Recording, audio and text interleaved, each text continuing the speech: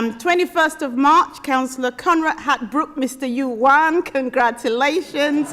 Councillor Katie Dye, happy birthday. Councillor Salma Arif as well, happy birthday. Councillor Emma Flynn, Chief Whip, happy birthday. And today is Councillor Peter Kyle. Happy birthday. Give him a hand of applause.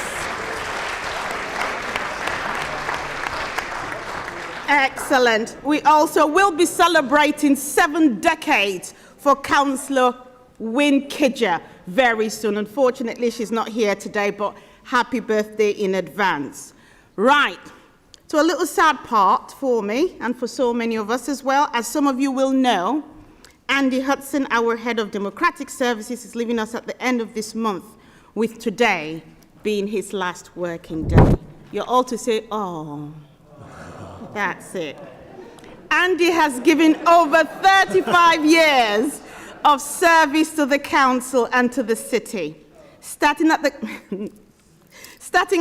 council in 1989 as a housing benefit clerk. During his career, Andy had responsibilities in the Chief Exec's office, the Environment Department, before becoming Principal Scrutiny Advisor. For the last 25 years, he has had responsibility for the Council's Constitution and Committee Support Team and assimilated additional accountabilities, including Deputy Monitoring Officer, where Andy was heavily involved in bringing about the changes in the Council's standards and ethical framework for councillors. Since 2019, Andy has been head of service for all functions within Democratic Services in 2019, and during this time supported the Council's decision-making process through COVID. He's also overseen the arrangements for recent Freedom of the City's events for Rob Barrow and Kevin Sinfield, the 4th Battalion, the Parachute Regiment, and the Leeds United Legends, as well as the solemn events in this chamber following the death of Her late Majesty Queen Elizabeth II. Andy is respected by members from across the chamber. His advice often sought on tricky issues, and his calm and measured approach has seen the council through 4 chief executives, 6 leaders of the council, 3 leaders of opposition, and 2 changes of administration. So, Council, I am sure you will all join me in wishing Andy a long, happy, and healthy retirement. He leaves us with our thanks and our best wishes. Please join me in standing and giving Andy a huge hand of applause.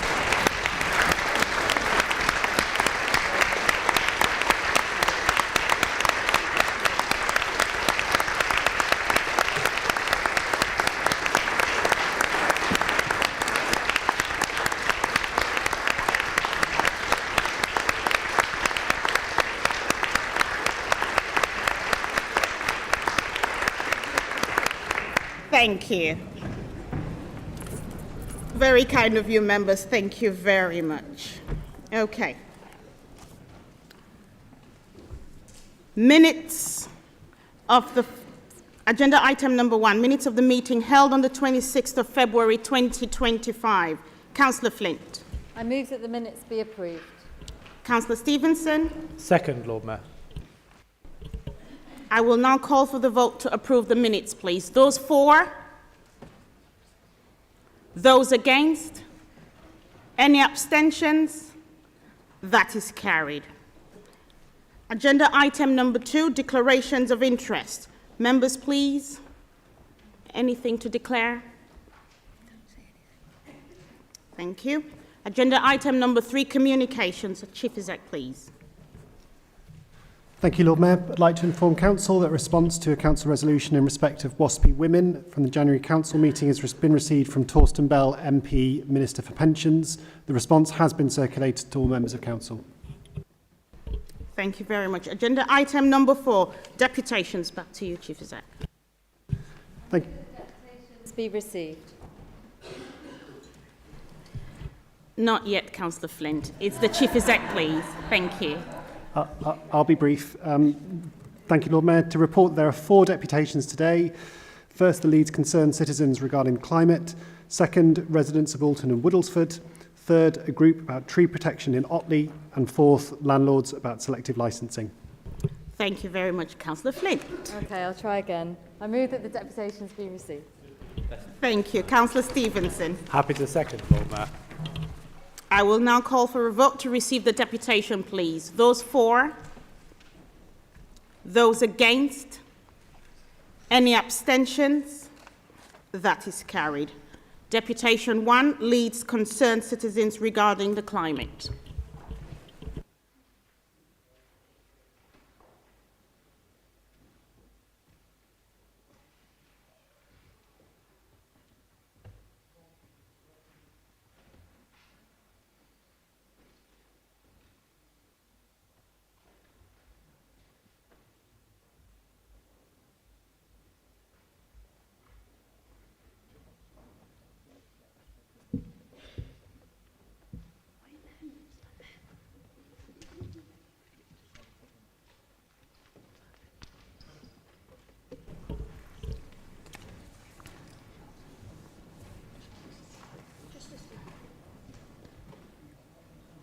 Good afternoon and welcome to today's council meeting. Please now make your speech to council, which should no longer be more than 5 minutes. My Lord Mayor and fellow councillors, good afternoon. My name is Suzanne Harborne and I'm accompanied by Trudy Canavan, Ilana Richards, Lamika Smithen and Professor Simon Rusenas. We form part of a group known as Leeds Concerned Citizens. Whilst we are supportive of reducing waste and improving the environment to ensure clean air, water and food, we are troubled that the adoption of a climate emergency by Leeds City Council, which appears to be based on flawed modelling rather than real-world data, will leave local people poorer, hungrier and colder. We understand that funds are limited and therefore it is vital to identify projects that will truly improve the lives of local people and the environment, such as the green walls in Wetherby, planting of trees and replacement of electric heating with gas in Swarcliffe. Since early 2023, we have raised our concerns about the impact of the climate emergency and associated projects many times, including with individual councillors, at community committee meetings, at the Climate Emergency Advisory Committee and with council officers. Every councillor here today will have received our open letter dated 16th of April 2024, which was recirculated on 15th of May to ensure all new councillors received it too. Unfortunately, to date, we have failed to secure satisfactory responses to our concerns or develop meaningful dialogue with any key decision makers. In spite of almost 2 years of trying, we have not yet been heard, and hence we are here today to address the full council. The following is a summary of our concerns and questions. 1. There is no explanation of the rationale or data to support the decision to declare a climate emergency. Is it the case that the Council is simply rolling out the requirements of the Climate Change Act 2008 as amended in 2019 without due consideration of the local impact? In the IPCC AR6 report, Chapter 12, page 1856, it is clear that any changes across 30 categories, including river flooding, droughts and severe windstorms, are naturally occurring variations. You can find further information and links in the letter sent to you all in April and May 2024. This is, of course, one example of the lack of rationale for the declaration of a climate emergency. So, given the magnitude of policy changes resulting from it and the amount of money being spent, it is imperative that the basis for the decision and any data used in support of it is available, transparent and clearly understandable by most people. 2. That corporate interests lobbying local and central governments are the key drivers behind the push to net zero, and that targeted academic funding, as well as involvement of international bodies such as banks and supranational entities, are using the initiative to further their own long-term financial goals without any consideration on the impact on local people. 3. That net zero policies divert funding away from important local health and wellbeing initiatives such as neighbourhood networks. 4. That net zero projects are progressing without cost-benefit analysis being shared with local people on a transparent basis. 5. That opposing views are being censored simply by the lack of any meaningful engagement with the Council. We would like answers to the questions and requests previously made, including the following. 1, that Leeds City Council supply its own, not that of any other body or organisation, definition of a climate emergency.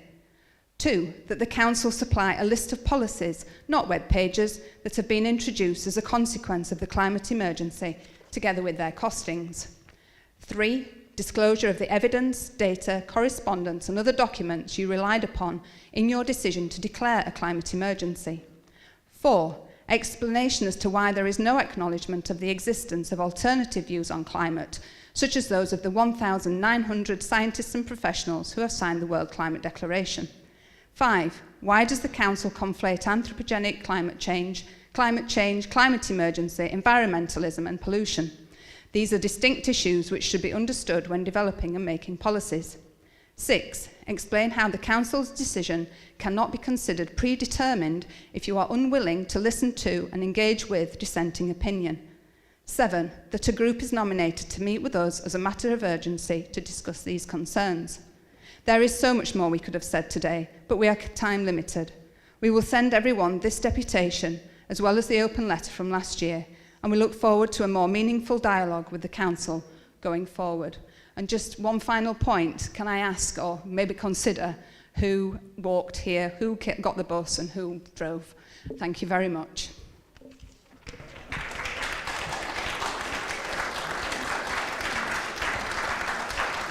Thank you very much. Councillor Flint. I move that the matter be referred to the Director of Communities, Housing and Environment for consideration in consultation with the relevant exec member. Councillor Stevenson. And I second, Lord Mayor. I will now call for a vote to refer the deputation. Those for? Those against? Any abstentions? That is carried. Thank you very much for coming to today's meeting. Officers from the relevant department will be in contact with yourselves in due course. Thank you so much and have a lovely afternoon. Thank you very much. Thank you.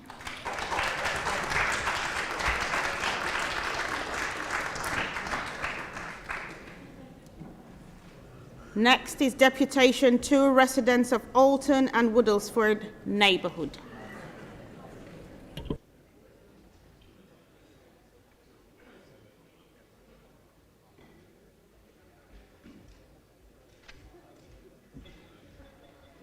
Do you want to go past me?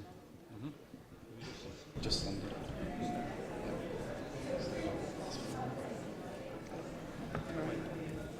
Good afternoon and welcome to today's council meeting. Please now make your speech to council, which should not be longer than 5 minutes.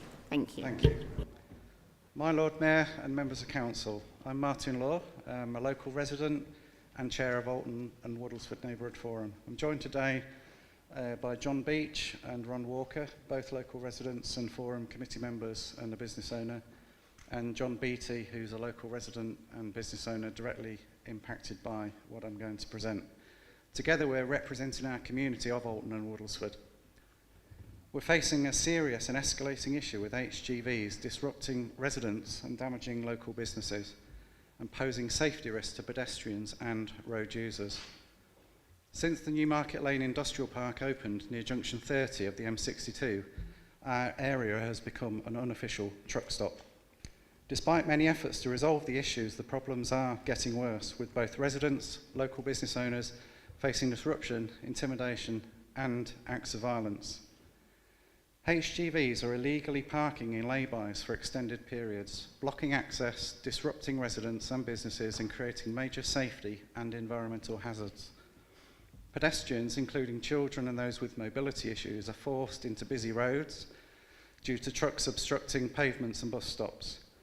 Residents are kept awake at night by generators and refrigeration units. Mourners are unable to access family graves in the Alton churchyard, and our verges are littered with human waste, including poo, either in bags or in open hedgerow latrines.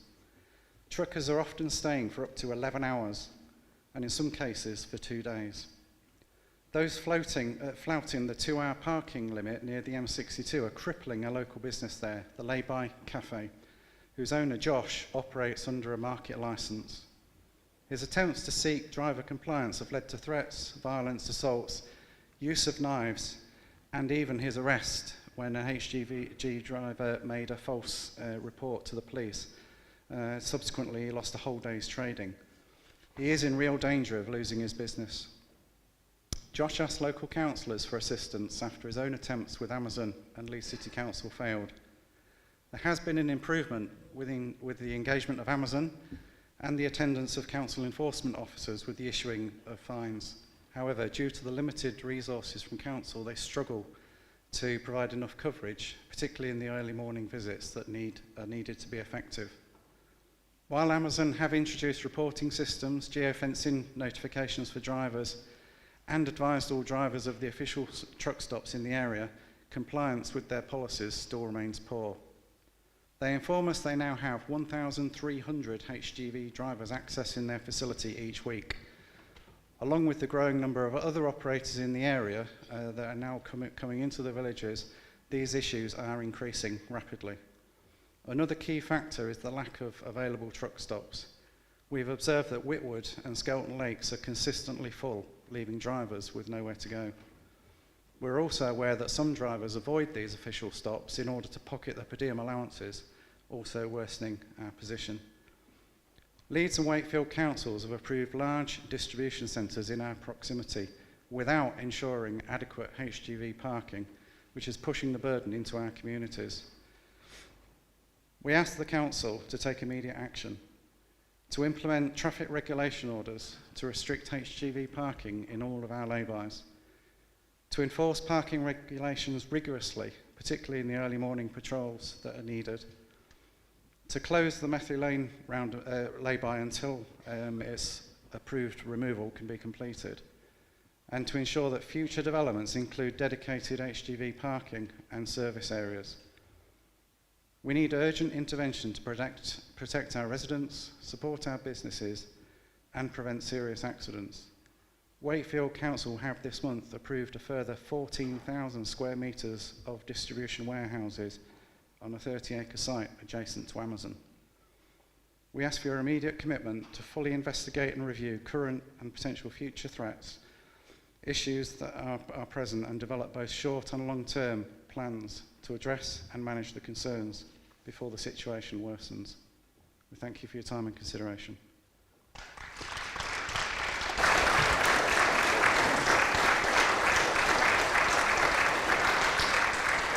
Thank you very much. Councillor Flint. I move that the matter be referred to the Director of City Development for consideration in consultation with the relevant exec member. Councillor Stevenson. And I second, Lord Mayor.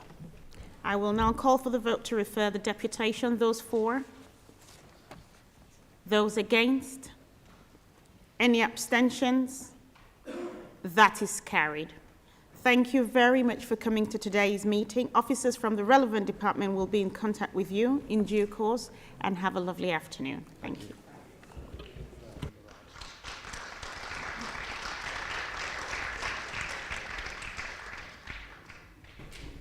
Next is Deputation 3, Group Re-Tree Protection in Otley.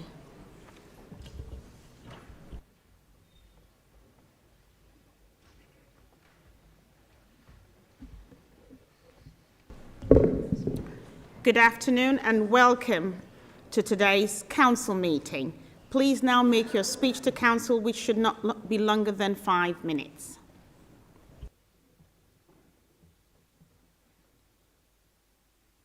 Could I start? Yes, please. Oh, sorry. Lord Mayor and members of the council, I'm Sarah Mumford with Mick Bradley and Anne Forsyth, formerly of the Otley Tree Protectors Group. What's an oak tree worth anyway? Leeds City Council bears crucial obligations under the Planning Act 1990 to preserve and enhance local heritage, a specific biodiversity duty under Section 40 of the Natural Environment and Rural Communities Act 2006, and a duty to take the climate emergency it declared seriously in 2019 by aligning its decision-making processes to prioritise climate resilience and nature-based solutions. To permanently remove a mature native English oak tree to make way for a crane to install a temporary footbridge in Otley, while an eyesore of an existing footway attached to an ancient monument bridge is replaced for another century, seems short-sighted. Instead of considering the oak tree as having no value, what if it was given the value it deserves, taking account of the myriad ecosystem services and benefits it provides? Leeds City Council would never sacrifice a human life to build a temporary bridge, yet it took at least one human lifetime for this tree to become the oxygen-giving, carbon-storing, flood-mitigating, bank-stabilising, natural cooling asset it was. We're soaring off the branch we're sitting on. So what's an oak worth anyway? Over its lifetime, a mature oak can sequester tonnes, literally, of CO2 via its wood, soil and roots. Its extensive root system stabilises the riverbank, reducing soil erosion and slowing water runoff. This helps mitigate flooding. Younger replacement trees don't compare. They have smaller, shallower root systems that will struggle to penetrate the compacted soil, and it may take decades, if they survive, for roots to reach the depth and extent needed for soil stabilisation. An oak hosts over 2,000 species of insects, birds, mammals and fungi. Its leaves, bark and canopy provide food and shelter. Its large canopy shades the surrounding area, lowering local temperatures, reducing heat stress and decreasing the urban heat island. The tree's deep and widespread roots bind the soil together, preventing erosion and maintaining the integrity of the riverbank. This protected the river ecosystem and reduced sedimentation that's harmful to aquatic life. Through photosynthesis, the oak released vast amounts of oxygen over its lifetime, contributing to cleaner, healthier air for people and wildlife in Otley and beyond. The oak is part of Otley's conservation area and local nature, offering a tranquil space for recreation, walking and nature connection, known to reduce stress, improve mood and enhance community well-being. The mature oak was a living witness to Otley's history. It has been there longer than any member of the community has individually. Indeed, ashes of numerous Otley residents past were embedded in the area surrounding the tree. What if the council put a price on all these ecosystem services that a mature oak tree provides? In one of the most nature-depleted countries in the world, with amongst the lowest tree cover in Europe, we cannot afford to continue the one more tree won't matter approach. There was a once-in-a-lifetime opportunity to fully restore the medieval bridge and plan to build a permanent new walk cycleway nearby.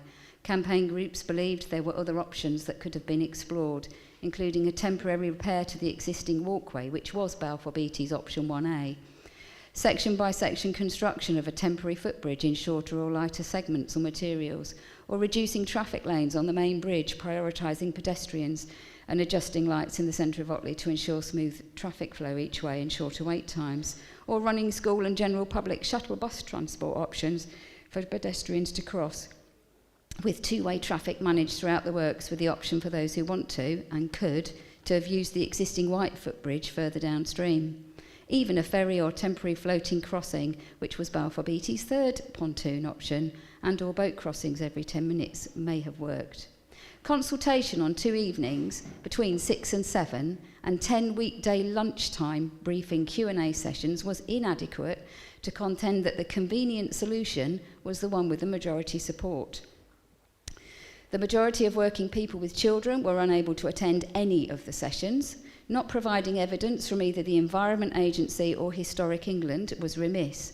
Not providing full details of the nature of the crane needed and the turning circle details to ward and town councillors before tree felling was attempted was also remiss. Impromptu public protection of nature and the environment causing subsequent delays in planning situations such as this is not going away.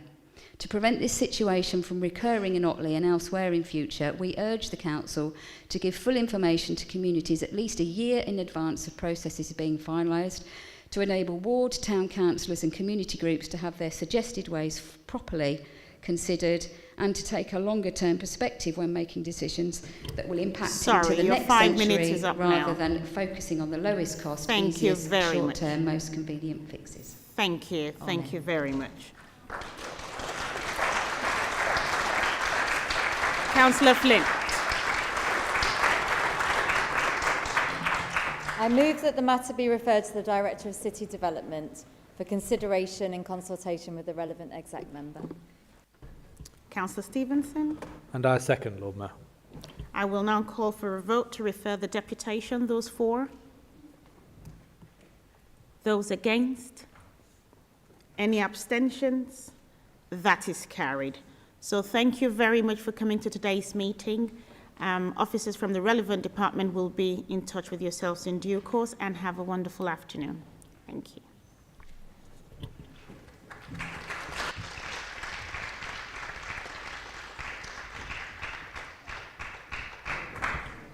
Deputation 4 is landlords re selective licensing.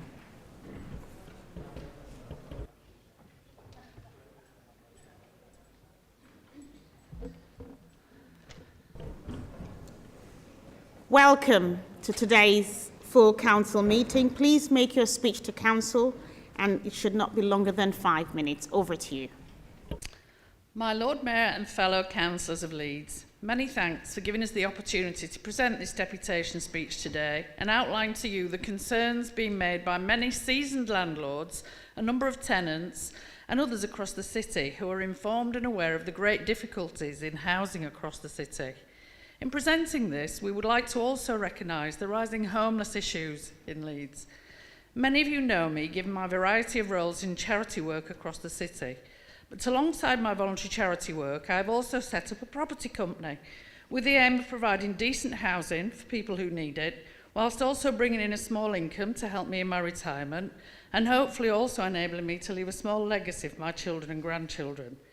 In my view, and that of other landlords and tenants, the selective licensing process already in place in Leeds, in Hare Hills and Beeston, has been unable to demonstrate the stated benefits.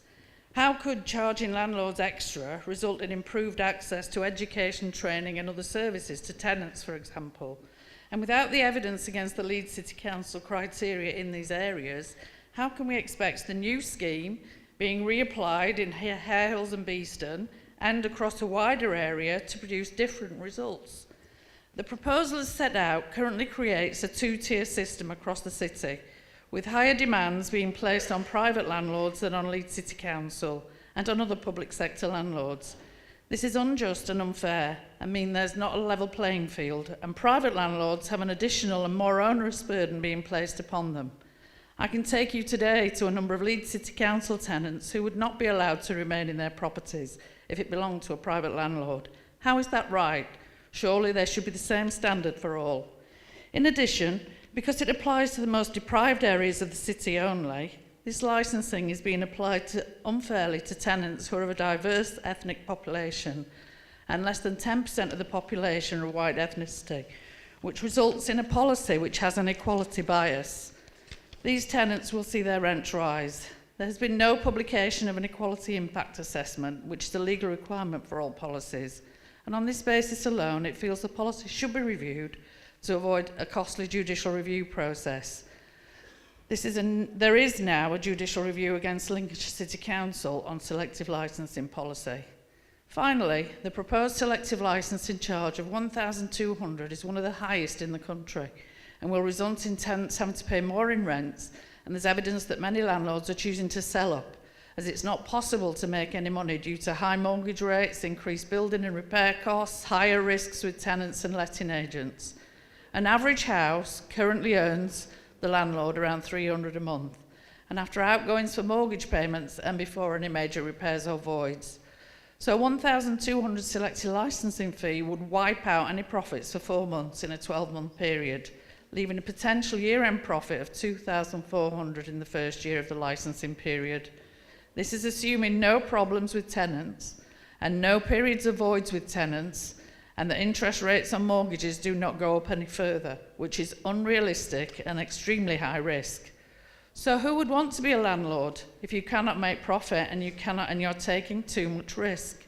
And therefore, how will you as a group of councillors ensure that the housing needs of the Leeds population can be met, particularly given your lack of housing stock and your reliance on private landlords? It's getting harder and harder for you and harder for us.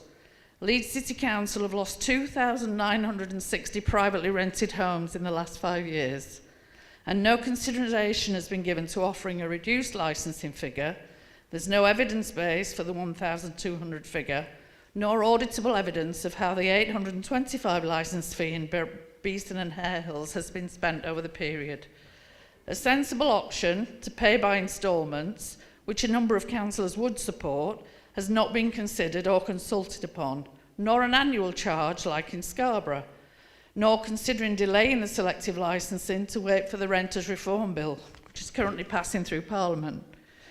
Many of us smaller private landlords support our tenants very well. We know them by name. We offer advice and support to help them overcome difficulties. We send them Christmas cards and we get them small presents. And yet we continue to try and operate in these areas that are seeing an increase in crime and drug problems month on month. This is not down to the private landlords, but a general slide in society, as the smaller people become less important and insignificant, while the only thing people are interested in is money. Well, we believe it's more than that. So rather than hitting us all harder as the cause of social problems in deprived areas, or alternatively, as the people able to reverse all social problems... Yeah, sorry, your 5 minutes is up now. Okay, Councillor Flint. I move that the matter be referred to the Director of Communities, Housing and Environment for consideration in consultation with the relevant exec member. Councillor Stevenson. I'm more than happy to second, Lord Mayor. I will now call for a vote to refer the deputation. Those for? Those against? Any abstentions? That is carried. Thank you very much for coming to today's meeting. Officers from the relevant departments will be in touch with yourself in due course. Have a lovely afternoon. Thank you, Lord Mayor. Thank you.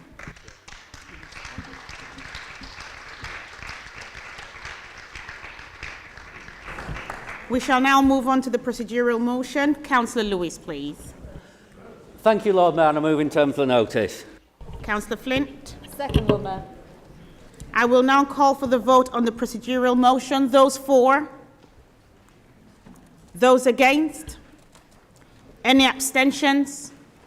That is carried. Next procedural motion. Councillor Flint, please.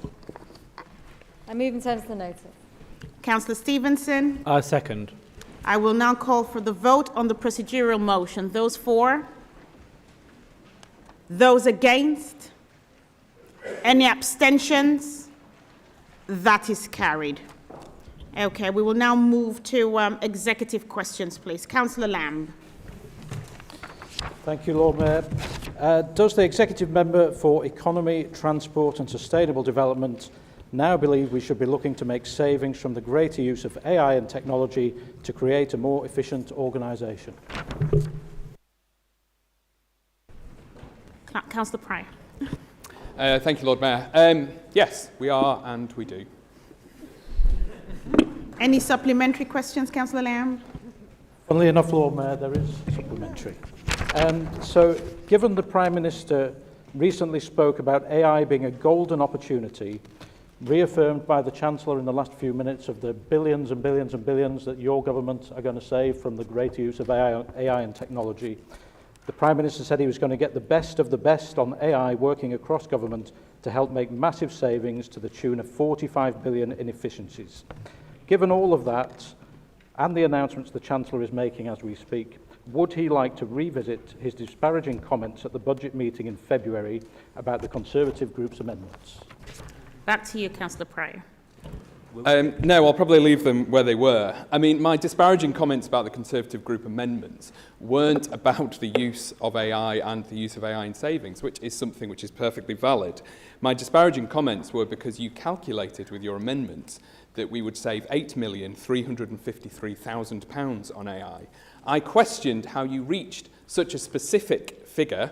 We're now a few months on from, 1 month on from the budget, and you've still not actually been able to say where you reached that figure of £8,353,000 savings from AI. And I think, you know, a responsible budget amendment would have actually worked out how you would have raised that money. I suspect you reached that amount because that was how much you wanted to spend and then arbitrarily attached it to AI. But to talk on the broader point, you know, this is a matter that's currently being investigated. We are actively trialling and reviewing AI solutions across the council. And while AI and technology does have the potential to generate savings, it's crucial we don't rush into decisions without fully understanding the costs, the ROI, and the data and ethical implications. You know, ensuring the accuracy of AI solutions we implement is also essential. It's why we're trialling several AI solutions at Leeds, including Microsoft Copilot, integrated digital services. They continue to drive efficiency and through technology with our partners, including Microsoft and AWS. To use a few examples within my own portfolio, in the planning service, the use of AI via Copilot is being investigated see if we can help automate certain tasks and analyse data and doing some of the heavy lifting, saving officers' time. This is being trialled, but it is a very early stage, and again, doesn't explain how you raise £8,353,000 in the next financial year.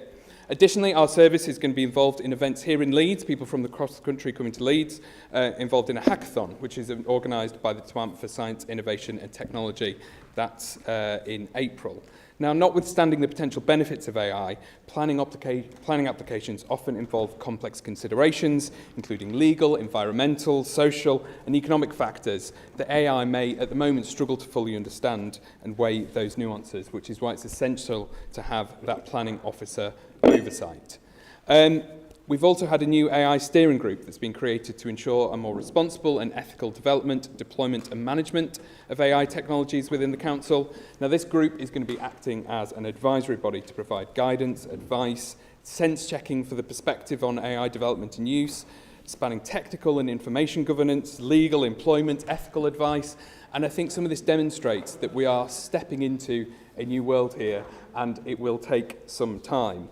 Officers in highways and transportation have recently merged with the former DLO Innovation Working Group with the wider Highways Technology Innovation Group to ensure a joined-up approach and innovation across highways and transportation. This is looking at where we can use technology to fill in potholes. It's something which I think every member here knows is a huge issue, and if we can do that more efficiently, absolutely we should. But that is getting more for the money we are spending. It is not about cutting money from the budget, as your budget proposals suggested last month. So we are firmly committed to exploring these opportunities to streamline processes, speed up decision-making and make efficiencies where appropriate. But these need to be investigated and trialled to ensure accuracy, balance and informed decision-making. Thank you. Thank you, Councillor Pryor. Councillor Chapman. Thank you, Lord Mayor. Does the Executive Member for Climate, Energy, Environment and Green Spaces agree that each ward should have at least one dedicated civil enforcement officer? Councillor Rafiq. Thank you, Lord Mayor. Lord Mayor, civil enforcement officers are deployed in response to demands on the service rather than on a fixed geographical basis. Civil enforcement officers can only enforce where restrictions are in place. Neither the number of parking restrictions or the number of vehicles offending on these restrictions are equally distributed between wards. Deployment on a ward-based pattern would therefore be inefficient, as many wards have few offences. It would also be expensive, as fewer tickets mean lower revenue. Thank you. Thank you. Any supplementary question? Thank you. If it's based on demand, is there a reason why we struggle to get enforcement officers to schools across the city? We all have problems at all of our schools, so if it's on demand, can they go there first thing on the morning and then move into the city afterwards?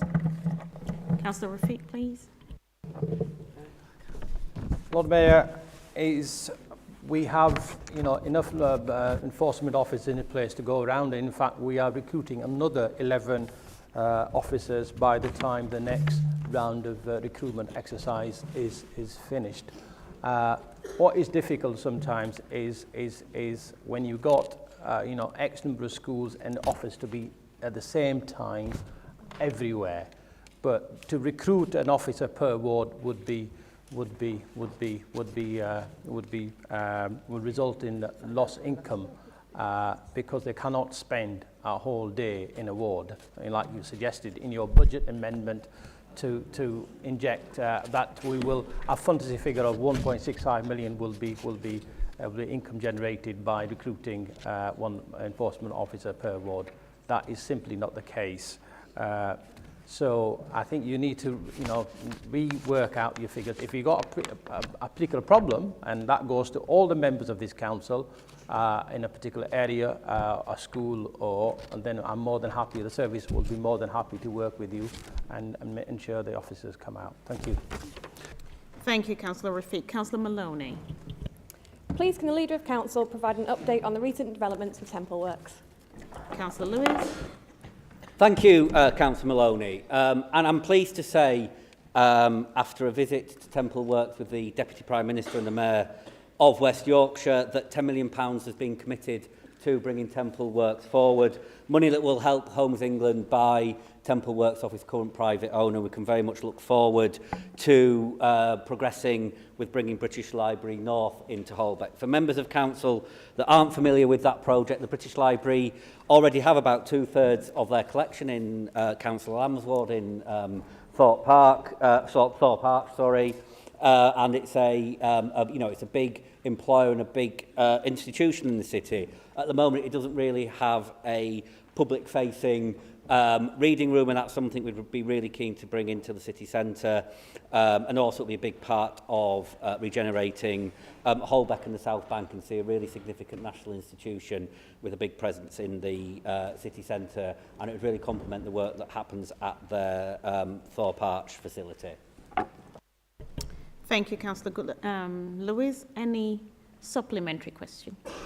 Thank you. That's really exciting and positive news for Holbeck. Are there any related or similar government-backed schemes progressing in the area? Thank you. Councillor Lewis. There are, yes. So we've got the Heart of Holbeck Levelling Up scheme, which I'm really pleased the current government has funded. I think, again, as you and Councillor Shafali and Councillor Scopes very well know, that's about the redeveloping St Matthew's Centre in Holbeck, working with Holbeck together on that and work in the area.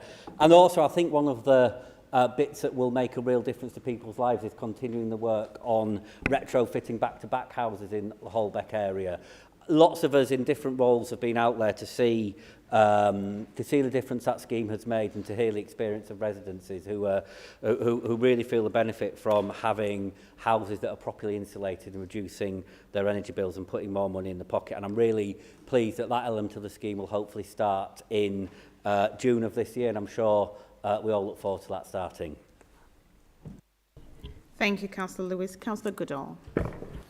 Thank you, Lord Mayor.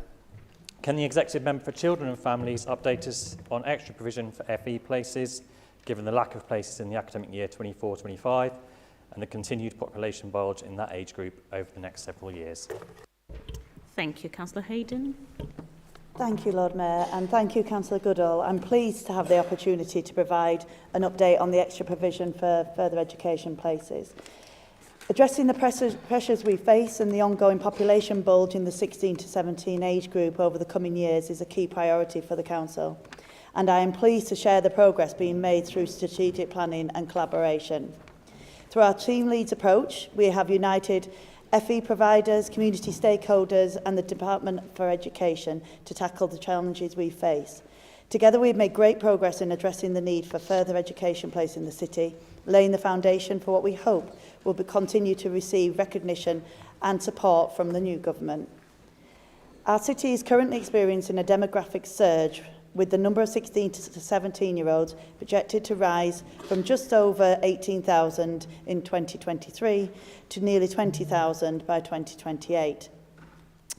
And I have to apologise because I did contribute two of them to the city, so my apologies for that.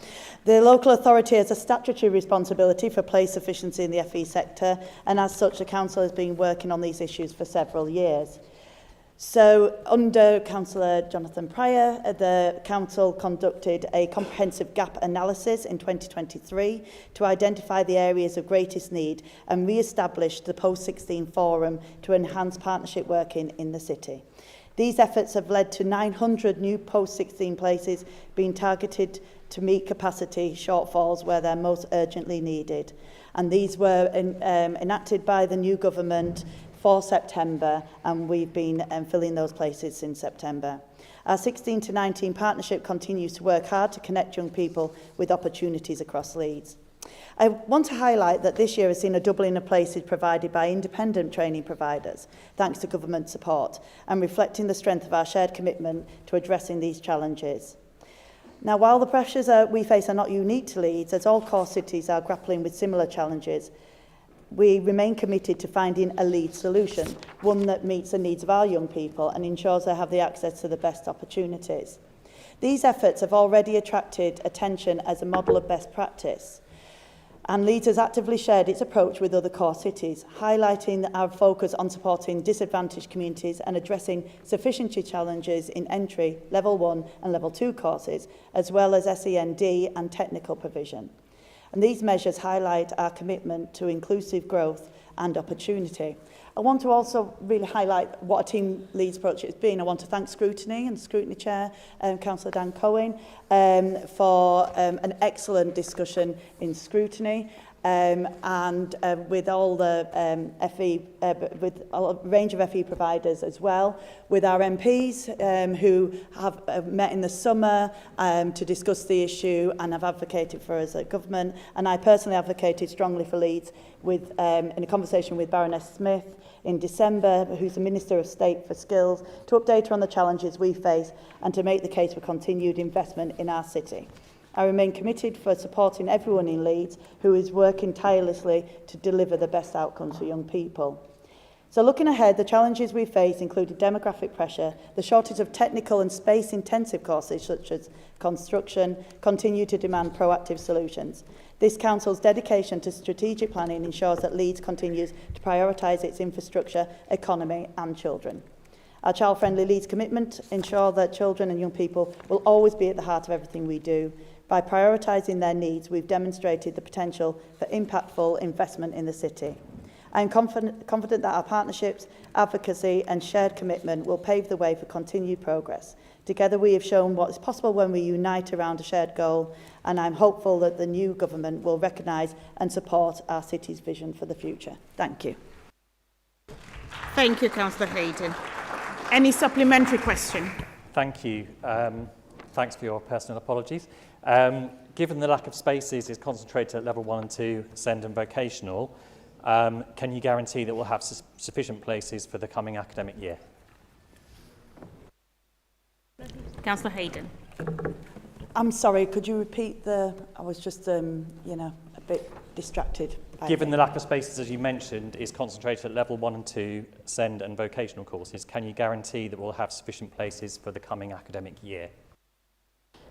I will guarantee that I will work very, very hard to make sure that that happens. This government gave us over 900, the money for over 900 places in September.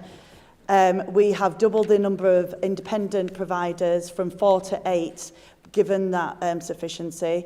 I am very confident that given the support that we are getting from the government, given our collective response, including the Scrutiny Chair and myself being united on this and writing to the government, so on all that advocacy and the support that we're receiving, we will be able to. The big issue will be for 2026, and we are working really hard across the 14 to 19 partnership to make sure that we have enough places.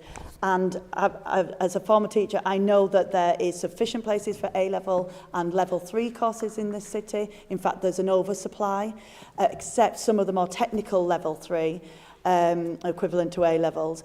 And if you are learning bricklaying, which we absolutely need people to do, you need more space than learning English in a classroom or doing one of the more academic A-levels when you can, you know, as I used to, cram about 30 into a classroom. So it's, yeah, we are working to get that space, to get the money, to get the buildings, to get the teachers. And I want to thank everybody for their dedication across the city for our young people, to get them ready so that we can address those challenges that we're hearing about in terms of the climate, in terms of our housing crisis, and in terms of the skills needed to face the next 10 years and beyond. Thank you. Thank you, Councillor Hayden. Councillor Brumley. Please, can the Executive Member for Economy, Transport and Sustainable Development please comment on the delivery of Leeds Flood Alleviation Scheme? Councillor Pryor. Thank you, Lord Mayor. I'd be delighted to comment. So the completion of the final phase of the Leeds Flood Alleviation Scheme is not just the result of years of planning, investment and hard work, but stands as a testament to our city's resilience, innovation and commitment to protecting our communities from the devastating effects of flooding. Flooding remains one of the most significant climate risks that Leeds faces. We've long been vulnerable to extreme weather events, and as climate change accelerates, the frequency and intensity of these events will continue to grow. Without adequate defences, thousands of homes, businesses and vital infrastructure would remain at risk. Now, the renewed need for flood defences in Leeds became painfully clear on Boxing Day 2015, when Storm Eva unleashed unprecedented devastation across the city. Over 3,000 homes and businesses were impacted, transport networks ground to a halt, and entire communities were left reeling from the destruction. The economic cost of the flood was estimated at £36 million, but the human and emotional toll was immeasurable. When this came to Exec Board a few weeks ago, Councillor Venner spoke about the real human impact of flooding on many of those people still in the communities, talking about the panic people would feel just when they heard it start to rain and fearful that we would be returning to that flooding. So we needed a world-class flood defence system, one that could not only withstand extreme weather events, but also adapt to evolving challenges of climate change. And I'm proud to say we've delivered just that. The Leeds Flood Alleviation Scheme is one of the most ambitious flood defence projects undertaken in the UK, with an investment of £200 million, and it's been delivered in 2 phases, now providing Leeds with a 1 in 200-year standard of flood protection, factoring climate change projections up to 2069. So Phase 1, completed in 2017, introduced pioneering movable weirs at Crown Point and Nostrop, allowing for better control of water flow and flood mitigation. Defences were constructed from Leeds Station to Woodlesford, providing critical protection for businesses and residents. Building on this success, Phase 2 extended protection from Leeds Station out to Apley Bridge, and this phase embraced a combination of traditional engineering solutions and natural flood management. Over 750,000 trees have been planted.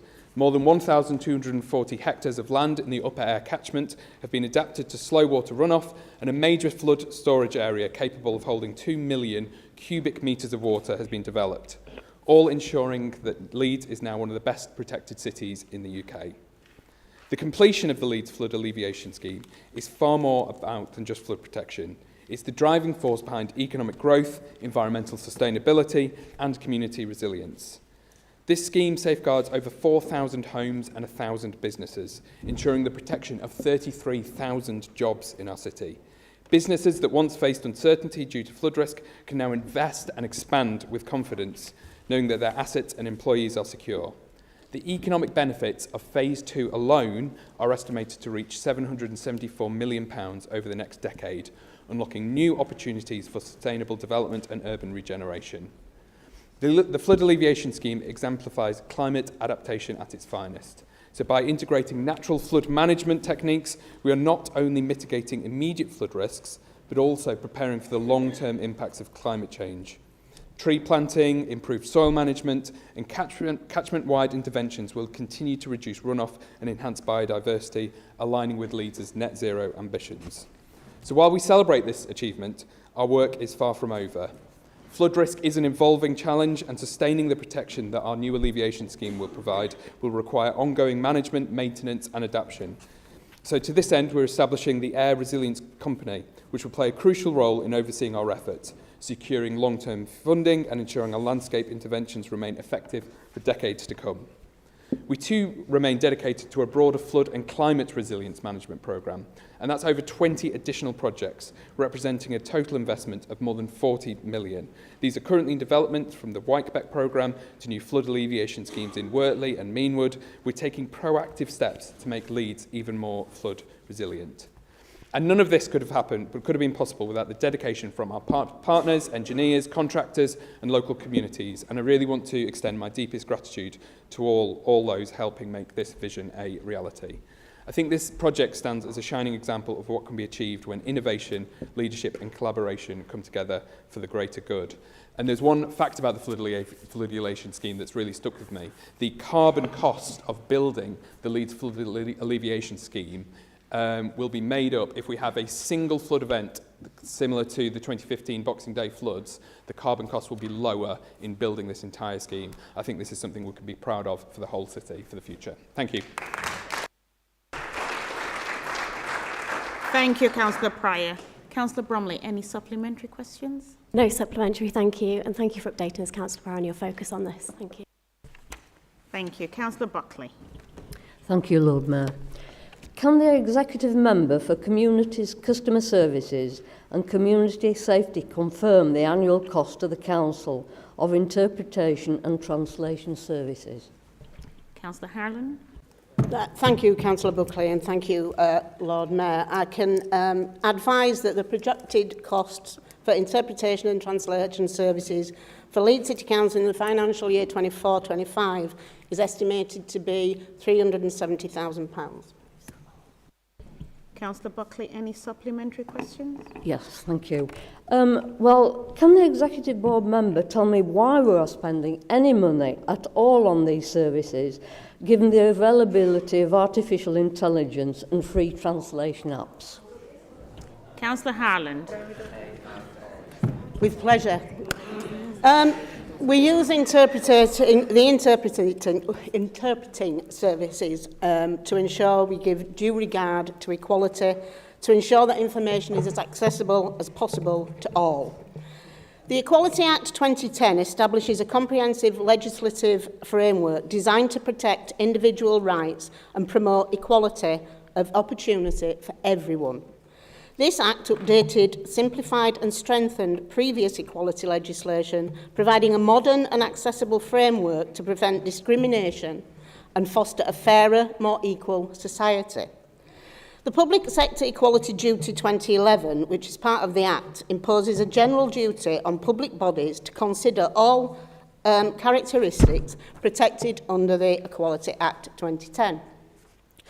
Those subject to this duty, which includes Leeds City Council, must have due regard to the need to eliminate unlawful discrimination, harassment, victimisation and other conduct prohibited by the Act, must advance equality of opportunity between individuals who share a protected characteristic and those who do not, and also foster good relations between individuals who share a protected characteristic and those who do not. The Council's Equality and Diversity Policy outlines our commitment to creating an environment for the people of Leeds that promotes dignity and respect for all, ensures individuals are treated fairly and according to their needs, and recognises and values the difference and contributions of all individuals. As a council, we are dedicated to ensuring effective communication with all users. We use interpreting and translation services in situations where effective communication cannot be established and where failure to do so would disadvantage the service user.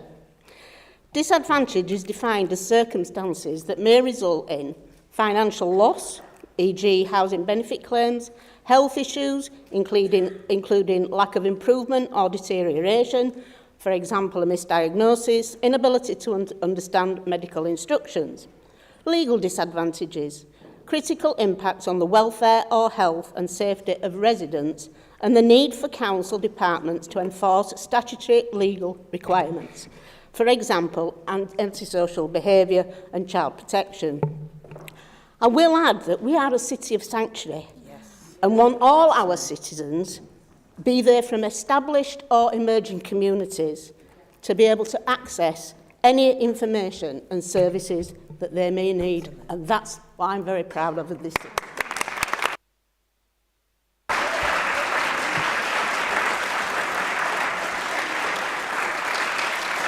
Thank you, Councillor Harlan. Councillor Lay. Thanks, Lord Mayor. Long question. The outer northwest area is made up of semi-rural and suburban communities like Otley, Yeadon and Guiseley. Wheatwood is an urban ward with little in common with this area.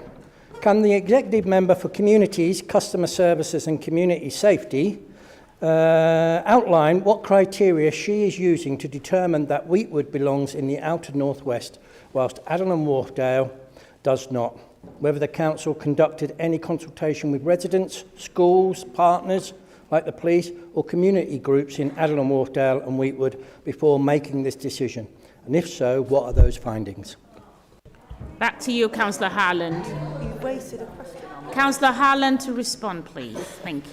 I think my Wheatwood colleagues are a little bit upset at that question, Sandy. So full council at their meeting on the 26th of February 2025 agreed that the council's budget for 25-26 and provisional budgets for 26-27 and 27-28. The 25-26 agreed budget includes a proposal to deliver a saving of £243,000 through a reduction in the number of community committees from 10 to 8. The construct of the 10 community committees has not been reviewed for over a decade. Due to the pressures on council budgets and the need for all services to consider savings options, this proposal was brought forward to deliver savings whilst protecting the overall integrity of the community committee arrangements, which have served the city well for a long time. In February 2025, all members were consulted on a proposed geography to deliver the reduction from 10 to 8 committees. This includes changes to all but one of the existing committees. When considering how best to construct the new community committee boundaries for consultation, consideration was given to issues such as population size, ward boundaries, and how they neighboured with one another. Interdependency issues such as green space, arterial routes and transport proximity to town and district centres, and political makeup. The Council is now considering the feedback given by members through the consultation process, and a final proposal will be considered by General Purposes Committee in April and then full Council in May. Having regard for the suggestions made by political groups, ward members and on behalf of individual committees, a communication plan is being developed to share the new community geography with services, partners and local residents following the new geography being approved at full council in May 25.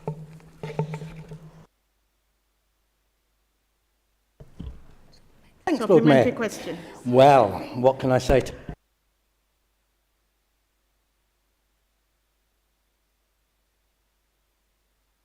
Can you use your microphone, please? I haven't switched it off. I didn't switch it off. Yeah, none of it makes sense, Mary. Yeah, we've just had a parliamentary boundary review where we recognised that the co-located communities of Horsforth, Guiseley and Rawdon, Otley and Yeadon, Adel and Wharfdale were the right boundaries. So my question is, Councillor thank you, Lay, I'm coming, the I'm question, coming. please. We've got an hour. We've got an hour, yeah. So my question is, my follow-up question is, why do you now think that is wrong? Back to you, Councillor Hallett. I don't think it's wrong. And I refer to the answer I gave before about everything that had been taken into consideration when these were proposed. Thank you. Councillor Dye. Thank you, Lord Mayor. Please can the Executive Member for Climate, Energy, Environment and Green Spaces provide an update on recycling rates in Leeds? Councillor Rafiq. Thank you, Councillor Dye. Here in Leeds, Lord Mayor, we continue to encourage residents to reduce, reuse and recycle. Sorry? Start again. They're not very good. Start again, sorry. Usually I'm quite loud, but I can be a bit more loud. Okay. Lord Mayor, here in Leeds, we are continue to encourage residents to reduce, reuse and recycle. It's nationally recognised that recycling rates across UK towns and cities have stagnated in recent years. However, the much delayed National Resource and Waste Strategy is at last being delivered by the new government through the implementation of simpler recycling requirements. A key element of this being the introduction of an extended producer responsibility scheme that will see companies pay a fee to help cover the collection and recycling of the packaging associated with the products from next month. This will help incentivise a reduction in the amount of wasteful packaging and ensure the packaging that remains is more easily recycled. Thanks to the decision and investment already made by Leeds City Council, households across the city can already put all the required packaging and dry recycling materials in their green recycling bin well ahead of the 2026 deadline. This includes items we've added such as plastic pots, tubs and trays, plastic film and of course now glass. This is in addition to the continued investment by Council in providing the largest garden waste collection service of any council in the UK.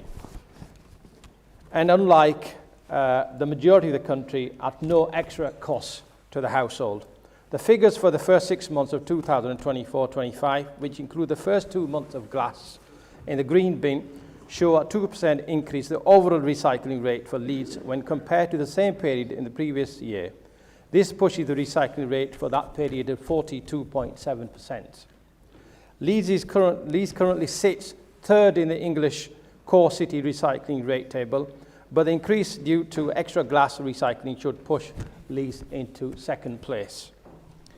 The latest figures for glass recycling in Leeds show that households are now recycling 50% more glass than they were before the glass in the green bin was introduced in August last year. All the glass sorted from the green bins and bottle banks is recycled, with over 85% being remelted into new glass bottles and jars within Yorkshire. This is referred to as the remelt rate, and Leeds is well above the national target of 75%. Our overall gas capture rate has risen sharply to 72%, but that means that 28% of glass still is being put into black bins. Promotion of glass recycling will continue into 2025. The national target is to reach 90% capture by 2030. On the back of the success with glass, over the next few weeks, the Council will begin to roll out additional recycling collections in those streets that missed out when alternate week collections were introduced to the rest of the city last decade. This will see 20,000 households in the most densely housed areas of the city get a weekly bin collection, with a further 20 households get a fortnightly bin collection for the first time. This will further improve local recycling rates and mean for the first time no household in Leeds will get anything less than a fortnightly recycling collection. Finally, because of Leeds City Council manages the non-recyclable waste it collects, the latest available figures show that only 0.2% of all waste collected in wheelie bins, litter bins and household waste sites across Leeds goes to landfill. This means that 99.8% of all household waste across Leeds is either recycled or used to create heating and electricity. Even all the ash produced from the incineration process is recycled for use in aggregates for things such as road building. This year, we've also seen the opening of a third Revive shop in Leeds, located in Hunsrud. These shops help local people pass on pre-loved items to a new home, available for purchase at a fraction of the cost. Whilst also savings items from being waste, this is a great example of an initiative which has been created to ensure that the reuse of items which are typically most difficult to recycle. Thank you, Lord Mayor. Thank you. Councillor Dye, any supplementary question? No, Lord Mayor, I don't have a supplementary. It's just excellent news all round. Thank you. Councillor Dobson, please. Thank you, Lord Mayor. Would the Executive Board member with responsibility for communities, customer services and community safety offer an opinion on the purpose of Prevent Awareness Week and inviting members of Council to attend when the Prevent initiative has failed so catastrophically? And would she also agree that Leeds and the UK as a whole urgently needs a new, more robust system to tackle terrorism and employ and deploy all counter-terrorism measures available? Thank you. Councillor Howland. Thank you, Councillor Dobson, and for your question, which I was somewhat surprised to receive, as I'd already responded to you back in January when Councillor Field asked a very similar question via emails. However, as a council, we return a statutory obligation under the Prevent duty to raise awareness of Prevent. The Prevent duty requires specified authorities, including local authorities, to help mitigate, insofar as it's possible, the risk of people becoming terrorists or supporting terrorism. As highlighted within the last counter-terrorism strategy, Contest 2023, the risk of terrorism is rising, and it's far more complex and unpredictable than it has ever been. Whilst I recognise the concern raised regarding the efficacy, do you know I'm having trouble with my verbals today, of the PREVENT programme, over the past few years there's been a number of significant changes to the process and policy surrounding this area, including through the last independent review of PREVENT in 2023. Also, further work is currently being undertaken at pace from the recommendations from the PREVENT Learning Review on the Southport attack. Recommendations from the PLR for the Sir Davis Amis attack have been fully implemented.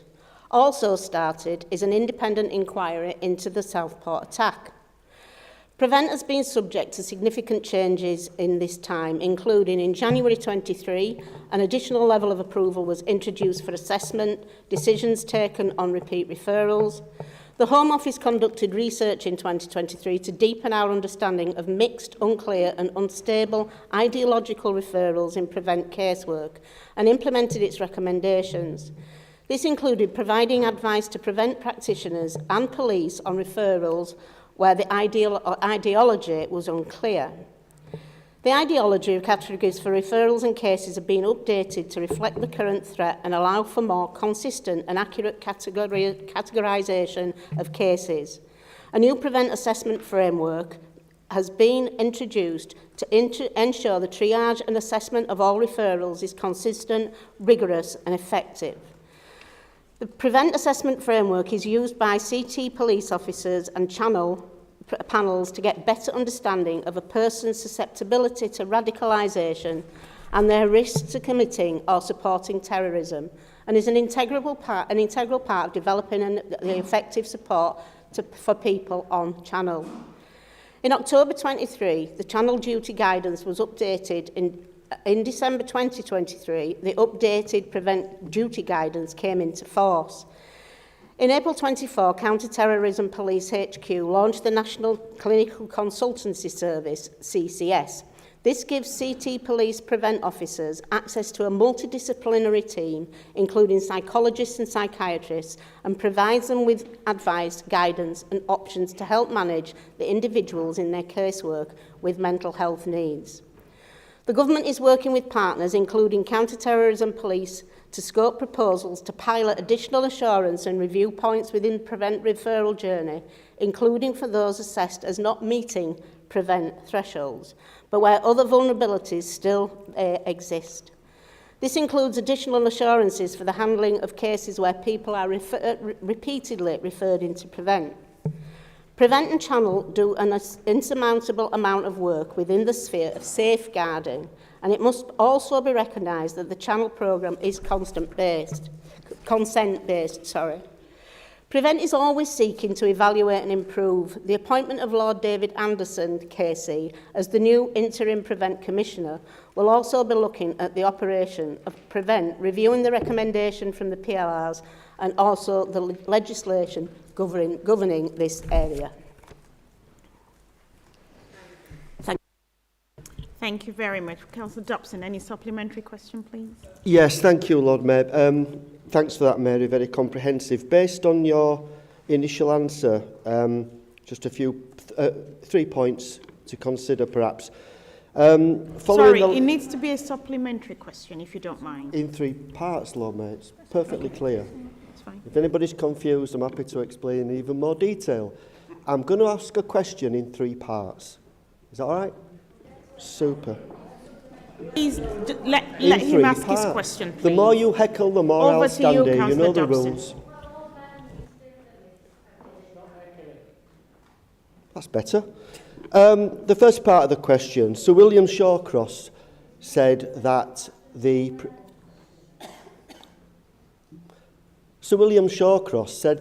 last review into PREVENT still left people at risk.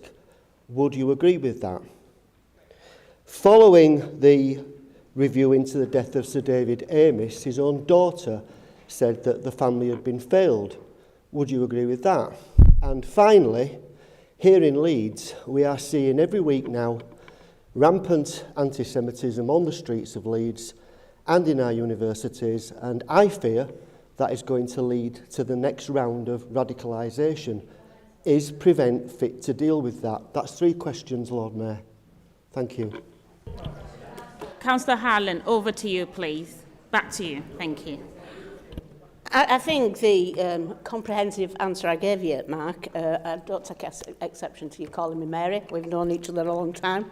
But I think the comprehensive answers that were there, it's not a perfect answer to everything, but the government are working on looking at this, and it's got the right people around the table. I'm happy to keep you informed of anything that new comes along, and happy to arrange for you to speak to our prevent officers, should you wish to have a one-to-one with those as well. Just the legislation changes all the time, but they are looking at it, and hopefully we will get there where we want to be. Thank you. Thank you, Councillor Howland. Councillor Jenkins, please. Lord Mayor, can the executive member update on work to support the provision of further education places in Leeds? Councillor Hayden. Thank you, Councillor Jenkins. I'm having a terrible case of deja vu, and I do believe I've answered that question. So I'll wait for the supplementary. Thank you. Guess that. So how is the council supporting young people in my ward, Killingbeck and Seacroft, who aren't currently accessing further education opportunities? Thank you, Lord Mayor, and thank you, Councillor Jenkins, for an excellent question. Because Leeds is actively supporting young people in Killingbeck and Seacroft and right across the city to access education, training and learning opportunities through focused partnerships and innovative initiatives. That's easy for me to say.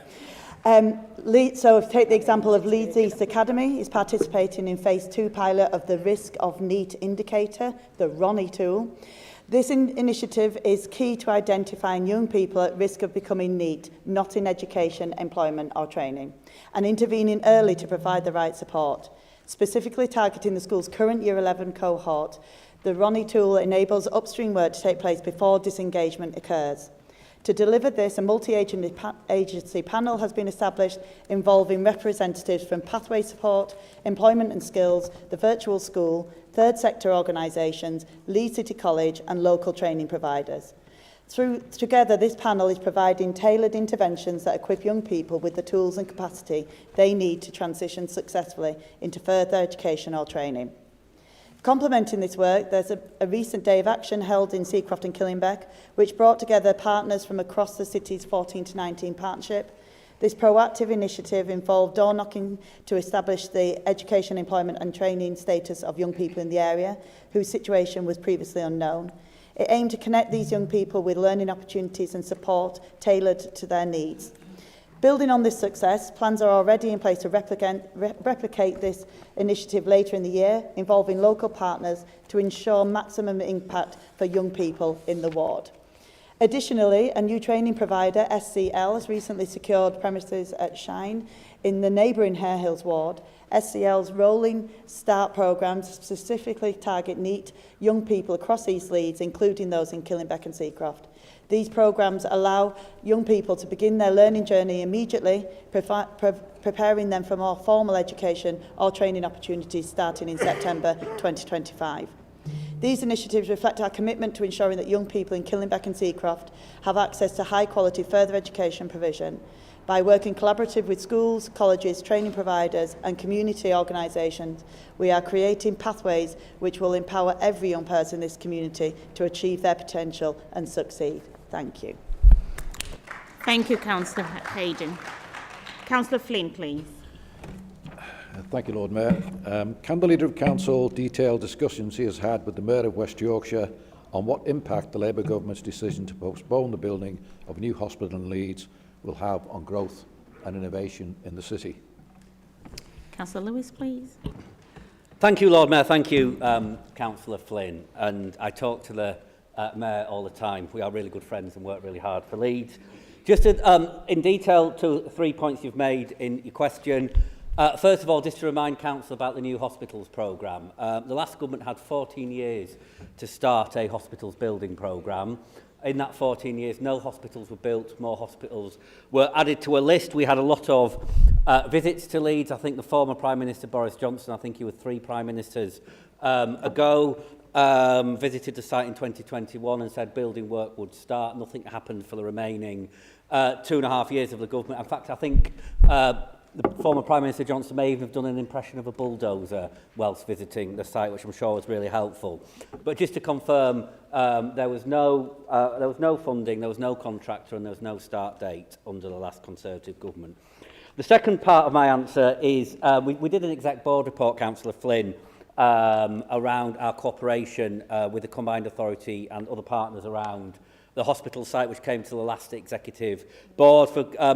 I won't try and cover all of it here, but again, it sets out the work we are doing, and we are committed to working together on the hospital site, along with some of the Leeds MPs. I met the Secretary of State for Health and Social Care last week to further that. And then I think the third point, which is around the innovation work in the city, we're really pleased that we've received £80 million for the West Yorkshire Innovation Zone work covering health and digital tech and based around the hospital and the universities. We've got another 80 million for years 5 to 10 on that work. And the Teaching Hospitals Trust announced that a developer partner's come in to work on the old medical school building to bring that forward with innovation. So certainly that part of the work is definitely going ahead. So that's a very quick overview. Thank you. Thank you, Councillor Lewis. Any supplementary question? Thank you, Lord Mayor. Thank you very much indeed, Councillor Lewis. The recent affirmation or reaffirmation of unwavering commitment to innovation and growth in the city by the West Yorkshire Mayor, WWII, the city's two major universities, our hospital and the council was very welcome. But it didn't include any representation from the private sector. Could the Leader of Council explain why the sector that generates growth and innovation was not involved in the reaffirmation that you recently gave? Billy, I mean, I think I covered some of that in my initial answer when I talked about the Leeds Teaching Hospitals Trust. I've brought in a private sector development partner for the old medical school. We've got the business anchor network in the city, which we certainly work with really closely on delivering economic growth in the city. The development of the Innovation Arc project was one that was very much done alongside partners in the city. We continue to work again with both businesses who own and develop property in the city and also businesses in data health and life sciences about how we can have the really strongest economic growth in the city. So certainly some of the public sector partnerships are really important to us, but as we're concerned in the city, it's about those wider relationships, and we've got good working relationships there. And like I say, the fact that the Teaching Hospitals Trust have got a private development partner in for the old medical school is just a really recent example of that. Thank you, Councillor Lewis. Councillor Hatbrook, please. Thank you, Lord Mayor. We've all seen the reprehensible damage done to some parking meters installed to enforce the widely unpopular parking charges in public parks and spaces.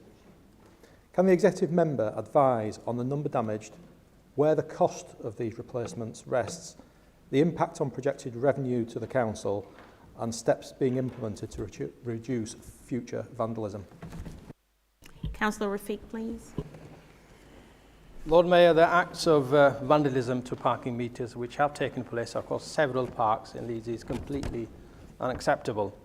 I would like to reassure members of the public and councillors across the chamber that these incidents have been reported to the police and investigations are ongoing. There have been 5 parking meters vandalised. The cost for repair or replacement vary depending on the extent of the damage, but could be up to £3,500 per metre. In the imminent future, the vandalised machines will not be replaced, as it is too likely that they will be vandalised again. We are considering various options at the impacted sites, ranging from cameras to the permanent removal of meters, but it's too early to draw a conclusion as the charges have only been in place for a month. Thank you.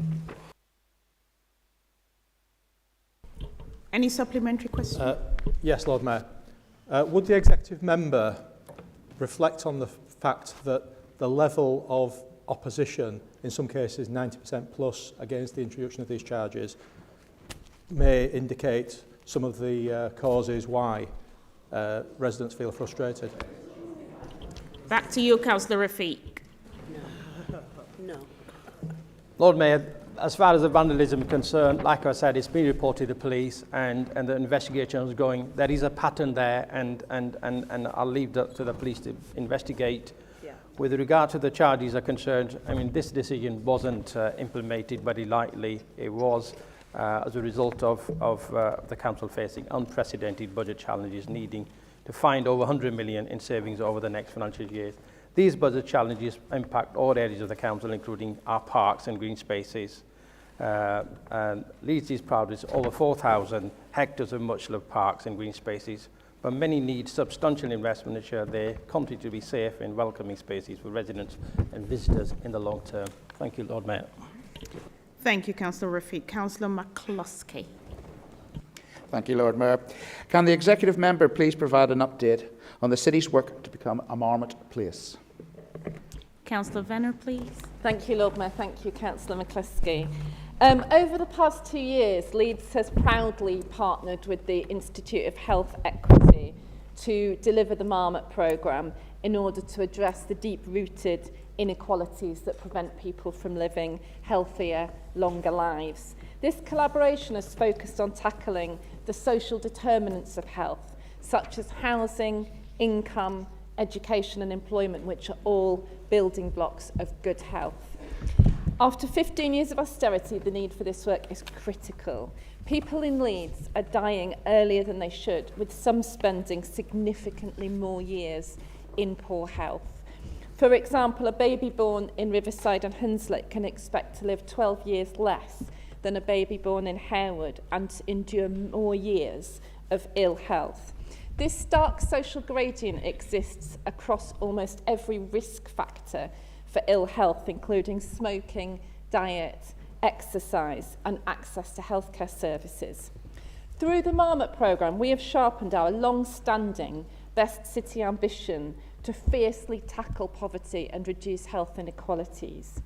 A comprehensive whole system review has analysed health outcomes and the wider determinants of health to provide valuable recommendations and indicators to guide future progress. 2 priority themes were identified as areas of focus for the city, the first being 0 to 5-year-olds and their families, and the second being housing. The focus on housing has delivered innovative solutions to improve living conditions and in turn health outcomes for residents, including the development of a business case to scale up selective licensing, which has had a positive impact in Beeston and in Hare Hills and will improve housing conditions in some of the city's poorest neighbourhoods, tackling issues such as cold and damp housing, which contribute significantly to poor health outcomes. The Leeds Health and Housing Group, which I chair, has overseen efforts to develop robust partnerships between housing providers, mental health services, public health and the third sector to ensure health and housing staff understand each other's worlds better, can work together more effectively and refer to each other. Stronger collaboration has been fostered between housing and the NHS. For example, primary care are now integrating social prescribing approaches, helping patients access wider determinants of health by connecting them with essential services in our communities. Additionally, a fantastic social determinants template has been developed by staff working in primary care for the use of GPs and other primary care practitioners. This enables them to signpost people who present to the GP but are actually in need of support with housing, benefits advice and mental health. This bold and innovative approach demonstrates how joined-up approaches can directly impact on people's lives. Other examples of our collaborative work are the Child Asthma Pathway, aimed at improving housing conditions and air quality for children with the most severe asthma. Assessors at the West Yorkshire Children's Asthma Clinic are able to make urgent direct referrals to housing for immediate action, and the Breathe Easy Home initiative run by Care and Repair works with children with less severe clinical needs, providing assessments to improve living conditions with measures like hypoallergenic bedding and air quality monitors. We also have 2 housing hospital caseworkers established in the transfer of care hub at St James's Hospital. These caseworkers leverage their housing expertise to identify and resolve housing barriers which are preventing people from being discharged from hospital. This fantastic project has significantly reduced bed days, streamlined discharge processes, had a really positive impact on people's lives, and was recognised with a nomination for a National Healthy Homes Award. The work undertaken during this 2-year programme will also underpin future initiatives, including the forthcoming Best Start and Beyond programme, which will focus on enhancing work around the prevention and reduction of health inequalities for children from conception to age 5. Thank you, Lord Mayor. Thank you, Councillor Venner. Councillor McCluskey, any supplementary questions? Thank you, Lord Mayor, and thank you, Councillor Venner. Can you please expand on the long-term benefits of Leeds' involvement in the Marmot programme? Our 2-year partnership with the Institute for Health Equity has not only delivered tangible progress through the projects I've already described, but has also instilled a transformative culture of joining up, scaling up and being bold across the city. These principles have been central to the Marmot programme's success and will continue to drive long-term benefits in Leeds. By joining up efforts, Leeds has strengthened collaboration across health, education, housing, the third sector, ensuring that tackling health inequalities is a shared citywide priority. This joined-up approach is embedded in strategic frameworks like the Best City Ambition, aligning services and strategies to better meet the needs of residents, particularly in the most deprived areas. By working together more effectively, the city can avoid duplication, amplify successful approaches and ensure every effort is focused on creating a fairer and healthier Leeds. Through scaling up, Leeds will expand and enhance proven interventions to maximise their impact. The forthcoming Best Start and Beyond programme is a great example of this, building on the city's existing Best Start strategy for 0 to 2-year-olds. This will broaden support to children and families from conception to age 5, focusing on critical areas such as parenting support, early years attainment and speech and language development. By more closely aligning health and education services, this initiative will ensure cohesive and targeted support for families, helping to break intergenerational cycles of deprivation and providing children with the best start in life. Finally, Leeds has demonstrated the importance of being bold in addressing the root causes of health inequalities.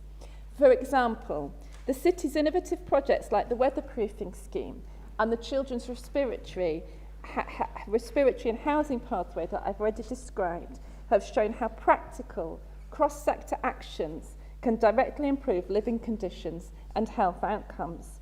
Similarly, the introduction of the social determinants template, which I've also described in primary care, highlights bold thinking that integrates services to address wider determinants of health, such as housing, employment and mental health. The culture of joining up, scaling up and being bold will leave a lasting legacy for Leeds. Over time, it will narrow the disparities in life expectancy and health outcomes between the city's richest and poorest communities.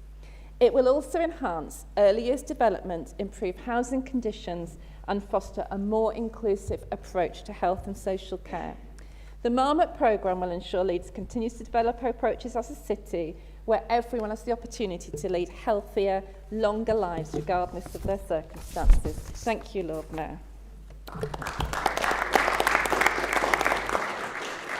Thank you very much, Councillor Venner. We have now come to the end of our question time. It's been an hour.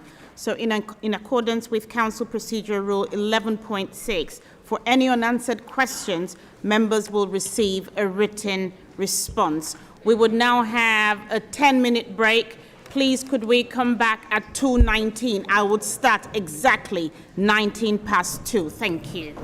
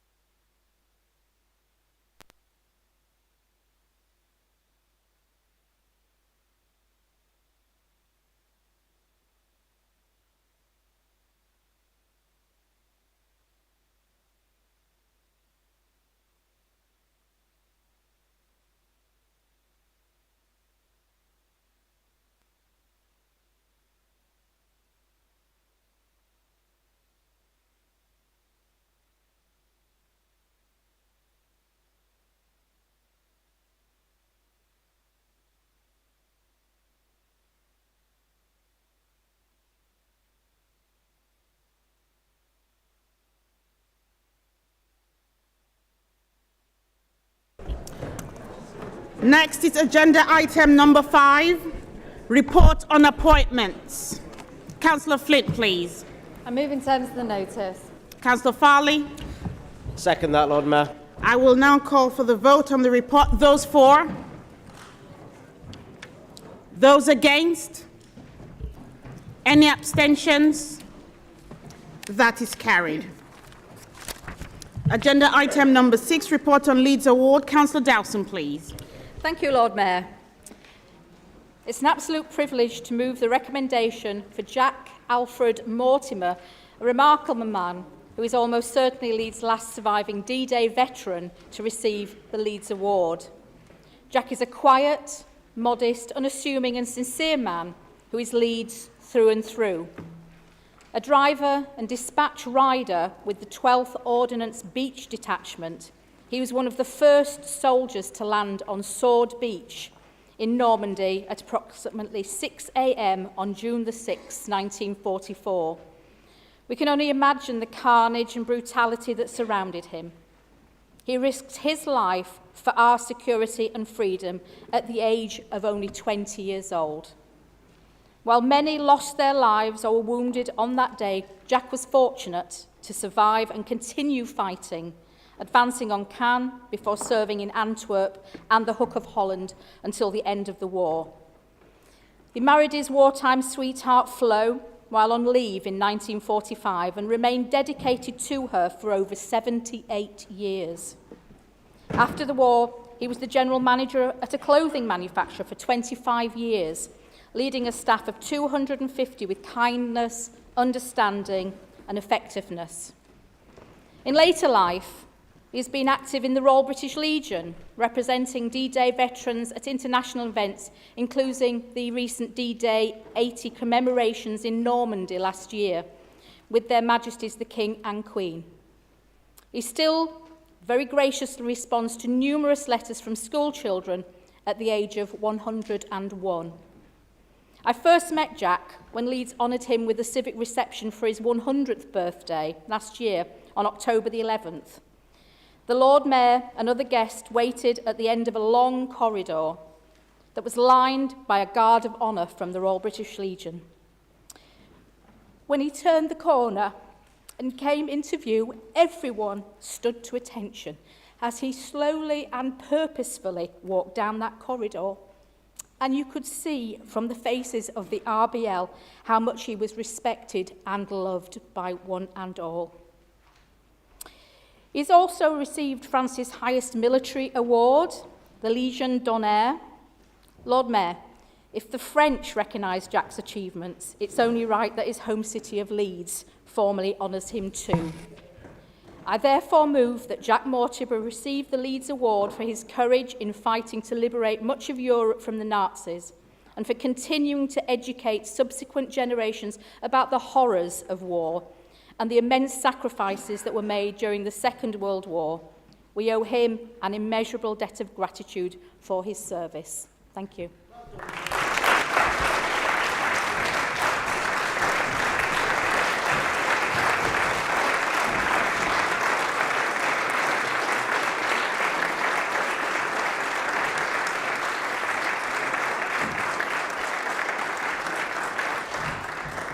Thank you, Councillor Dowson, and thank you, members. That was very kind.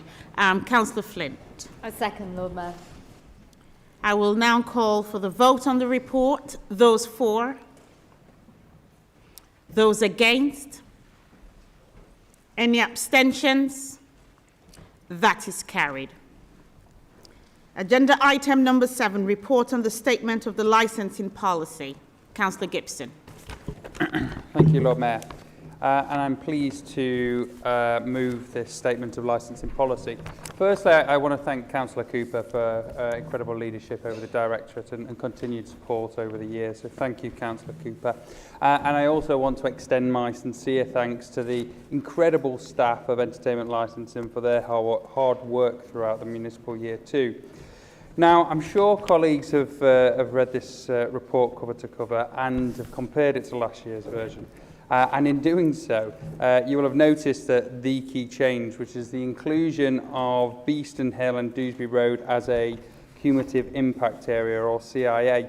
And I just want to extend my thanks actually to Councillor Scopes, Ali, Maloney, Ray and Iqbal for their persistence in making the case for this designation over the years. The advocacy alongside the work of other partner agencies has contributed to this important step.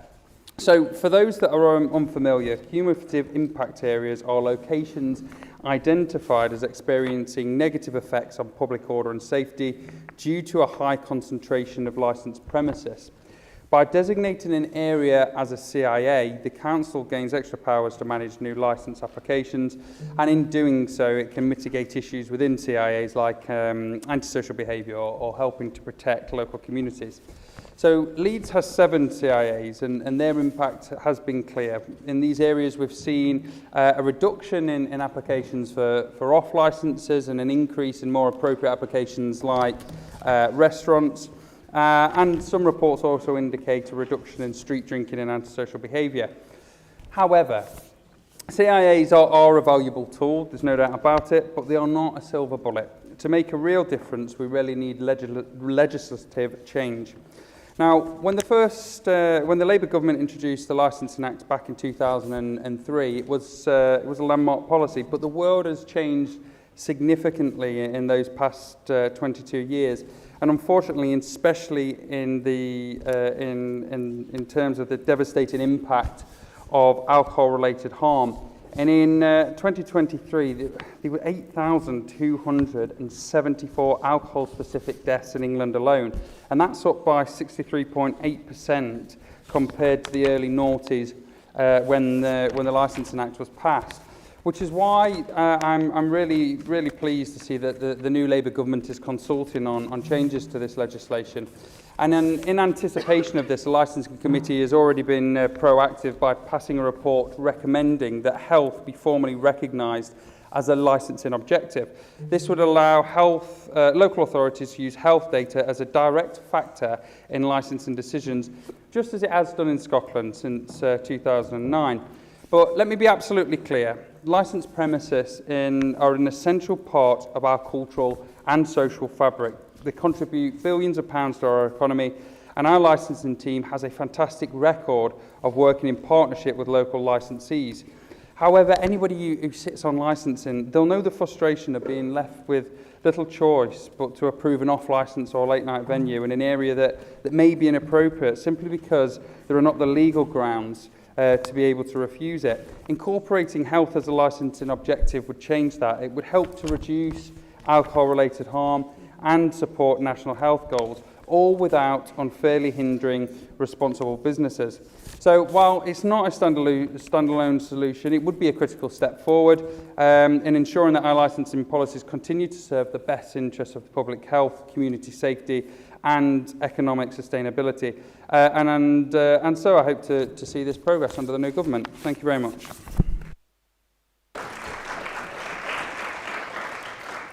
Thank you, Councillor Gibson. Councillor Cooper, please. Thank you, Lord Mayor, and I would like to formally second the report on the statement of licensing policy, and in doing so, just to add my thanks to the Chair and all elected members who have taken part in this work. As Councillor Gibson mentioned, it has taken a lot of effort and a lot of time on elected members' part to bring about this cumulative impact area work that's been undertaken, and I'm really pleased to see that Beeston is being included in that. So thank you to everybody, and I formally second, Lord Mayor. Thank you, Councillor Cooper. Councillor Ali, please. Thank you, Lord Mayor. First of all, you forgot my birthday wish. My birthday was in 3rd of March as well. Sorry. Happy birthday. Thank you. I'll focus my comment on a local issue, the recently agreed cumulative impact assessment on the Dewsbury Road area. While this area mainly sits with the neighbour ward in Hounslow and Riverside, there are 2 associated monitoring zones west of Cross Flats Park that falls within Beeston and Holbeck. And we have many residents who travel through work or shop in the area and frequent to the park. So getting the licensing right in the area is hugely important to us.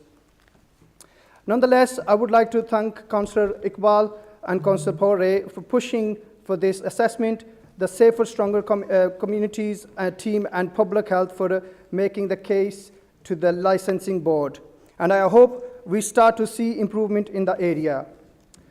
It's hard to think of drier terms than cumulative impact assessment, but they are one of the most helpful tools for any local authority in keeping our communities healthy and safe.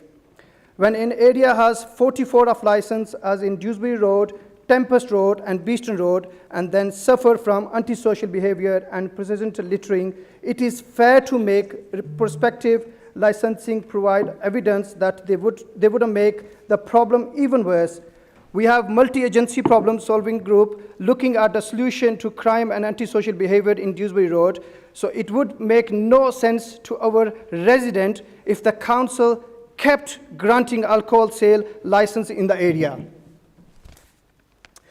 Cumulative impact assessment areas implemented in the other areas of Leeds have been successful in addressing antisocial behavior associated with drinking, with the clear hold-built approach in Hare Hills having been particularly helpful. We already have cumulative impact assessment in Holbeck, where off-license have proliferated despite being the second worst area in Leeds for the violent crime where alcohol is involved, where residents are discouraged from going to the Holbeck Moor due to people drinking there. And it's essential to stop the problem getting worse. We hope the new Dewsbury Road area will stop similar issue happening in Crossflats Park, which needs to be monitored closely. To sum up, Lord Mayor, I welcome the new measures to tackle problem drinking and antisocial behavior in and around Dewsbury Road, and I am optimistic that we will start to see improvement in one of South Leeds' most important district centre. Thank you, Lord Mayor. Thank you, Councillor Ali. Councillor Gibson to sum up, please. Thank you, Lord Mayor. I'll keep it brief. Thank you for your comments, Councillor Ali. I think any of the councillors in this chamber that have a CIA area in their ward will know that they really do have a positive impact, especially when they're worked in conjunction with Clearhold Build, so we can really start to clamp down on some of those unscrupulous licensees that might be in some areas. And I'll talk about a little bit more about that in the next item. Thank you very much. Thank you, Councillor Gibson. I will now call for the vote on the report. Those for? Those against? Any abstentions? That is carried. Okay. Agenda item number 8, Annual Report Licensing Committee. Back to you, Councillor Gibson. Thank you, Lord Mayor. Well, I get to speak to Council for another 4 minutes about licensing. I'm sure everyone's really excited about that. I certainly would. It is a very important subject, Mayor, you're right. So in moving the annual licensing report, I think it's only right to contextualise the report by acknowledging that the municipal year has been challenging. Both economic and social pressures have directly impacted licensees, which both departments have had to respond to. However, it's also been a year of marked progress across the board. So turning firstly to taxi and private hire, I'd like to again thank the taxi and private hire licensing team. They've been incredible this year again. In 2024, for example, they oversaw nearly 10,000 licensed drivers and vehicles, ensuring strict safety compliance. Over 2,200 roadside inspections were conducted, leading to 154 vehicle suspensions due to safety concerns. And the team also collaborated with West Yorkshire Police on 37 joint operations to tackle practices such as plying for hire. But enforcement, of course, is only one part of the work. The TPHL team have worked closely with drivers and passenger groups to strengthen and support the trade. And one success in particular has been the digital applications for driving licences, which has streamlined processes. We have also launched pilot schemes such as expanding the range of wheelchair-accessible vehicles and multi-operator licensing, which allows drivers more flexibility whilst increasing passenger choice. But perhaps, I think, personally, the most significant improvement has been the extended focus on engagement and consultation And feedback from drivers and passengers indicates that there has been an improved shift towards inclusivity in decision making. And a key example of that is the ongoing work on the vehicle conditions review, which covers aspects from vehicle age criteria to livery and tinted windows. And this has been the most comprehensive policy review to date, with consultations delivered online in multiple languages, Councillor Buckley, through drop-in sessions and formal stakeholder meetings. We're now at the final stage, going back to the trade and passenger groups to discuss findings. Ensuring broad agreement means positive changes will benefit everyone.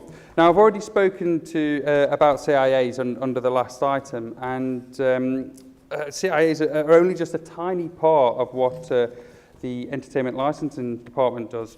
They oversee over 10,000 licences, and in the past year they've processed 203 new licence applications. Importantly, the team has also taken firm action against non-compliance, and one of the big successes, Councillor Ali's already talked about it, was the clear whole build strategy in Hare Hills, where we've worked alongside trading standards and West Yorkshire Police, and this has led to a lot of revocations of licences due to serious breaches, including the sale of illicit tobacco and alcohol, but also links to organised criminal gangs, and it's having an impact on the area. So the team also play a huge role in protecting communities from gambling-related harm by monitoring compliance closely and collaborating with public health to reduce the risk associated with problem gambling. And to sum up, I'd just like to reiterate the comment that I made in the last item, that our licensing framework isn't just about regulation, it's about creating balance and ensuring businesses thrive whilst residents benefit from safe, well-managed services. Thank you. Thank you, Councillor Gibson. Councillor Cooper, please. Thank you, Lord Mayor. And I would like to just add my thanks to those of Councillor Gibson for the hard work and commitment shown by all the members who sit on the board of licensing. It's not easy and it's often contentious, but it has the ability to make a real difference to people's everyday lives. And he obviously couldn't thank himself, so I will take the opportunity to thank Councillor Gibson for his excellent chairing of the committee. And I know it is a role he takes incredibly seriously and thoroughly enjoys and does a great job at, so thank you for that, Councillor Gibson. And I'd also like to extend my thanks to all the officers and staff who work in this area, so through entertainment licensing, through taxi and private hire licensing, and throughout that department area. Because it is really sometimes contentious, as I've said, but the officers deal with it in a really helpful way for members to go through the work that they need to go through. Councillor Gibson's already outlined the sheer range of what comes through the licensing committee and the responsibilities that they have around that. But I would just like to say that if you've not had the chance to read the report, please take some time to have a look at it. It does go into a lot of detail about the impact of both the pandemic, the cost of living crisis, and what impact that's had on businesses, you know, in the city, and particularly in terms of the hospitality sector and taxi and private hire in the city as well. But yes, just to note my thanks to everybody involved. Lord Mayor, thank you. Thank you, Councillor Cooper. Councillor Carlyle. Lord Mayor, friends, many thanks to all those working away across the city on licensing and on this report. And thanks to all those serving on the committee. It might not appear interesting, but it is genuinely fascinating work.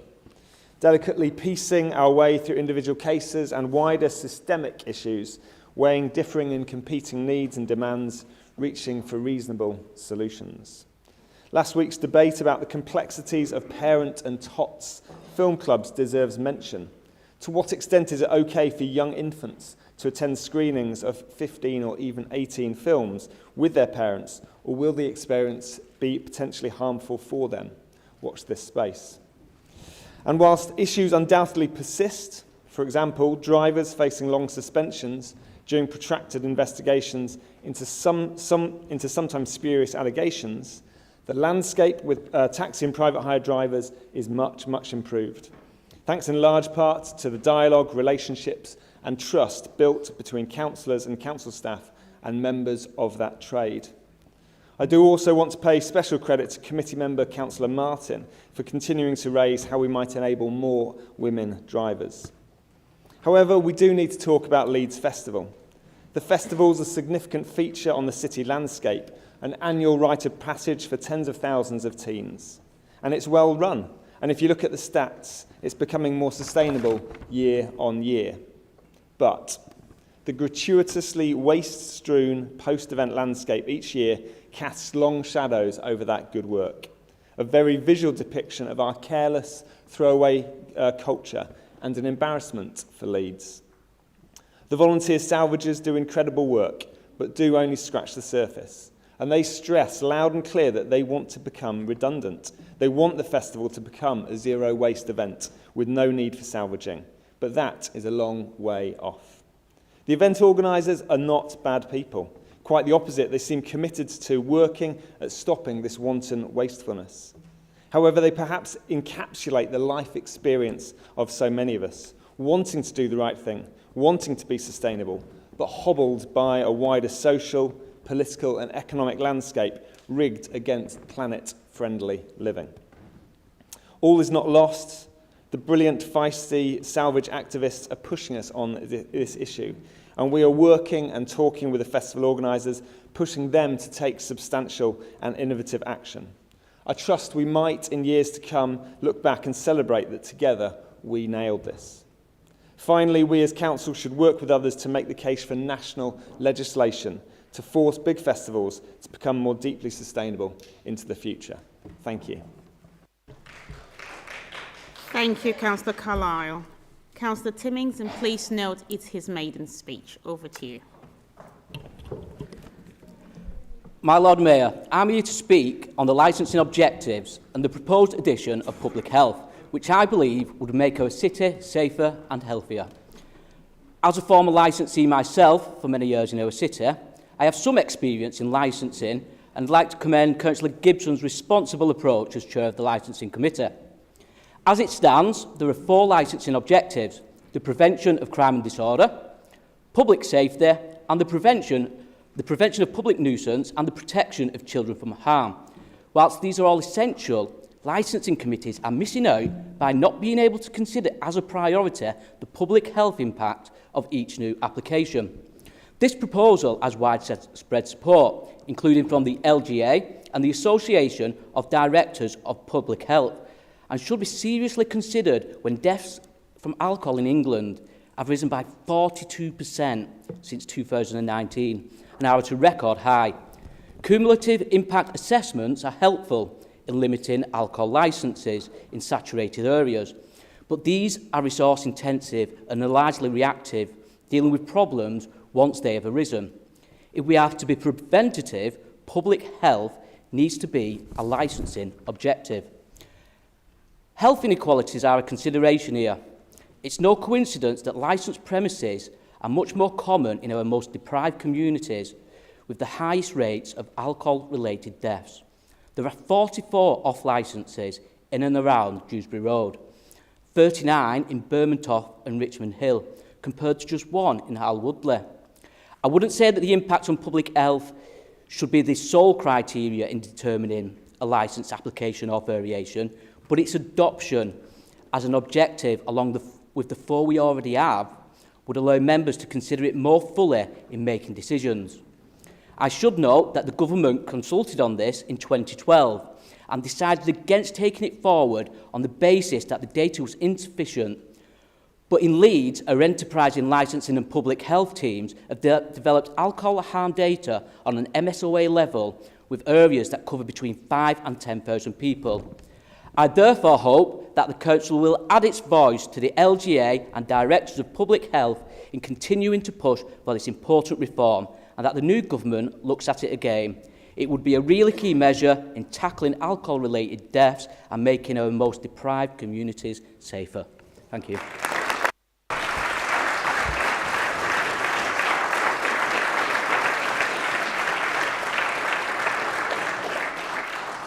Thank you very much, Councillor Timmings. Councillor Buckley.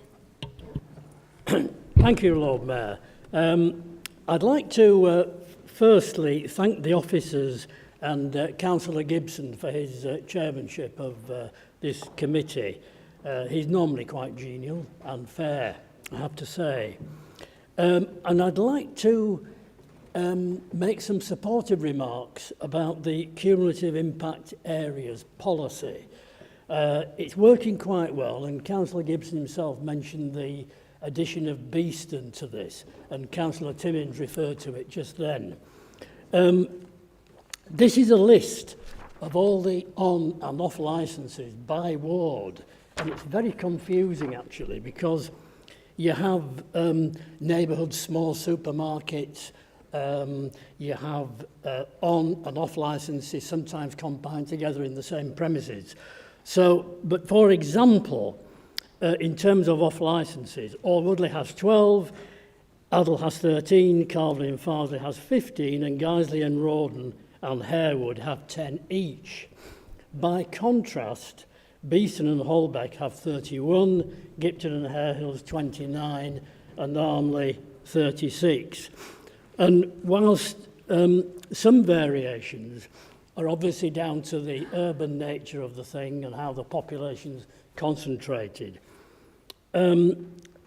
this concentration of these off licences does tend to lead to a lot of antisocial behaviour, from urination in the street and worse, to all types of crime, which, apart from anything else, makes the areas extremely unpleasant for women and very unwelcoming.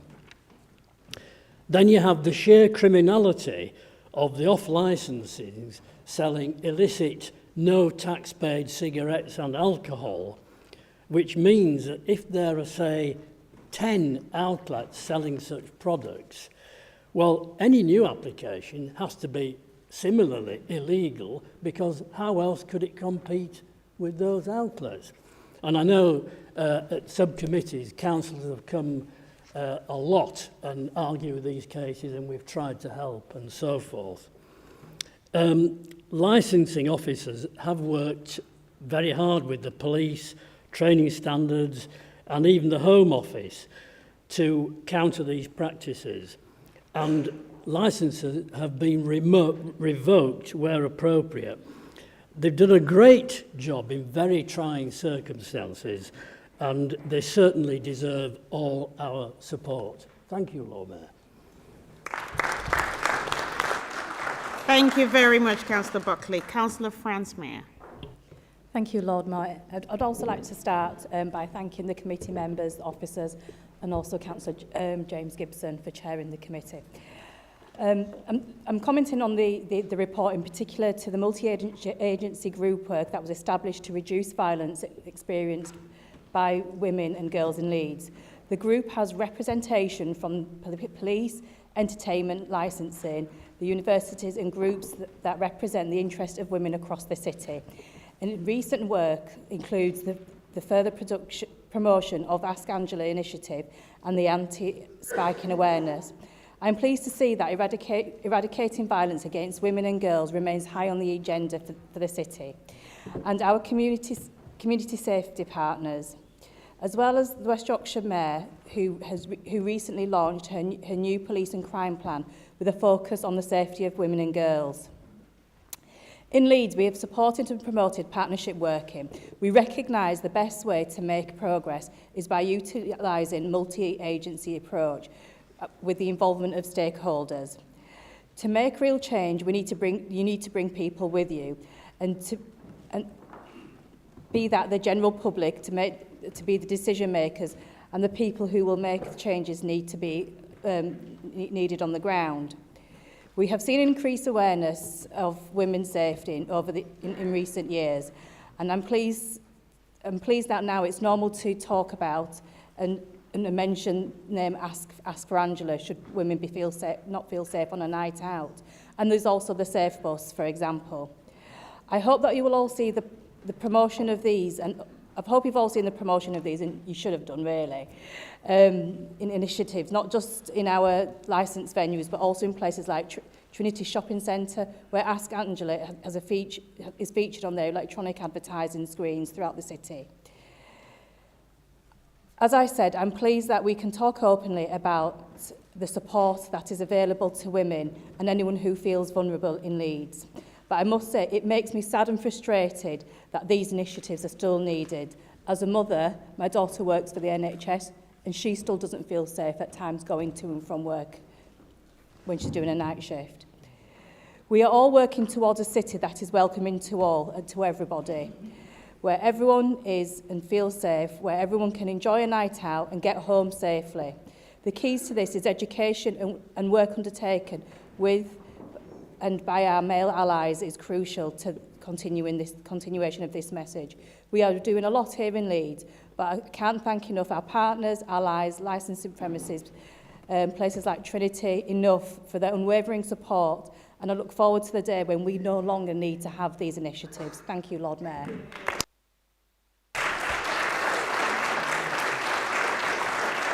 Thank you, Councillor Franz-Mayer. Councillor Wilson.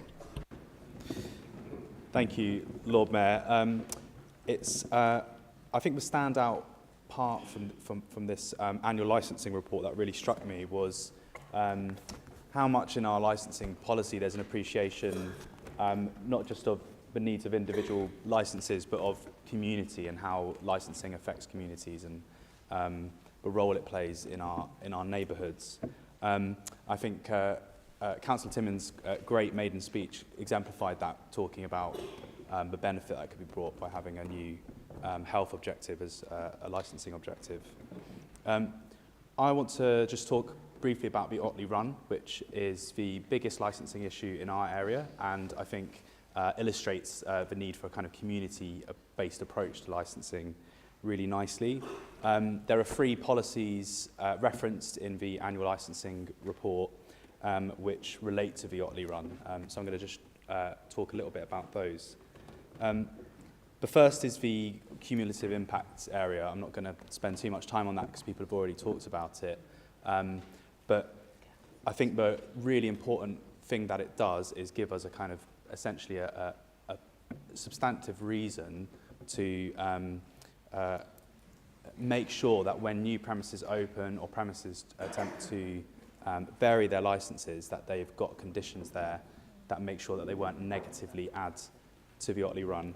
And that's not just a policy written down in a document that gets forgotten about. There have been quite a number of cases now where new premises have opened or tried to open, and we've been able to actually, with a little bit of community representation, and councillors working on it, make sure that those premises don't negatively add to the cumulative impact. The second is the public space protection order. A couple of years ago, there was essentially no way for the issues associated with the Otley Run, like public urination or antisocial behaviour, large groups blocking pavements, there's essentially no way for those problems to be enforced against. We did some research, we campaigned, and we got the public space protection order rewritten. And it is now the case that all of those issues can be enforced against, and people are fined for doing them, people are stopped doing those things. And then the last one, which I wanted to draw attention to and bring alive a little bit, was this one line in the report that references an Otley Run problem-solving group, which sounds a little bit kind of bureaucratic or it's not clear what that means. Actually, what that is a group of police, council officers, antisocial behaviour team officers, community representatives, councillors, coming together to more proactively figure out all the different ways that we can try and deal with this issue in our area. And there are already quite a few ways in which that is being Your time is up, Councillor Wilson. Thank Sorry. you very much. Thank you.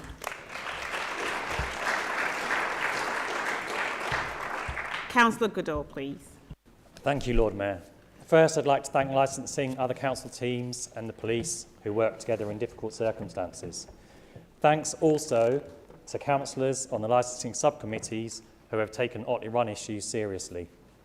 And huge thanks to all the residents who've highlighted their concerns and worked hard for change.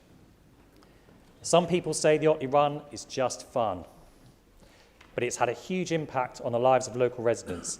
Here are just some examples. Residents getting harassed and intimidated as they try to shop, Otley runners exposing themselves to young women, regular catcalling, plus other sexual harassment. Local shops and cafes affected by lower takings, particularly on Saturdays. One normally bustling cafe only had 4 customers on a recent Saturday afternoon because residents don't want to face the onslaught of bad behaviour.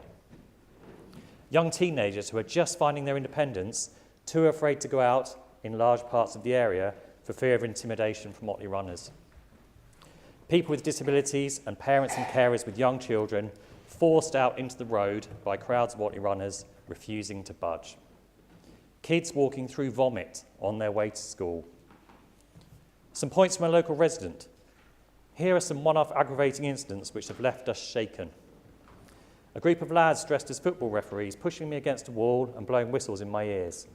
My wife cycling in the cycle lane with our young child in the back, and when my wife rang her bell, one guy in fancy dress remained in the lane and said, "What are you going to do about it?" to her. While in traffic by the top of my road, a group of lads got aggressive at me when I wouldn't wave out of my car at them. This resident said, "It feels like the needs of a few pubs to make more money and groups of people to be able to get drunk have become more important than the needs of a diverse community to go about their daily business without intimidation, danger, and have the same level of rights to use local services." This is just from one resident. Imagine that repeated hundreds of times most weekends, and add in all the sexist, racist and homophobic comments to the mix. It's great that the problem-solving group has been set up and that all councillors in the area are working together to improve the situation, but we need to take action quickly. I look forward to working with residents, fellow councillors, council officers and other stakeholders for a safer and calmer Otley Run. Thank you. Thank you, Councillor Goodall. Councillor Ray.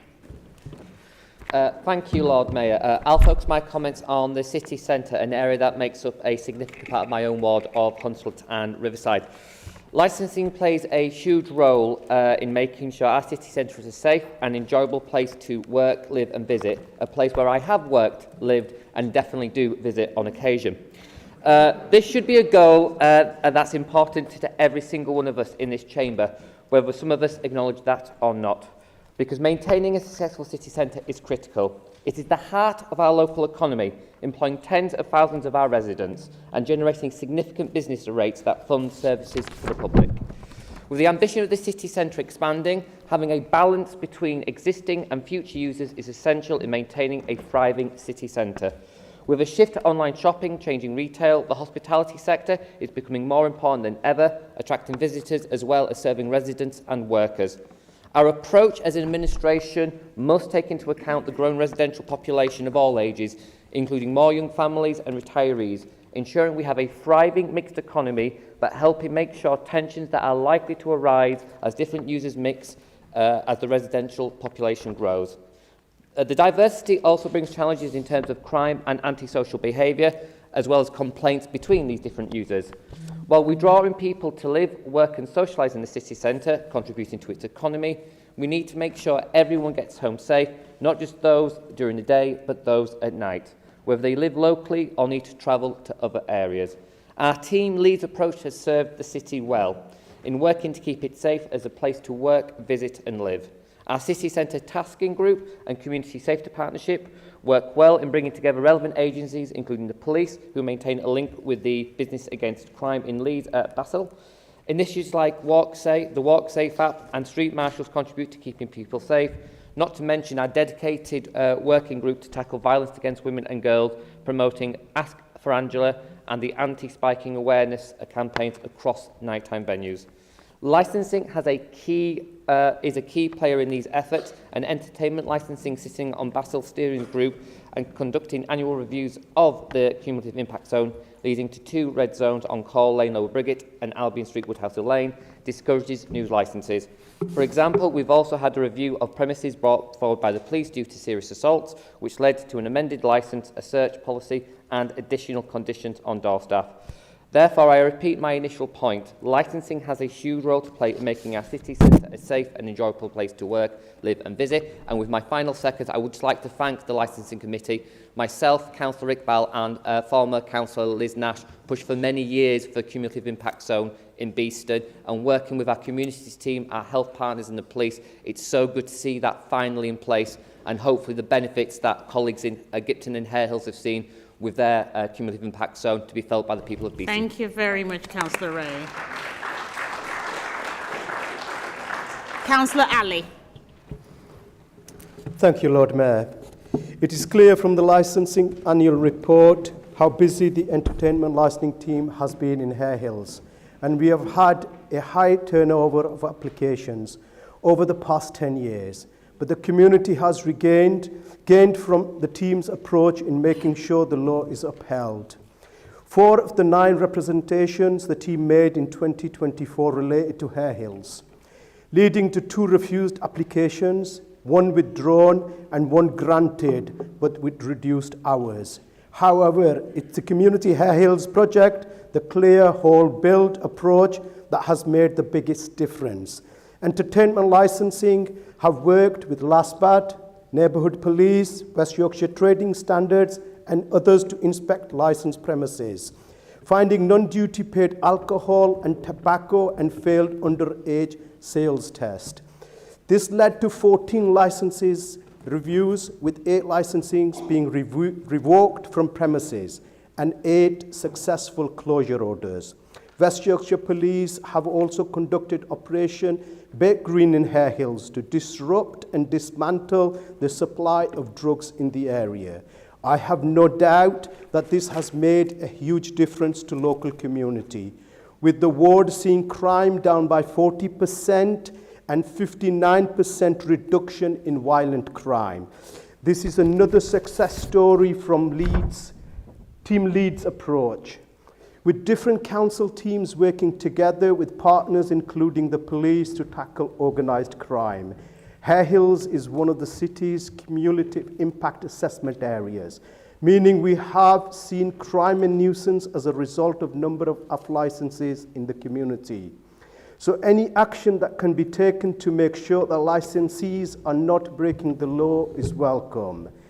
We've gone from around 30 off-licenses to around 20. So I hope that having fewer premises will not only lead to a reduction in crime, but also better health outcomes for residents. Lord Mayor, the entertainment licensing teams work in Hare Hills together with partners such as West Yorkshire Police, shows what can be achieved with proactive, dedicated, joint working, and I thank them for their efforts and encourage them to keep up the good work.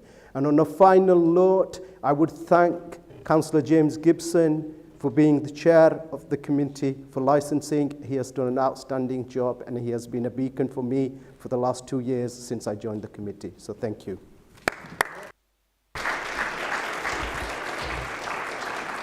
Thank you very much, Councillor Ali. Some pleasant remarks for you, Councillor Gibson. Well done. Can you sum up, please? Yeah, must have been doing a good job, obviously. So thank you for everybody who contributed to this, and thank you as well to everybody on the committee for all their hard work. As Councillor Cooper has said, you do a great job. It's not always easy, but we work really well together, and I think that was reflected in the comments today that we work collegiately. I'll just pick up on a couple of points then that were made. Ed, Councillor Carlisle, you mentioned suspensions. Now, I just wanted to. This was raised by Councillor Ali. Thank you for raising that in licensing committee, and this was last week. And since then, we have liaised with West Yorkshire Police around how we can work with them to see if there's anything we can do about that. Ultimately, if a driver's suspended with West Yorkshire Police, then we have to suspend them as well. We can't remove their suspension until the police have finished their investigation. But we'll continue to work with them. You mentioned female drivers as well. We have been working on that. I mean, there is a need for more female drivers in the city, absolutely, and we've already touched on sort of violence against women and girls, which I'll mention again later. We're looking at whether or not we can put up training sessions for females only so that they're more comfortable, that sort of thing. I have read recently that Uber are looking at whether or not they can offer 20 hours of free childcare, and it's initiatives like that, working in partnership with operators, that I think would have a real impact, but it's definitely a need. And you did focus a lot on Leeds Fest and the sustainability element of that. You've done some great work on the committee, subcommittee of this. Thank you very much, Ed, for all your contributions. I was surprised. We had a meeting of the subcommittee recently, and I was really surprised that they are good, actually. They are trying their best. I mean, they've got an on-site recycling plant, essentially, and the turnover and what they're able to recycle is impressive. And they've introduced things like eco campsites, which 90% of the rubbish that is removed. That's all really positive. Craig, I shouldn't call you Craig, really, should I? Sorry. We're friends. Congratulations on an excellent maiden speech there. It was really well informed about the need for health as a licensing objective, and I'm glad you support that. And equally, thank you, Councillor Buckley, for your comments as well and for all your contributions over the past year. You're always very positive. Now, I just want to mention a bit more about violence against women and girls. The government has got or has set itself a national target to reduce violence against women and girls by half. And I think that's something that the whole council can get behind. It's long overdue, but it's finally here. But one of the things that we have to do if we're committed to reducing violence against women and girls is everybody has a responsibility. And as an entertainment licensing team, taxi and private hire licensing team, as well as a council, we're committed to that. And you heard some of the things in Councillor Franz Meer's speech around Ask for Angela and the safeguarding group as well. I'm running out of time here. Thank you for your comments. Yes, you have. Sorry about that. But thanks anyway. Thank you very much, Councillor Gibson, and due to popular demand, you are the Councillor of the Month. So you get a present. Okay, I will now call on the vote on the report. Those for? Those against? No, this is the vote, not for Councillor of the Year. That has passed. This is for the report. No, not recount. Any abstentions? Okay, that's been carried. Agenda item number 9, annual reports for Standards and Conduct Committee. Councillor Gettings, please. Thank you, Lord Mayor. Last year, in moving the report of the Standards and Conduct Committee, Councillor Dowson reminded us all of the importance of the Nolan principles of public life: honesty, openness, objectivity, selflessness, accountability, and leadership. In an uncertain world, these principles are even more pertinent and necessary. It is my pleasure to be moving the annual report this year, and in doing so, I would first like to thank members of the committee, our 2 independent persons, and the monitoring officer and her team for the work they do to support the Council's ethical framework.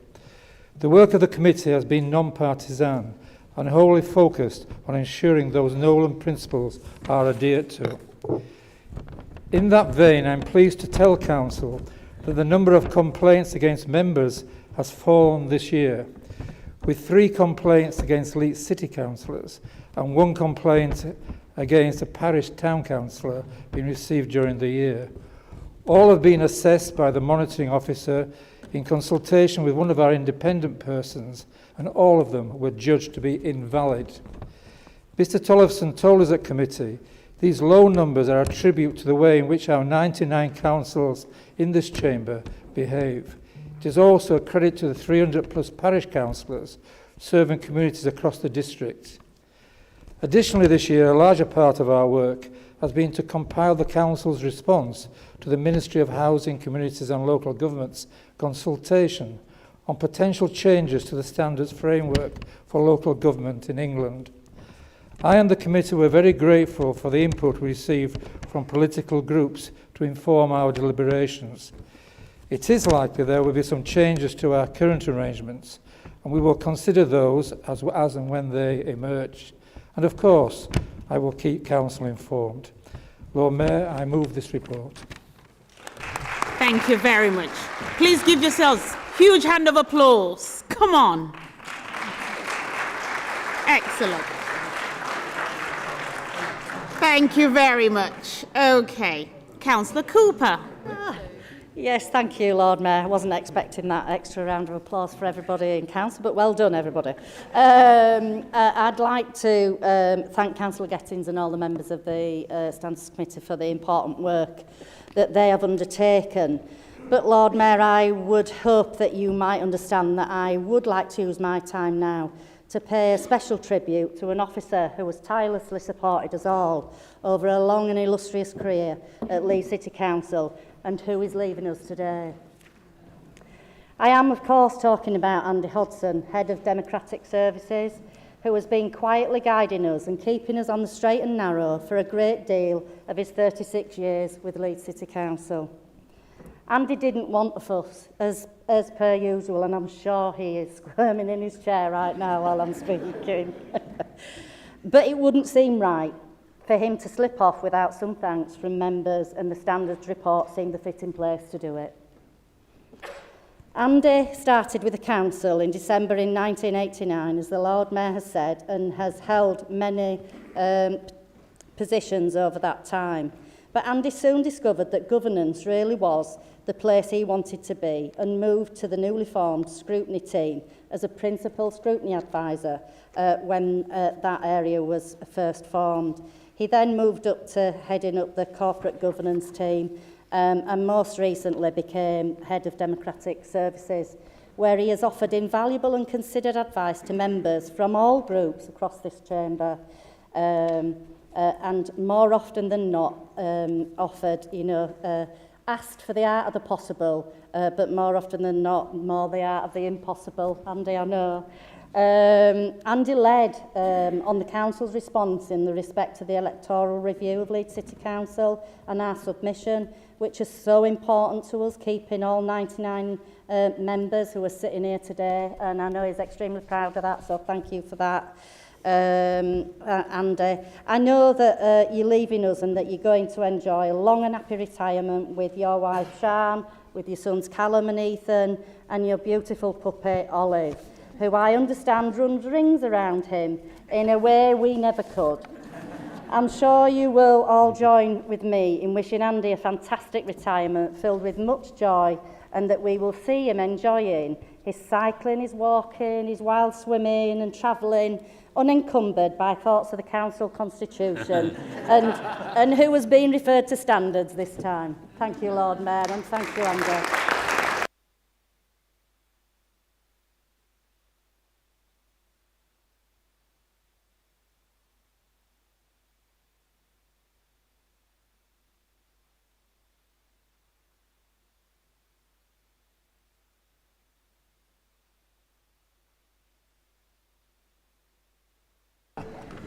Thank you very much. I shall now call on a vote to see if we should allow Andy to go. Okay, let's call on the vote for the report, please. Those for? Those against? Any abstentions? That's been carried. Okay. It's now time for a short break. It will be 20 minutes. Yes, 20 minutes. It's now 3:13. Can you please come back in here for 15:33? 15:33 I will start. Thank you very much.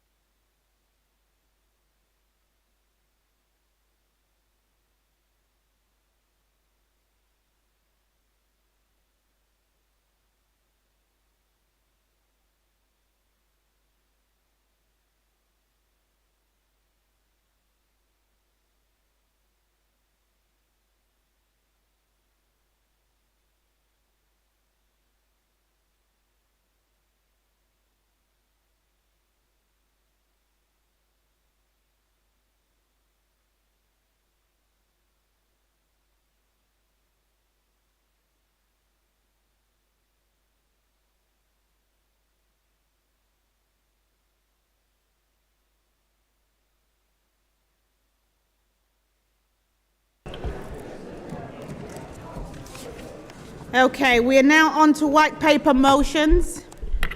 Agenda item number 12. White paper workplace parking levy. Councillor Buckley, please. Thank you, Lord Mayor. The workplace parking levy. Before the last general election, we had the fastest growth in the G7. The economy was improving and things were looking up. Rachel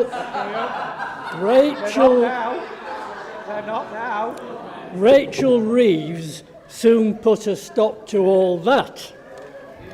With her national insurance jobs tax, there was an immediate plunge in confidence and a throttling of the private sector. And we now see growth has been halved, officially down to 1%, if they are lucky.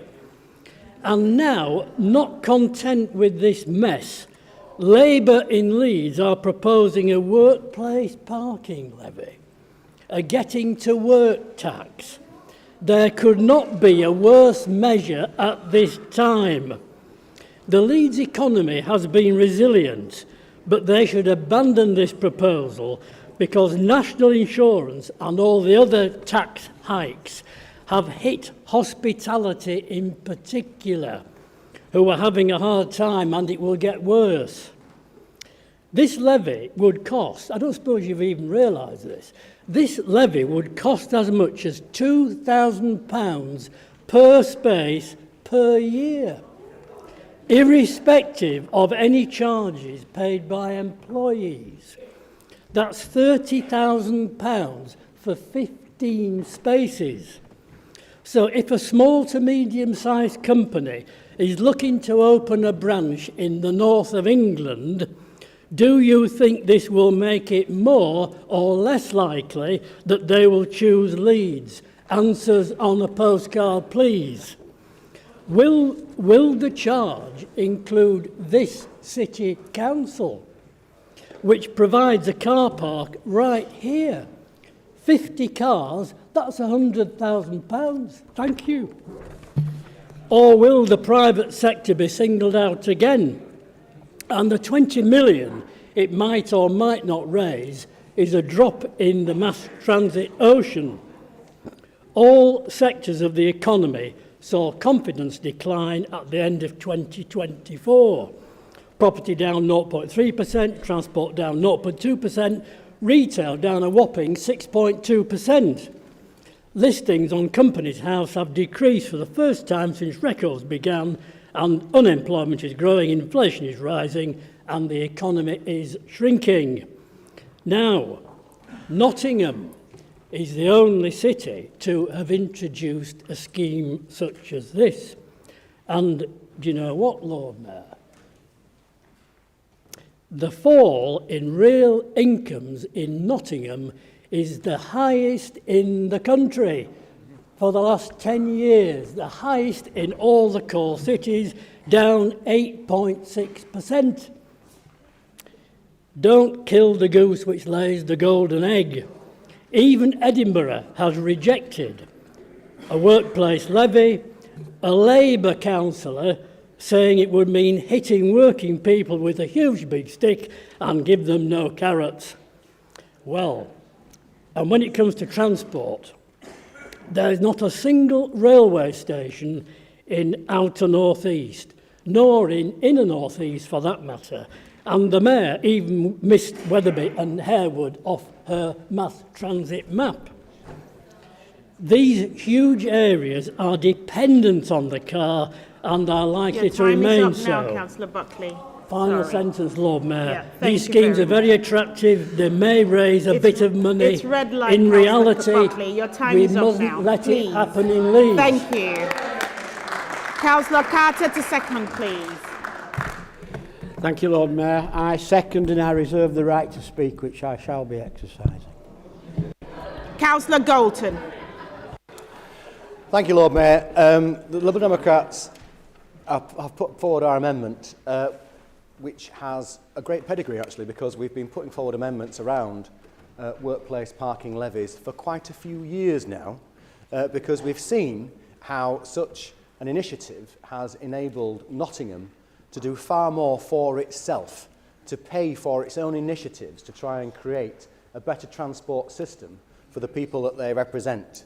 And so it's had 10 years, a good track record, to see whether or not there is an appreciable effect that's negative on the economy in Nottingham. And I have to say, Lord Mayor, Nottingham is very much like Leeds in being a successful core city. And there has been no demonstrable, empirical measure which shows that Nottingham has performed any worse than anywhere else since it introduced its work pass levy scheme. And I certainly wouldn't go by any headline that goes in the Daily Tory graph, or any of these stats that you might have dredged up from some think tank in Westminster that Liz Truss is associated with. What I will say, Lord Mayor, is it's been a long time coming, and one of the things that you can criticise this side for is not being imaginative or innovative enough. Yeah? Because we've had these amendments in every year. We had one in this year. You voted against it a matter of weeks ago, and then all of a sudden, it's fantastic, and you're all behind it. Yeah? Well, maybe you should do a little bit more listening and do a little bit less about press releases, because then we might all actually be able to work together and deliver stuff a little bit quicker. Well, of course, Lord Mayor, this is one of the latest in a few initiatives where the Liberal Democrat group have been the think tank that this council needs.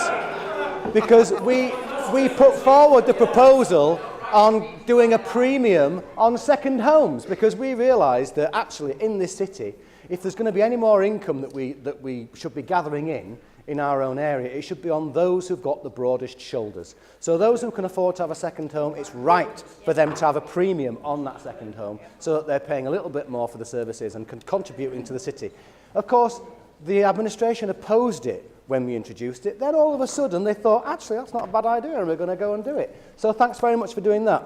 One of the things that the Lord Mayor referred to earlier, where we saw, actually, instead of selling off our assets that the community appreciate and wish to retain, why don't you sell something off that actually has no appreciable value to anybody with any kind of rationality? And that's why we came forward with selling the registration plate on the Lord Mayor's car, because we had another one that we could use instead, but it raised £500,000, which is a lot of money when you're trying to save frontline services for the people of this city. So if we go back to workplace levy, Lord Mayor, one of the things I will say is, what I think is bad that the administration is doing is that they're associating it with mass transit.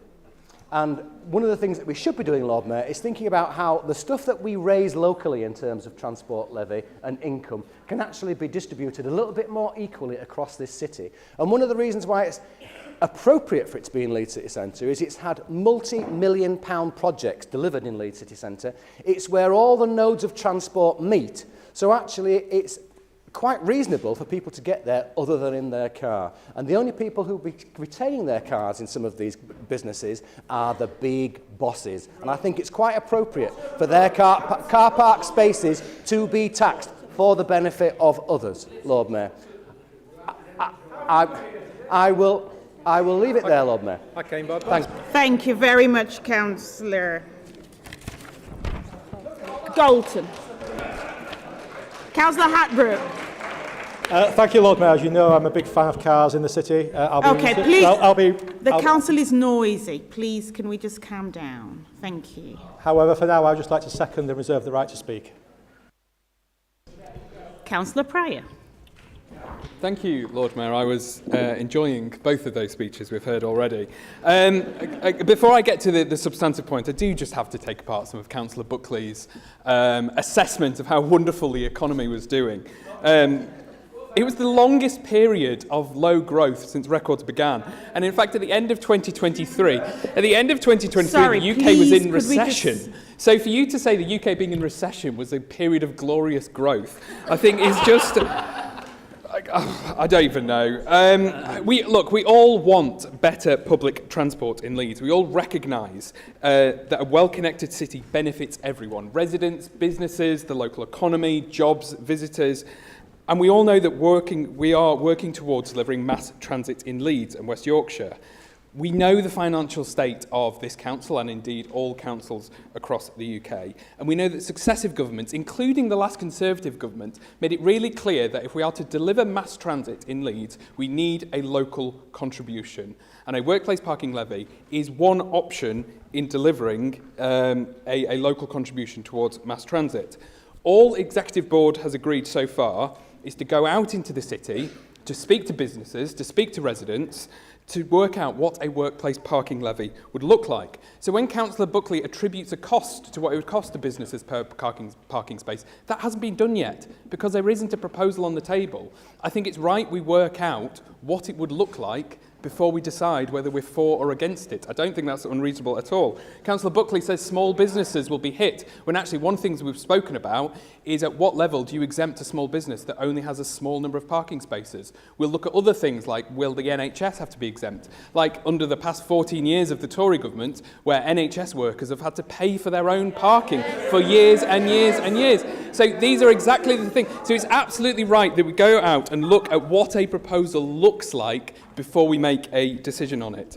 But let's have a look at Nottingham, because that has been spoken about a bit already. So we do want to look at what has happened in Nottingham over the past few years. And I think there have been some undeniable successes in Nottingham's workplace parking levy over the past 13 years. It's been instrumental in developing one of the most comprehensive, sustainable and multimodal transport systems in the country.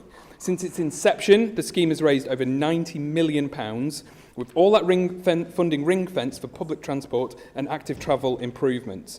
And those investments have transformed Nottingham's transport network at a pace unmatched by other cities. And actually one of the most striking impacts of the scheme there has been the ability to tackle congestion in Nottingham. They've seen this reduced by an impressive 47%. I personally am in favour of looking at something which could potentially reduce congestion in this city by 47%, and I'm disappointed the Tories aren't interested in looking at congestion in the city. But the financial savings associated with the reduction amount to £15 million a year, and that benefits businesses, commuters, the city's overall economic performance. Fewer cars on the road mean faster, mean more reliable public transport journeys, making buses and trams a more attractive option for daily travel. And beyond congestion reduction, the workplace parking levy has significantly contributed to environmental improvements. Since 2005, Nottingham has seen a remarkable 58% reduction in CO2 emissions. And if that's not something we should be looking at, then I don't know what is. It's absolutely something we should, to help create a cleaner and healthier city. We've heard already some of the public health impacts we have when we have polluted air. And if there's a scheme out there which can considerably help that, I think we should look at it. I think these are all benefits Leeds would value greatly from. But as I say, no decisions have been made yet. We are just asking officers to go out and look what a scheme would look like so we can make an informed choice on what we want to do in our city and how we want to add a local contribution to future mass transit. Thank you. Thank you, Councillor Pryor. Councillor Maloney. Thank you, Lord Mayor. I'm seconding the Labour amendment to the Conservative White Paper, and I'm proud to do so as a ward member of the fantastic Beeston and Holbeck. I'm extremely pleased to see the progress which has been made so far on the plan to the delivery of mass transit. I am proud of this administration's continued commitment to support delivery of trams in Leeds through raising a local contribution. Better connectivity for the south of Leeds is so much more than just transport links. It is critical for driving up economic growth across the whole of West Yorkshire. Opening up sites for potential development and in around the route, providing new employment opportunities, which in turn drives up living standards. Not to mention the obvious climate benefits of modal shift away from the private car to public transport and other active travel methods, with further green space and public realm development in the surrounding areas. Transport connectivity for South Leeds is just one part of the puzzle. We have seen commitment from both this council and the government for the regeneration of the area. Holbeck is rich with heritage and historic character, with a number of listed buildings, including Temple and Tower Works, which both myself and my other ward members and residents are really proud of. The Heart of Holbeck funding will hopefully see more than £15 million allocated to the area, delivering transformational change throughout Holbeck. The funding will support the regeneration of the St Matthew's Community Centre to help tackle deprivation. It will also make improvements to Holbeck Moor so residents have better access and feel safer whilst using their local green space, as well as improving connectivity with new cycling and walking infrastructure. The funding will also see the energy efficiency improvements for 200 back-to-back terrace houses, which are characteristic of certain areas of Holbeck. The investment will improve insulation, allowing residents to heat their homes more easily and alleviating fuel poverty. I would like to finish by saying how pleased I am, as we heard from the leader earlier this afternoon, that the government has confirmed the funding for the regeneration historic Temple Works site, paving the way for it to become the home of the British Library North. It's a really exciting time to represent Beeston and Holbeck. I look forward to what the future brings, and that is why I'm so pleased to second the Labour amendment. Thank you. Thank you, Councillor Maloney. Councillor Stables. Thank you, Lord Mayor and fellow councillors. Any kind of levy is generally seen initially as a bad thing, and the idea of the workplace parking levy may initially be dismissed by many as just another tax on working people. But we need to take people beyond this point of thinking. For many reasons, the world we live in is a different place to that of our childhoods. We're bombarded with news and information which we have to disseminate, evaluate and prioritise. This isn't easy. The media has a huge influence on the topic of the day, shifting our focus from one dilemma to the next. And it's easy to be swayed and persuaded that what is portrayed as the most important issue is what we should focus on. But sometimes we need to stand back and look at what is really the most important issue of our time. What will have the biggest impact on the planet we live on, and therefore on all our lives? It's easy to push things that are too big out of our minds and instead fill the space with other lesser issues of the day. But as elected members, we have a duty to our residents to filter and determine what actions we need to take to make our residents' lives better, not just for today and tomorrow, but to think and plan for the future of our city. And that's what the workplace levy does. It's a lever we can use not only to bring in much needed revenue to the council, enabling us to get better transport services across the city, but it will also do so much more. It will make every city centre employee faced with a charge to park in their workplace think again as to whether there is an alternative means of transport, initially the train or bus, then the option of the new mass transit system the levy will help fund. But why is this important?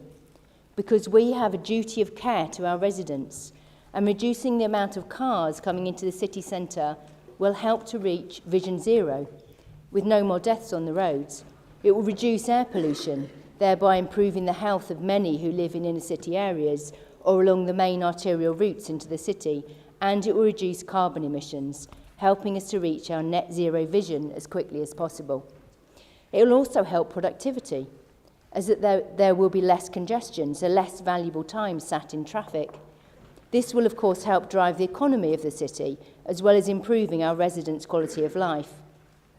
This is no pie-in-the-sky scheme, no just wishful thinking. This has been done already, as we heard, in Nottingham, with massive benefits to the city, bringing in over 100 million since it was introduced in 2012, all of which have helped fund the city's transport infrastructure. Recent research indicates the levy has significantly contributed to a 33% fall in carbon emissions, a modal shift with public transport use rising to over 40%, and that health benefits from switching to public transport as employees are walking more. Employers also cite good public transport as a key factor in locating their businesses in the city. The WPL has allowed Nottingham City Council to deliver Europe's largest fleet of electric buses, new tram routes and £6.1 million for improved cycling routes.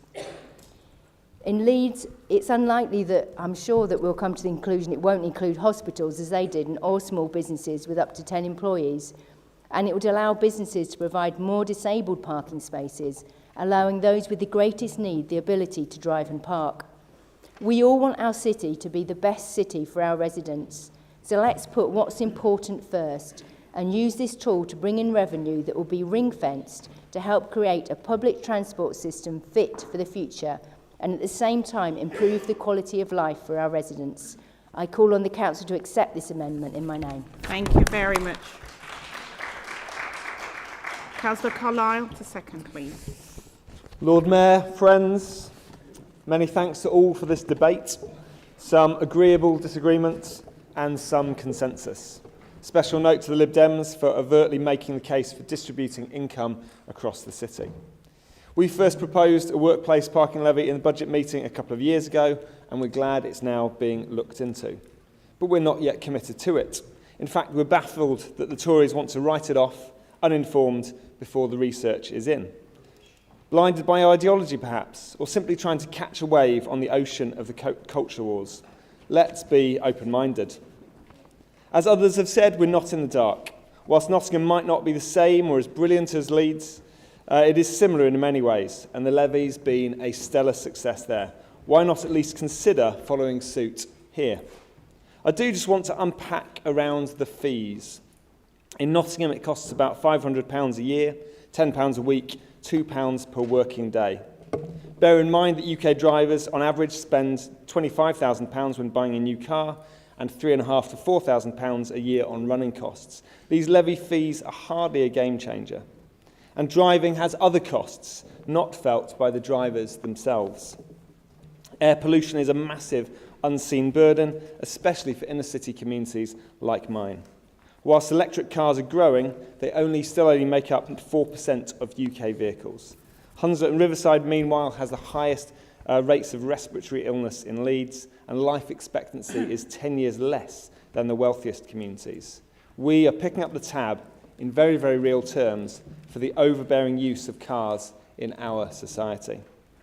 Some commentators bleat on about how if only millennials stopped getting takeaways or posh coffees, they could afford mortgages. But is it not equally or more reasonable to ask drivers to adopt a modest financial shift like this? And as we've seen with the tax on plastic bags and cigarettes, sensible taxation can lead to positive social change. The levy would also enable us to accelerate towards a more sustainable travel and transport system. We can surely all get behind or on board with the parlous state of the buses and the need for change. And last but definitely not least, there's a small matter of the climate emergency. The levy would offer another step towards a sustainable future. So, in last month's budget meeting, we heard the Tories talking up the magic porridge pot of AI, set to spew out untold millions into council coffers. But fairy tales aside, here potentially is a tangible, tried and tested way to build a fairer, healthier city and raise much needed income.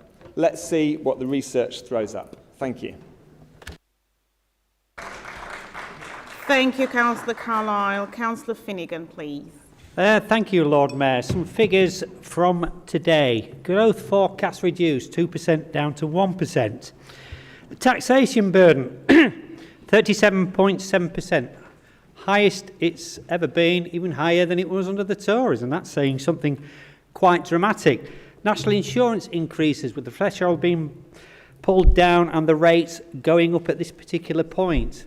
Now, for a government and presumably a council that's committed to growth, to grow ourselves out of the challenges that we actually face, sticking another tax burden on small and medium enterprises seems entirely and utterly misplaced.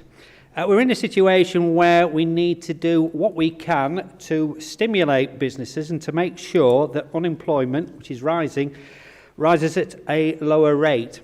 For those of us who are in towns, and certainly I think it's the same for the city, people have still not returned to town and city centres following the pandemic, and the local businesses, certainly in places like Morley, have suffered somewhat because of that. Issuing additional tax burdens on local businesses is not going to help in any shape, way or form to regenerate those town and city centres that need to recover those particular customers. This is fantasy politics. We are against introducing any additional levies onto businesses that are already under the cosh. Thank you, Lord Mayor. Thank you, Councillor Finnegan. Councillor Dobson, please. Thank you, Lord Mayor. Like everything in politics and probably life as well, everything's about balance and timing. And I think when we talk about best city aspirations, that actually takes many forms. I think Councillor Pryor makes a very good point that this is a consultation at this stage. However, we've all seen council consultations, haven't we, when whatever the outcome, it's like one of those puzzles that takes you back to the original decision. And all I would urge, genuinely urge, well, we have, Deb, we've seen it so many times over. I think timing is the key to this. I won't labour the point, as Councillor Finnegan's covered it quite adequately, but we've got low to no growth, we've got rising inflation, we've got national insurance contributions for employers increasing from this month. Is this the right economic environment for another tax on people? That isn't to say that this isn't something that perhaps in the future should be considered, but the environment has to look very different. We want to, I believe, generate the economy. Well, that is actually going to take in the short term, take in charges from small to medium-sized businesses rather than impose more. Of course, we want a clean city and we can all work to that aspiration. But again, we have to look at everything in the round because at the same time, we want to regenerate the city centre and we want to bring people back into the city centre to actually go to work and help regenerate the city in those often unseen ways, such as buying a coffee on the way in, buying a sandwich at dinner time, those small efforts that actually generate the economy. So it is about timing for us. We have to be pragmatic in these things. We've heard a lot about Nottingham today. I'm not entirely sure why anybody's throwing up Nottingham as an exemplar of good practice. They served a 114 last year. So I think we can perhaps park them when we're looking to people who we want to follow. I think two things have to happen before this could be considered seriously. The economy must be growing and be seen to be growing substantially and sustainably over time. And, as second part of the equation, rather than tax people off the roads, there has to be a mass transit system that works. Put those two parts of the economy together, and yeah, perhaps it's something we could seriously look at. But at the moment, the environment's wrong, the timing's wrong, the balance is wrong, and I think it's with a degree of reluctance that we're coming down on the side of Councillor Buckley's paper, because the environment simply isn't sustainable for more taxes on businesses at this moment in time, when the rest of the infrastructure that needs to be in place to regenerate the city and the country simply aren't there. Thank you, Lord Mayor. Thank you, Councillor Dobson. I'll now bring back in Councillor Hatbrook, please. Thank you, Lord Mayor. And before I get started, whichever way this goes, if we don't approve workplace levies, perhaps we could have a heckling levy on Councillor Firth. It would probably raise equally amounts of money. Hopefully that's discouraged him a little bit from speaking up, so I can at least get my words out. A lot of the arguments have been made. I think the argument around the scale of this and the timing of this and the environmental impact of this are all very valid. I think what is key to focus on is the fact that any consultation, as we've learned from other consultations and was alluded to in my question to Council earlier, is consultations have to be listened to. If you've got a view that's coming in strongly, it's undemocratic and loses faith in politics if those views are not given serious consideration and acted upon. So I would hope that whatever the feedback is from the residents of Leeds, it is listened to. I'm on record of not being anti-car. I might be anti-number plate occasionally, but not anti-car. And I've always said that in terms of the actions that we do, in terms of people travelling around our fantastic city, it has to be carrot before stick. I've heard a lot of questions around, what's happening in Nottingham? Does it even work? They've had 10 years to do it. So I would suggest the starting point for us is to look at and say, well, actually, what are the good bits they're doing? What are the bad bits that we're doing? So that we can avoid, just as we've done eventually with copying to large degrees of what Andy Burnham's done with buses or being inspired by Manchester, we can take learnings and transplant them and ditch the bad ideas before they even get established. I think the other thing is there's going to be a lot of fear-mongering here This isn't going to stop people coming into the city centre. And for us, this is about actually, we've pushed hard against parking charges in the outer suburbs. We want outer suburbs which are vibrant and profitable, and actually in an environment where people can go anywhere. We want to encourage shoppers, and this isn't about shoppers. This would be about, I would expect, a handful of very, very well paid, because I don't know anybody who works in Greggs or anybody, my friends who work at the LGI that have workplace parking spaces. They either catch the public transport in or they pay for it. So you've got to look at who this affects. Personally, I think it will largely affect a handful of well-paid lawyers and accountants who have very plush paid for private parking spaces around Park Square and other luxury areas. And actually, if that puts some money back in to help fund public transport, then so much the better. Thank you. Thank you, Councillor Hatbrook. Councillor Carlisle. Thank you, Lord Mayor, and thank you for your birthday wishes. It's a pleasure to spend most of my day with you all today. I'm happy to speak in support of Councillor Pryor's very sensible amendment to this white paper. It seems clear to me that in order to have the transport infrastructure our city needs, as is so often talked about in this chamber, there does need to be a mechanism for funding a local contribution to these schemes, and therefore it's sensible that the council should be exploring the mechanisms available for us to raise one. Similarly, there may be schemes we'd like to see for the city that aren't able to gain grant funding at the time they're most needed, and having a flexible funding scheme for us to be able to progress what we know this city needs could be a real boost for our economy. We've heard from Councillor Pryor about the benefits such funding has brought to Nottingham, benefits which go far beyond the mass transit system with electric buses, e-scooters, e-bikes, segregated cycle lanes, to name just a few. However, all of these things which contribute to their comprehensive transport system need local funding. As Deputy Chair of the West Yorkshire Combined Authority Transport Committee, I know all too well the need we have right across Leeds for better transport infrastructure. In fact, I hear often from colleagues from around the chamber, and many of those on opposition benches, about the need for better bus services in their wards, for example. But what they seem to forget in this is that all of these improvements require a funding mechanism. Whatever that may be, it seems sensible to me to commit to at least explore them. In fact, I also hear from local businesses about what improvements they'd like to see in the city to enable them to make their businesses more successful, bring in more investment, and help their employees get to work sustainably. And many of those businesses are happy to play their part in bringing these improvements forward. Speaking of buses earlier, it would be remiss of me not to comment and yet again welcome the ongoing work on bus franchising. The decision to franchise buses will allow us to move bus service provision to the levels that Leeds needs, improving the quality and reliability of services, the ability to set routes, fares and timetables based on need, not profit, integrating the network across different transport modes, as well as greener and more efficient buses. Most recently, this has included plans for purchasing, refurbishment and modernisation of the bus depots across West Yorkshire, something which may again need a local financial contribution. Thank you. Thank you, Councillor Carlisle. Councillor Carter. Thank you, my Lord Mayor. I thought the pantomime season was over, but Councillor Galton's clearly got day release from the City Varieties.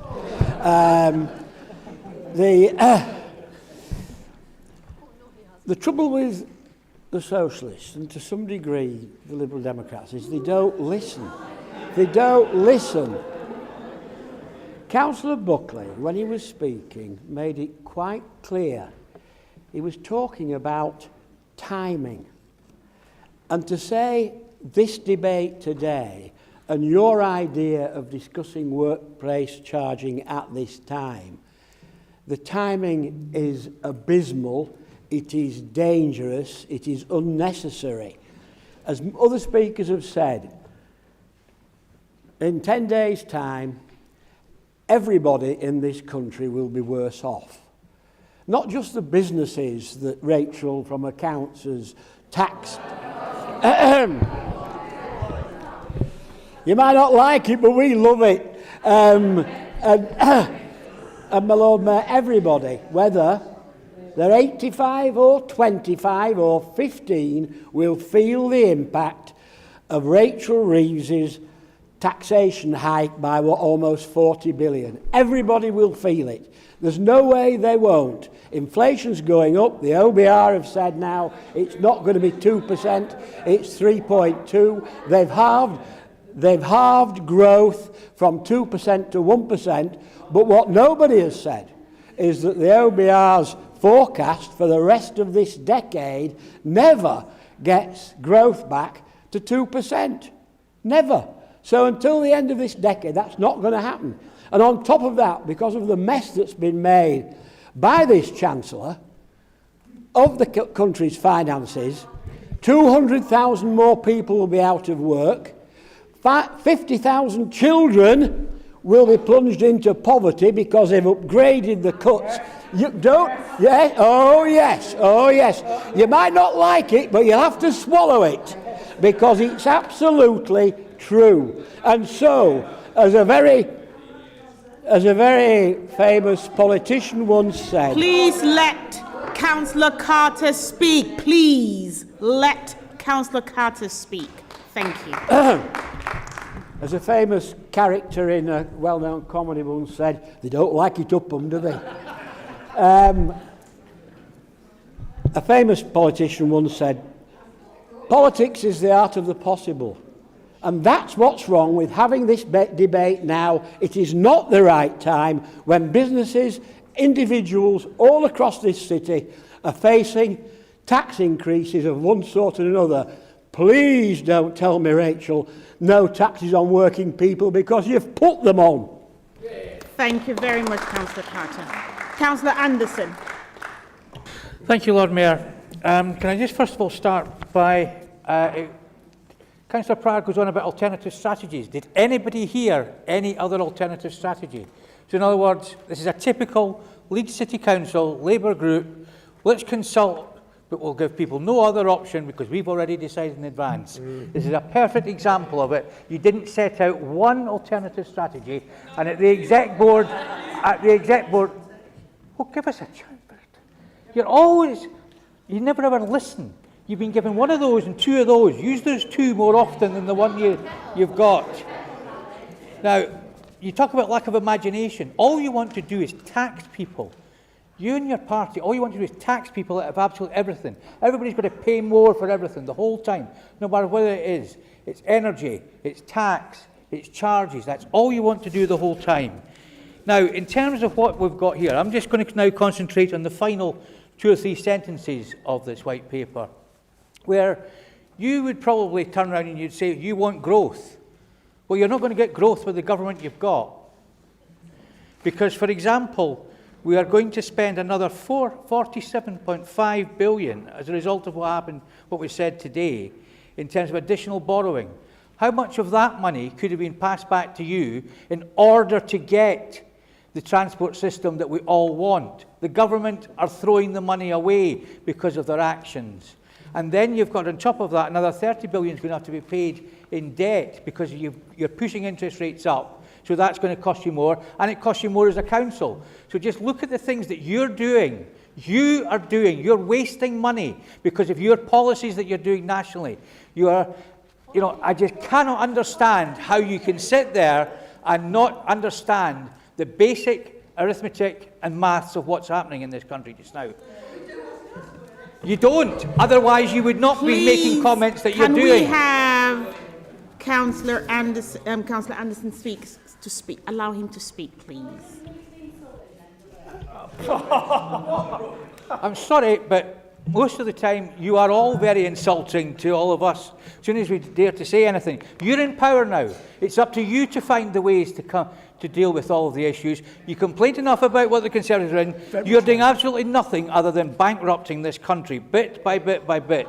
And yes, there are going to be another 250,000 people are going to be pushed into poverty as a result of the benefit changes that you're introducing. Not us, nobody else is doing it. You're doing it yourselves, plus all of the younger people that are going to be... Councillor Venner keeps going on about child poverty year after year after year. You're going to make it worse. You're actually making it worse. So is she actually going to stand up in the future and say, yes, I was wrong. I didn't think it could get worse, but it has got a lot worse under the Labour government. Thank you, Lord Mayor. Thank you very much, Councillor Anderson. Council, please can I kindly ask that when a member is speaking, we please show some respect and allow them to speak. Please, I am actually pleading now that when a member is speaking, please kindly allow them to speak.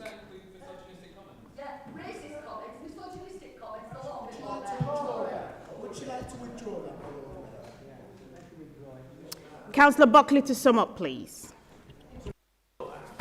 Thank you, Lord Mayor. And I'll start with Councillor Carter, and then I'll go on to the other speakers. Councillor Carter mentioned Rachel from Accounts. I think he's actually not accurate there, because it's more accurate to say Rachel from Customer Services. Now, Councillor Golton, he said that he went on about second homes and the Lord Mayor's car and all this kind of thing. It's irrelevant because he ignored the elephant in the room, which is Nottingham City Council. Wages have gone down by 8.4% in the last 13 years. And that's presumably by people fleeing who would have set up businesses there. Now, if I would just say this, if the answer is more tax, you're asking the wrong questions. This country is taxed. Is it any wonder that a Labour government has completely failed in its objective to grow the economy and is failing in providing anything for the working people of this country? Now, Councillor Pryor, he said, oh, well, we haven't worked out yet what it'll cost. By the way, NHS workers still pay for their own parking, Councillor Pryor. And he mentioned cleaner air. If we're not careful, we'll have cleaner air, as every year since 1955, but we'll have no businesses to put them in. And Councillor Stables, I just despair at the Greens. The Greens are on a some of the Greens actually. Councillor Stables is on another planet. Everything should be wonderful and fluffy and great, and people will still work and still be happy to pay tax and more tax and charges for this. They won't. Human nature won't have it. Hasn't she ever heard of the Laffer curve at all? No, she obviously hasn't. So, Councillor Finnegan makes some very sensible comments about the burden on local businesses and so on. Councillor Dobson equally, and brought in the timing element, which is in my speech. And Councillor Hart-Brooke says he's not anti-car. You're on red light. Sorry, your time is up, Councillor. Thank you, Lord Mayor. Thank you very much. I will now call on the vote on the amendment in the name of Councillor Golton. Those for.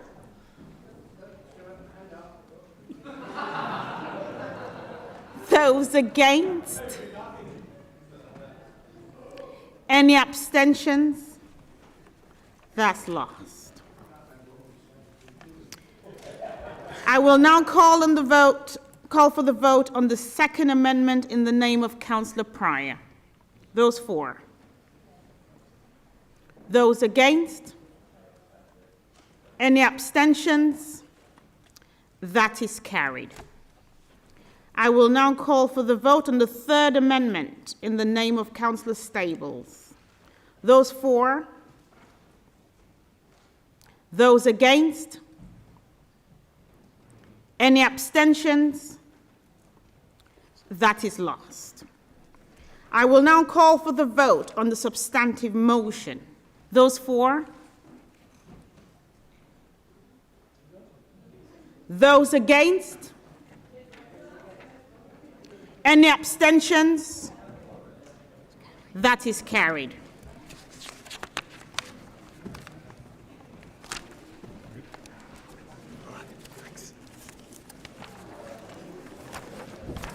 We now move on to the next white paper, agenda item number 13, and that's white paper on Queensway School.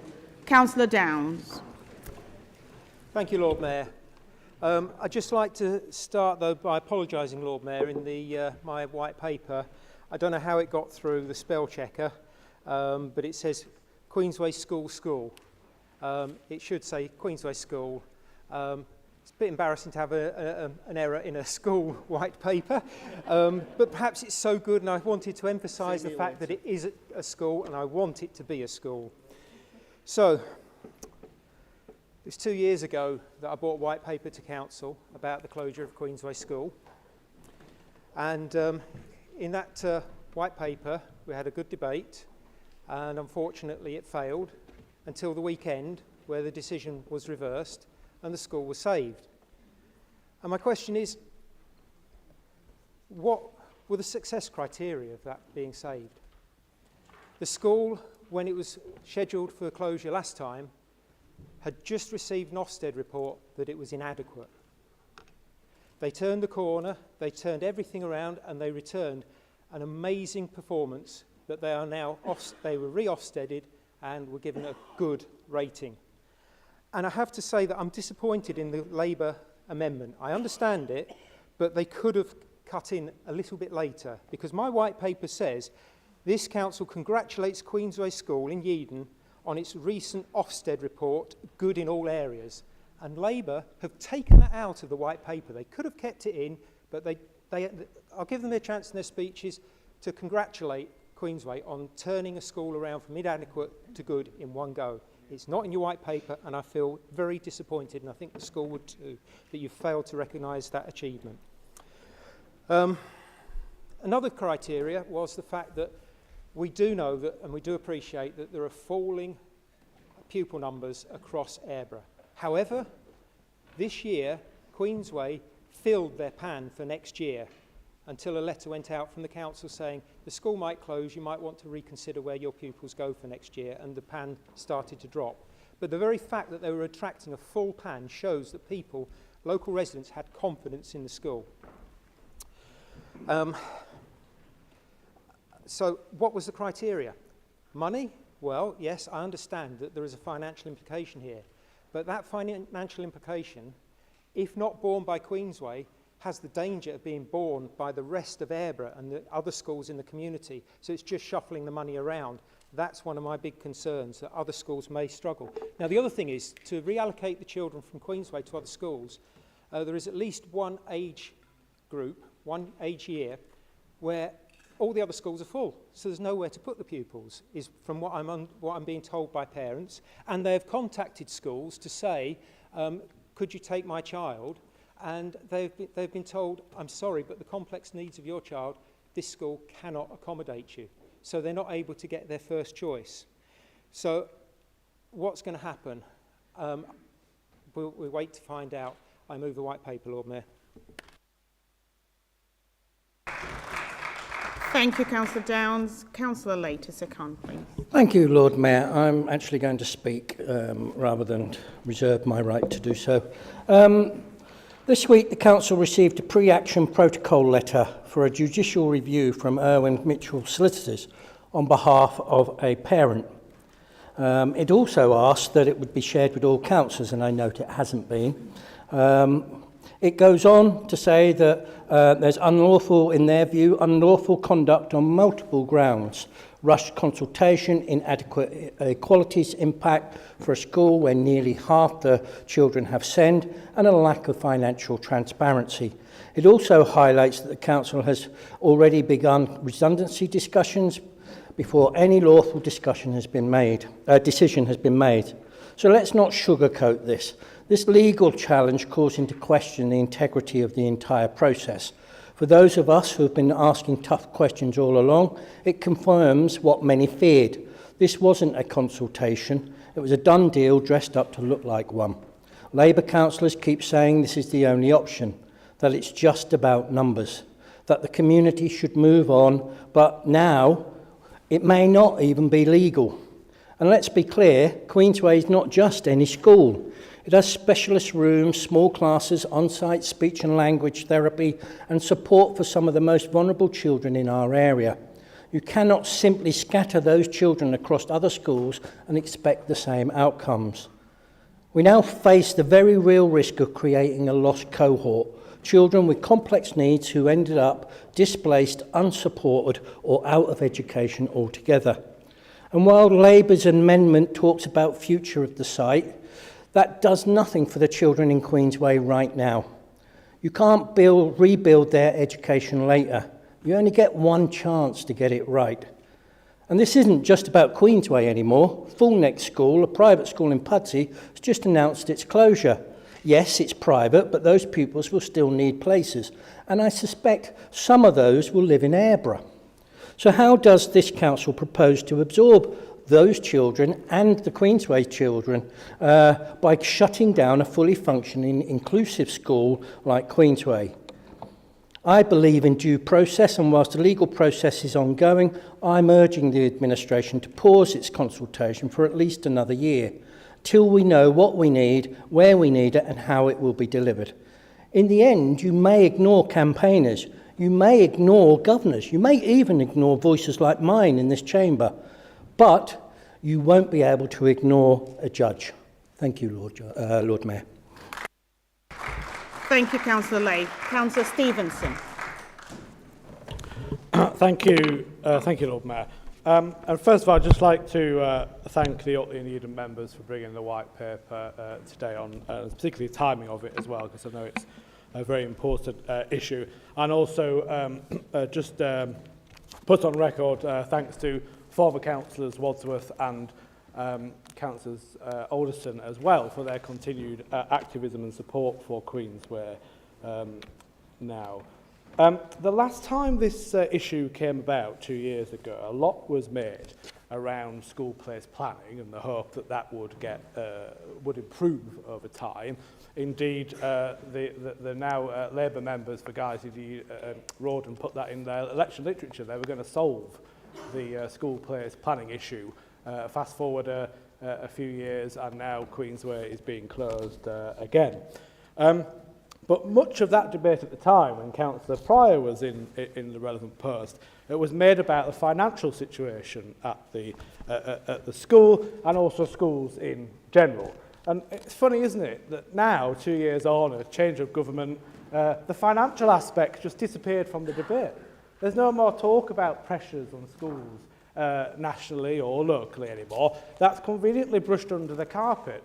Perhaps because we found out today, Lord Mayor, that the new Secretary of State for Education is proposing £500 million cuts to school funding because as a direct result of the decisions, the policies in the autumn budget have left, I think it was said today, a £17 billion black hole in the public finances as a direct result of the autumn budget. What does that also mean, Lord Mayor? Not just cuts to school. The Prime Minister today refused to guarantee that it would mean cuts to staff teachers' pay or the number of teachers that schools can recruit as a result of the national insurance contributions which were promised to be recovered for schools, now turning out that they won't be fully recoverable for schools. That's a further cut to school funding and ultimately a cut to teachers' pay and the number of teachers in classrooms. The usual voices that were very keen to be shouting a moment ago are very silent now, aren't they, when you talk about the impact on teachers and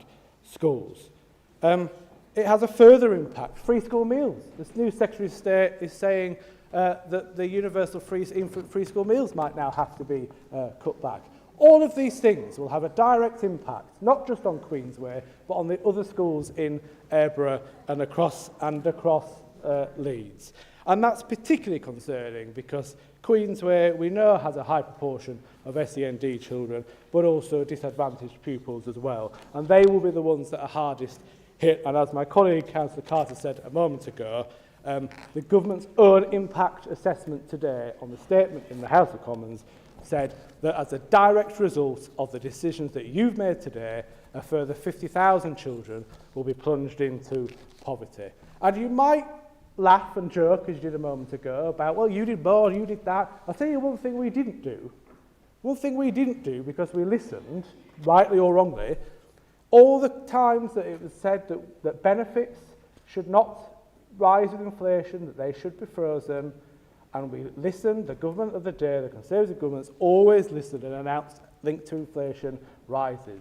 Today, Rachel Reeves has ripped that up. Benefits are being cut in real terms for pupils and parents in this city, and that will have a direct impact on the people that attend Queensway at present, that you are now shipping to travel to further afield to different schools at the same time that you are cutting their household incomes, because not of any economic inheritance, directly because of the decisions that you all made in autumn last year. And Councillor Venner let the mask slip, Lord Mayor. I am wrapping up 1 second, because earlier on you mentioned 15 years austerity, Councillor Venner. Thank you, Councillor Stevenson. 15 years. One of those was under your government. Thank you, Councillor Stevenson. Councillor Sierra, please. Thank you, Lord Mayor. I second the amendment in the name of Councillor Stevenson.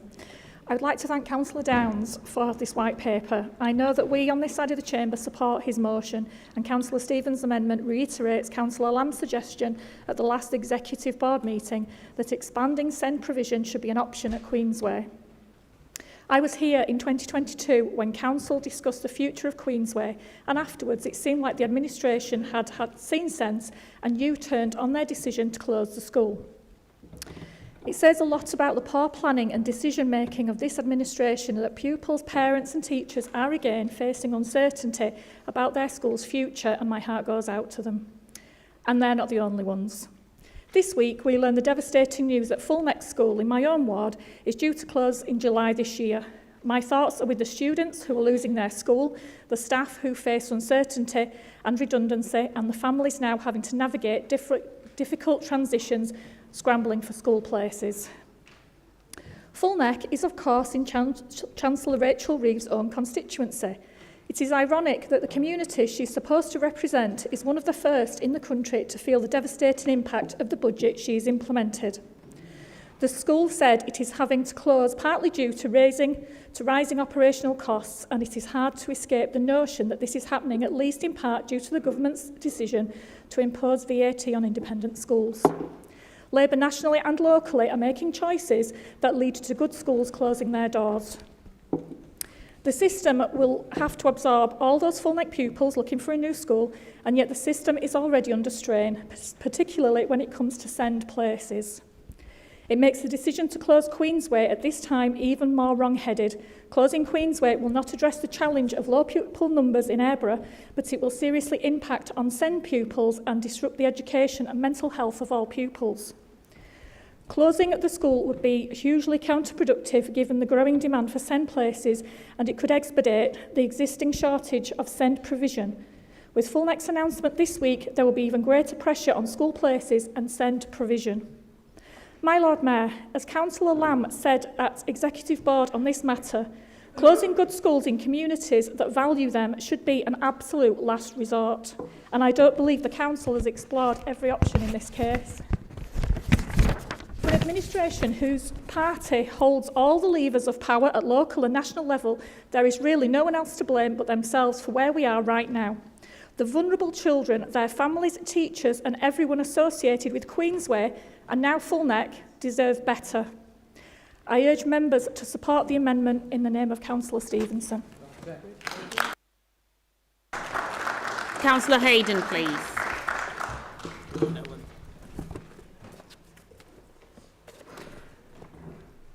Thank you, Lord Mayor.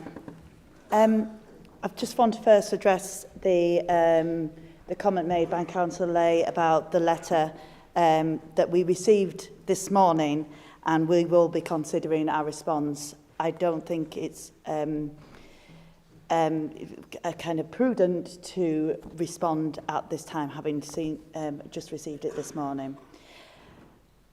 And now I'm about to move on to Councillor Downs' comment about taking out our not referring to the Ofsted judgment in our white paper. and I would like to show him my first line of my speech, written down, typed. Lord Mayor, I'd like to congratulate Queensway School on its recent Ofsted inspection, which rated the school as good in all areas. The staff, pupils and wider school community deserve our recognition and thanks, along with our school improvement team who have supported them for the last 2 years in this journey. The proposal to close a school is not something anyone would want to put forward, and it would always be a last resort, Councillor Seary. And I'm sure that the governors and the head and the trustees and whoever else made the decision at Full Net School did it as a last resort. They're facing the same problems as we are, and the VAT has not had time to kick in yet. However, while the outcome of the recent Ofsted inspection is welcome, it does not alter the significant challenges facing the school. At the moment, currently, with 70 children on roll against a capacity of 210 and a forecast budget deficit of over 1.3 million by 2027-2028, the school's position is unsustainable. Much like their virtually unchanged white paper from 2022, the Liberal Democrats call for an Airborough-wide solution, but offer no idea or no help as to what that solution would or could be, and have not approached me with any suggestions. Meanwhile, the Council has been working to address the decline in birth rates across Airborough and rebalance provision. But decisions on pupil administration numbers remain a decision for the individual governing bodies, and I know that colleagues opposite who are governors know this very well, or Academy Trusts, not the local authority. Despite these limitations, this proposal is part of a wider planning for the area, and the Council remains committed to working with local schools to find sustainable solutions. Since 2022, the Council has provided Queensway with additional school improvement funding alongside financial advice and support. Despite these sustained efforts, the school's challenges remain, making difficult decisions unavoidable. The consultation process has been fair and transparent, and there will be further opportunity for feedback through the statutory notice period. The Equality Impact Assessment will continue to be developed through this period before being presented to the Executive Board in compliance with the Council's public sector equality duty. And I want to address Councillor Lay's comments about a lost generation, and I find it really quite repugnant. As somebody who worked in schools in this city for 16 years, I would no way oversee children not going to the best possible educational establishment, and I think it's insulting to the other schools in Airborough to say that they cannot accommodate and look after and educate those children properly. Also, they do have the spaces. We have the actual figures that suggest that, especially Sorry, Councillor Hayden, your time is up. Sorry about that. Your time is up. Sorry. And our children looked after. Thank you, Councillor we Hayden. will look after them. Thank you, Lord. Councillor Thompson. Thank you, Lord Mayor. I would like to join Councillor Hayden in congratulating Mr Deuce, current and former staff and volunteers at Queensway Primary School on their work to raise standards and improve outcomes for children, resulting in the recent Ofsted judgment of good in all areas. They, along with the children and their families, have shown remarkable resilience and determination. My visits to Queensway and countless conversations with staff, parents, governors, members of the community, in person and online, as well as looking at the consultation responses, show me that Queensway continues to offer holistic education and child-centred care that is treasured by many people in Yeadon, Guiseley and the surrounding areas that we represent. The sadness, the disappointment and the sometimes outright fury at closure being proposed are therefore entirely understandable, whatever the statistics and budgets may tell us. It is hard to see families go through this a second time, especially those with older children who have seen the whole process. Parents have poured out their hearts to us, worried about what the future holds for their precious children, and we carry that with us. We are not cold-hearted, and we must acknowledge that we cannot fully understand their grief, their hopes, and their fears. We are conscious that this current uncertainty, with formal consultation to come and a final decision not expected until June, weighs heavy on children, staff, and families, and we commit to supporting and caring for them through the weeks ahead, through the formal consultation period, the decision, and beyond. Twice, at age 7 and 11, I moved to schools further away from my home and where I knew almost no one. Those adjustments were not easy. It makes me all the more determined that if a decision is taken that means transitions are needed, they must be managed in a child-centred way, and that family and friendship groups are nurtured and kept together wherever possible and where desired. I'm encouraged to see how transitions have been supported for those families affected by changes to Little Owls. It is therefore essential that we all work together to use the powers and influence at our disposal to help shape the future of education. We must together endeavour to meet children and young people's hopes and needs with courage, with compassion, and with vigorous determination to help them flourish and achieve their full potential.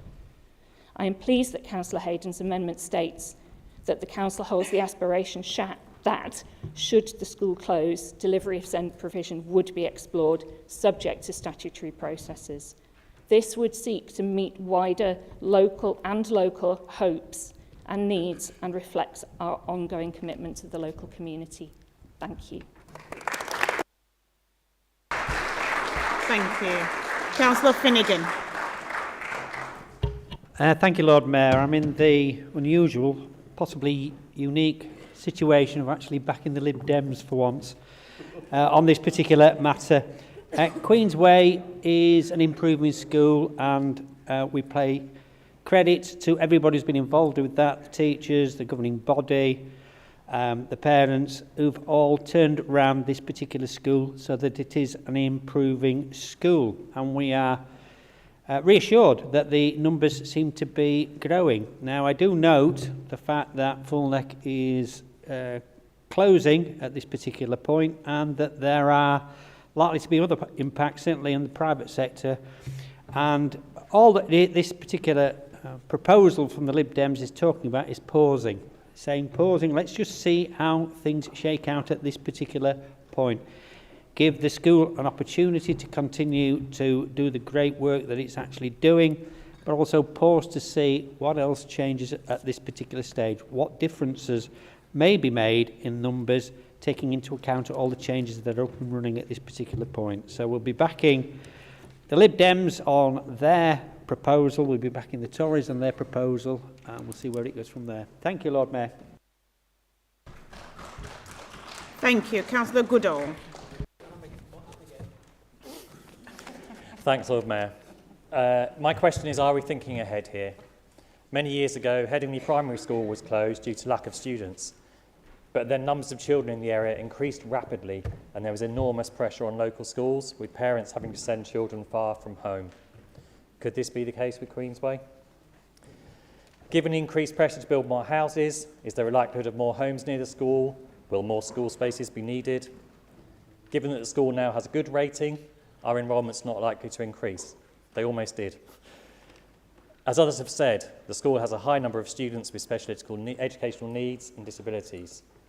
I hope the school is saved, but if not, I welcome the Council's aspiration for the site to be delivered SEND provision. As the Exec Board agenda was, I think, about 450 pages long, I just wanted to pick out a couple of quotes from the consultation in case anyone missed them. A teacher wrote, "The school offers support to both children and parents that will not be available at other schools. The level of SEN in the school is catered for amazingly on the small-scale budget and staff body. In a bigger mainstream school, those children will not receive anywhere near the support they get at this school." From a pupil, a very eloquent pupil, "I disagree with this awful idea of closing our fantastic school again. I have made so many friends who I do not want to part from. How mean of you for putting us through this again? We are comfortable in the school because the teachers are kind and helpful. Why are you doing this to us? What if it was your children? How would you feel? Please don't close our wonderful school because you are upsetting all the children, teachers, parents and community. I hope we can all work together to find the best way forward for Queensway School. Thank you. Thank you. Councillor Edwards. My Lord Mayor, I'm pleased to follow on from the remarks of Councillor Thompson. Having attended the public consultation events, the demonstration, held specific advice surgeries with parents, and had many conversations on local doorsteps, as councillors we are listening carefully and relaying the concerns of our residents, their hopes and the strength of feeling across the community to officers and executive members. Not a week has gone by when we have not been working on behalf of our residents, and we are in no doubt about the strength of trusted relationships within the Queensway family. This school is at the heart of the community, and those relationships go far beyond the school gates across Aireborough. This is the third generation of pupils at the school, and I too have no hesitation in congratulating everybody at the school on the recent Ofsted report and the amount of hard work that went into that. And at this point, I want to particularly recognise the parents, staff and pupils who've campaigned so movingly, and many of whom will be watching online. And I want to say to them directly that please know that we as your representatives hear you and we care about you, even when we cannot always make the promises that you might want us to make. We will continue to be available for you, no matter how difficult the conversation or how disinclined you may feel to speak with us. We will keep listening and we will support as much as we can. Saying that contingencies have to be planned for, as we have, and parents have to be supported whatever the outcome, is not giving up, as some have claimed. It is an acceptance of where we are. It is a practical challenge, and it is too important not to. I welcome the aspiration behind the Labour amendment, subject to statutory processes, to explore SEND provision on the site. And I'm sure that this is something that would be beneficial for our community and for students. In the event of pupils needing to move to other schools, disruption is hard to avoid. Deadlines are tight, and many families feel in an impossible bind between loyalty to Queensway and practicality about whether, when and where to apply to other schools. And I emphasise again, we hear that. Students with complex needs and their parents will need additional assurance, assistance and guidance to find placements. And they have additional fears around this. We commit to working together to support them in the weeks and months ahead and do the best we can with and for them. Thank you. Thank you very much. Councillor Layton. Thank you, Lord Mayor. I would like to start by joining colleagues in recognising the work done by the head teacher, Mr Juice, and his staff to raise standards at Queensway Primary School. They have absolutely shown us what can be done even in the face of challenges of many kinds. We can learn much from the family-centred approach that they take and appreciate the impact that it has, especially on the most vulnerable. Despite everything, we can see how the school has worked thoughtfully to shape provision on site and work closely with Aireborough Children's Centre and Kangaroo Kids to create a holistic offer for local families meeting increasingly complex social, emotional and learning needs. It's been mentioned that Queensway School has high SEN needs, and I have personal experience of this very close to home myself. My son does have SEN needs. We've been through the EHCP process. It was very difficult. He has an EHCP plan, and we have moved schools as a result of that to ensure he has the best provision and the right provision to support him. And as such, I absolutely welcome the work done to prioritise assessment and to fast-track EHCPs where needed. And I'm keen to see this continue. Whatever the ultimate decision, alongside planning for and wrapping individual support around each child if a decision to close the school is taken in coming months. Finally, I want to make it clear that no one wants to be in this situation, but I'm committed to doing the best I can for each child and to give them the hope of a bright future in education and beyond, as reflected in the aspiration around potential SEND provision in Councillor Hayden's amendment. Thank you. Thank you. Councillor Lamb. Wow. Well, we've heard from the executive member, all three Guiseley members, the people who have the power to keep this school open, and not a single one of them has said that's what they want to do. None of them. That will be what the many people from Guiseley who are watching at home will be taking from this. Yeah. And I know there are many of them watching, because I suspect, and you're shaking your head at me, I suspect more of your constituents have been in contact with me than have been with you. I spoke to one this morning, the parents of a child of Queensway who has severe autism and has contacted 5 schools in the locality. Not one of them can take their child. Not one. They've received no advice from this council about what they should do in July. And I say this to the Guiseley members, this is an awful position to be in. I know it because I've been there.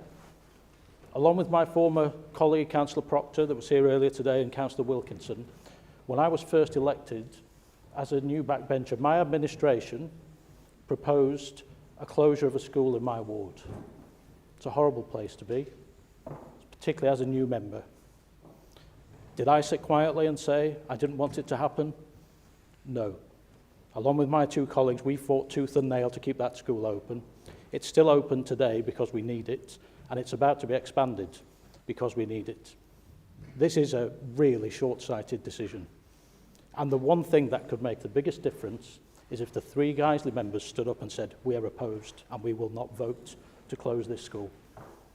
That's what your constituents want of you. This is the wrong thing to do. The Otley members are right to bring this school. When Fullneck closes, my understanding is there are 19 children there, could be more, with special educational needs. They will be prioritised for places, quite rightly, they will need them.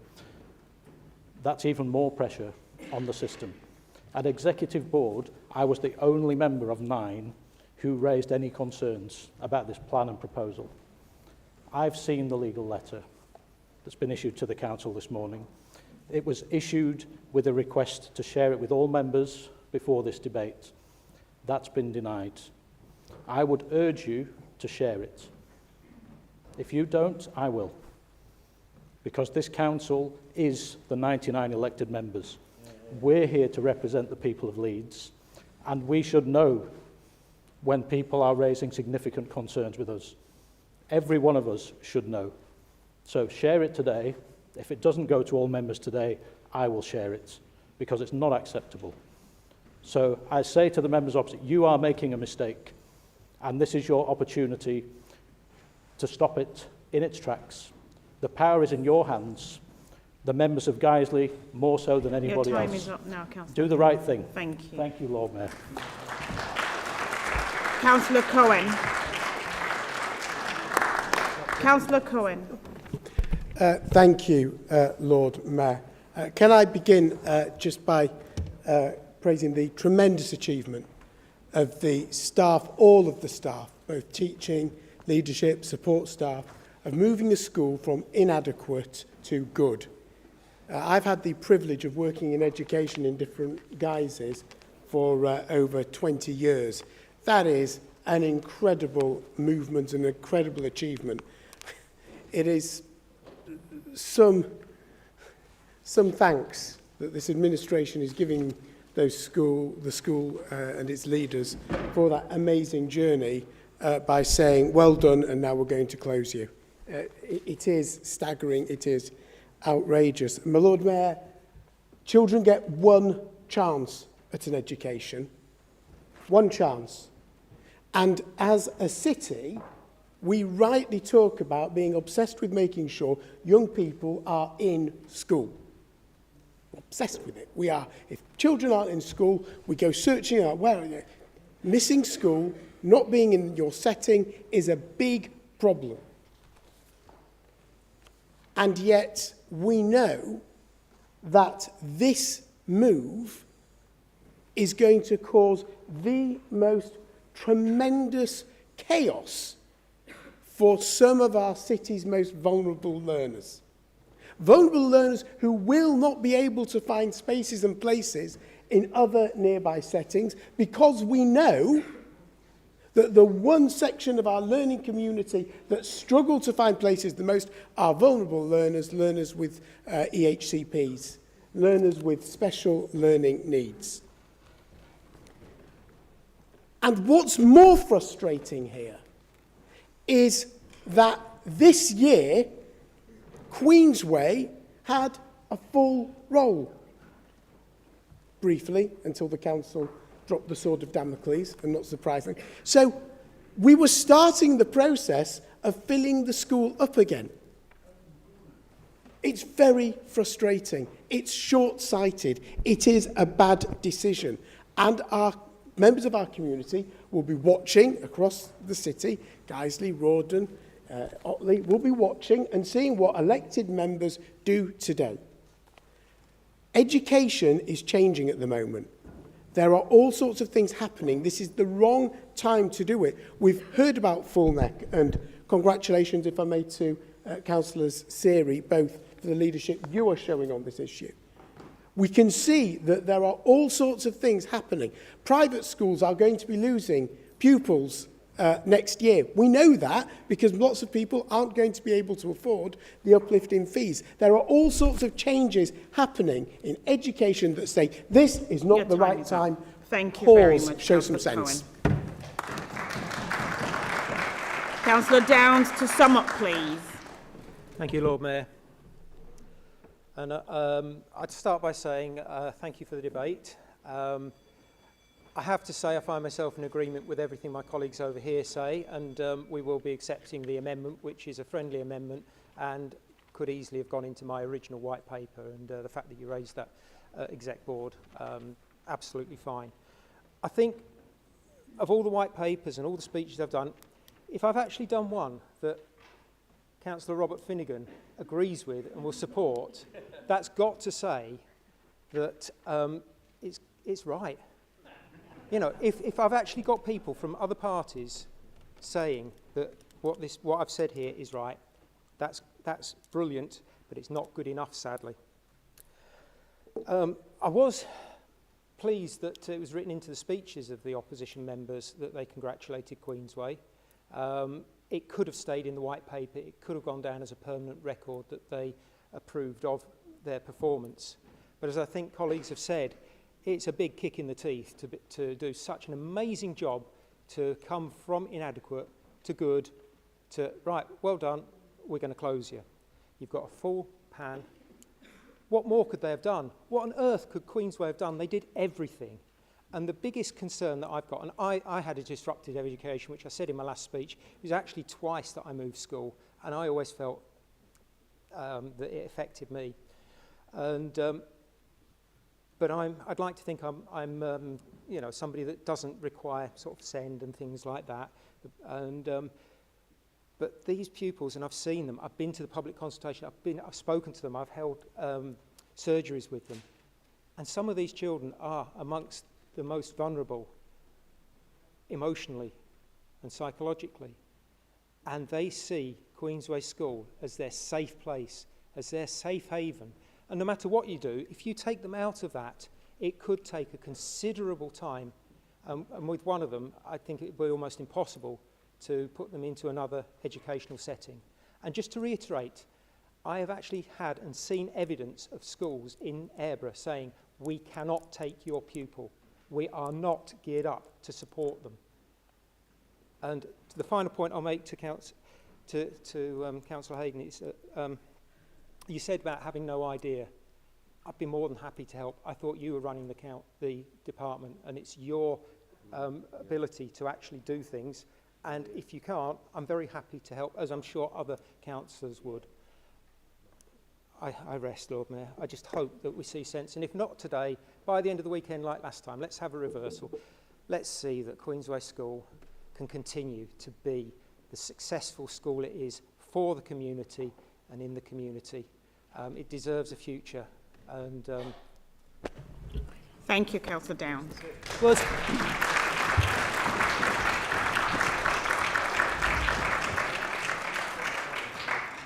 Okay, I will now call for the vote on the sure. Could I get a seconder, please? Stevenson amendment. Will all members please ensure they're in their allocated seats? Members have requested a recorded vote in respect to the amendment in the name of Councillor Stevenson. Members should refer to their desk unit, press the green button marked yes or plus to vote in favour, press the red button marked no minus to vote against, press the yellow button marked abstain or 0 to abstain. Thank you.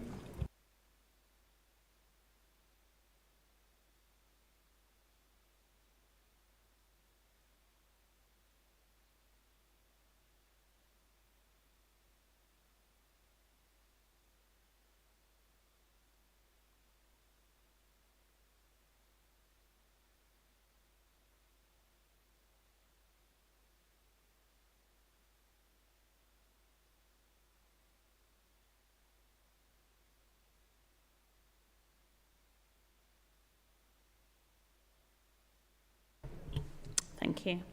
Yes, 35, abstain, 1, no, 56. That's been lost.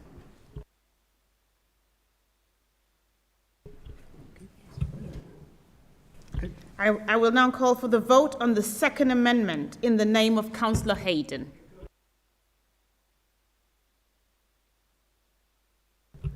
Thank you. Will all members please ensure they're in their allocated seats? Members have requested a recorded vote in respect to the amendment in the name of Councillor Hayden. Members should refer to their desk unit, press the green button marked yes plus to vote in favour, red button marked no minus to vote against, yellow button marked abstain 0 to abstain.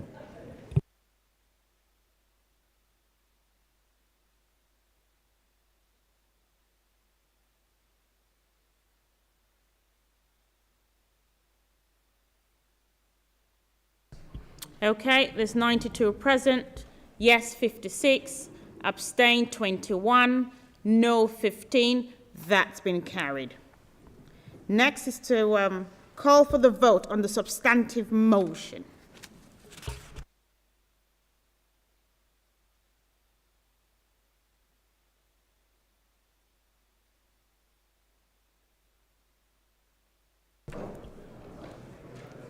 Yeah, no one's asked for a recorded vote, so you just do it. Okay. Those for? Those against? Any abstentions? That's been carried. Okay. Agenda item number 14, the white paper on the 80th anniversary of Victory in Europe, VE, and Victory over Japan, VJ Days. Councillor Dowson. Thank you, Lord Mayor. World War II remains the deadliest conflict in history, resulting in an estimated 70 to 85 million deaths, with the majority being civilians. I hope you can imagine what it must have been like here in Leeds 80 years or so ago for your parents, grandparents or great-grandparents. When war was declared on the 3rd of September 1939, the war was not only overseas, but Britain itself became the front line. The worry, the fear, the despair, and so many emotions. I wanted to concentrate my speech on what happened here in Leeds and how the residents of Leeds responded to the Nazi threats of the bombs and possible invasion. Many families waved goodbye to loved ones, not knowing if they would ever see them again. The news from abroad was shocking, as Hitler's forces invaded country after country after country. Because of our transport hubs and our manufacturing munitions factories in Leeds, we became a target for the Luftwaffe. One such night was the 14th of March 1941, one of 9 raids called the Leeds Blitz, when an estimated 25 tons of explosives were dropped on the city, from Wheatwood in the north to Beeston in the south. the greatest impact on industrial areas of Holbeck, Armley, Lower Wortley and Beeston, where hundreds of homes were left in ruins. The Town Hall and the City Museum also received direct hits. But much, much more importantly, 65 residents died that night, with hundreds injured. And if you look closely, the city still bears the scars of that raid. People joined together from across the world to fight the Nazi tyranny. This was everyone's war. Leeds welcomed refugees from across Europe and embraced troops from around the world, Australia, Canada, India, Africa, displaced troops from Poland, France, and so many countries, too many to mention. Those not directly fighting contributed to the war effort by joining the Home Guard or the Land Army, or became auxiliary firefighters, nurses, miners, merchant seamen, and so much more. The beginning of the end was the 8th of May 1945, VE Day, followed on the 15th of August by VJ Day, with the official end of the war as the 2nd of September 1945. After enduring 6 years of war, I'm sure you can imagine it's no surprise that the outpouring of joy and relief with street parties, church bells, civic services, parades, and just the sheer joy of being at peace. For some families, however, it was months before they were reunited with their loved ones. For others, the despair and realisation of knowing they would never see those loved ones again. Now, 80 years on, there are few who directly remember those days, which is why it's so important that we connect with those times and never ever forget the sacrifices made for us by those amazing men and women. Not only those who went to war, but those who remained here on the home front. We want to collect photographs showing what Loyners did to celebrate peace here in the city through our libraries and Leodis. We want to commemorate the sacrifices with services at our war memorial, and we want to celebrate with a wonderful reflective concert at Leeds Minster. Their courage, their discipline, respect for others, integrity, loyalty, and selfless commitment as a set of values will resonate today. Leeds has always been a major recruiting area for all the forces, and at the last census, Leeds had almost 21,000 Your time veterans. is up, Councillor Downs. Thank you, Lord Mayor. Thank you very much.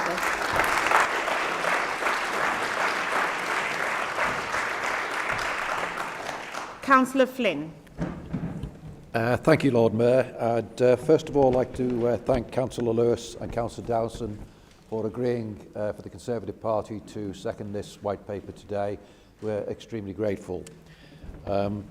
Interesting, Jane mentioned the bombing of Leeds. My home city, of course, is Liverpool, and I live next door to my grandmother, and every house from beyond hers to the docks, which was about half a mile, was flattened during the Blitz on Liverpool in the early sort of 1940s. Particularly poignant as looking round, I'm the only elected member here, I think, who was alive during World War II. So I'm particularly grateful to James and Jane for the opportunity to speak today. This is almost certainly the most important white paper we'll debate this year, and a welcome change from party politics, which tend to dominate Council Day proceedings, notably today, and better reflects the way all elected members usually work together. World War I was called the war to end war, but only 21 years later, World War II started. Lord Mayor, the human cost of the war was unimaginable. As Councillor Dowson has outlined, it's estimated that worldwide over 80 million people died during the conflict, military and civilian. Around 15 million were in the armed forces, so the enormous scale of civilian deaths during the war gives some idea of the suffering that many countries endured. Here in the UK, we lost nearly 400,000 members of our armed services, with 70,000 civilian deaths. The cost for other countries is hard to imagine, possibly as many as 50 million in deaths in China alone, 24 million in the Soviet Union, Poland 5.5 million, and 6 million Jews in the Holocaust. And it's just worth emphasising, following that last point, that all the major religions in the world, Christians, Muslims, Jews, Hindus, Sikhs, Buddhists, and many, many others fought together side by side and, more importantly, died together. This council has a long history of supporting and honouring our armed forces, ably led by Councillor Dowson and Councillor Tom Hinchcliffe. But we need to look no further than this chamber to see the sacrifices that our armed services make. I'm very grateful to Councillor Simon Brown for agreeing and allowing me to mention him in my speech today. Simon was wounded in action 19 years ago on a mission to rescue a number of his colleagues. He's speaking on the white paper later on, so I won't preempt what Simon might like to say. But Simon, everyone in this chamber, everyone in this city, and everyone in this country owes you a debt we can never repay.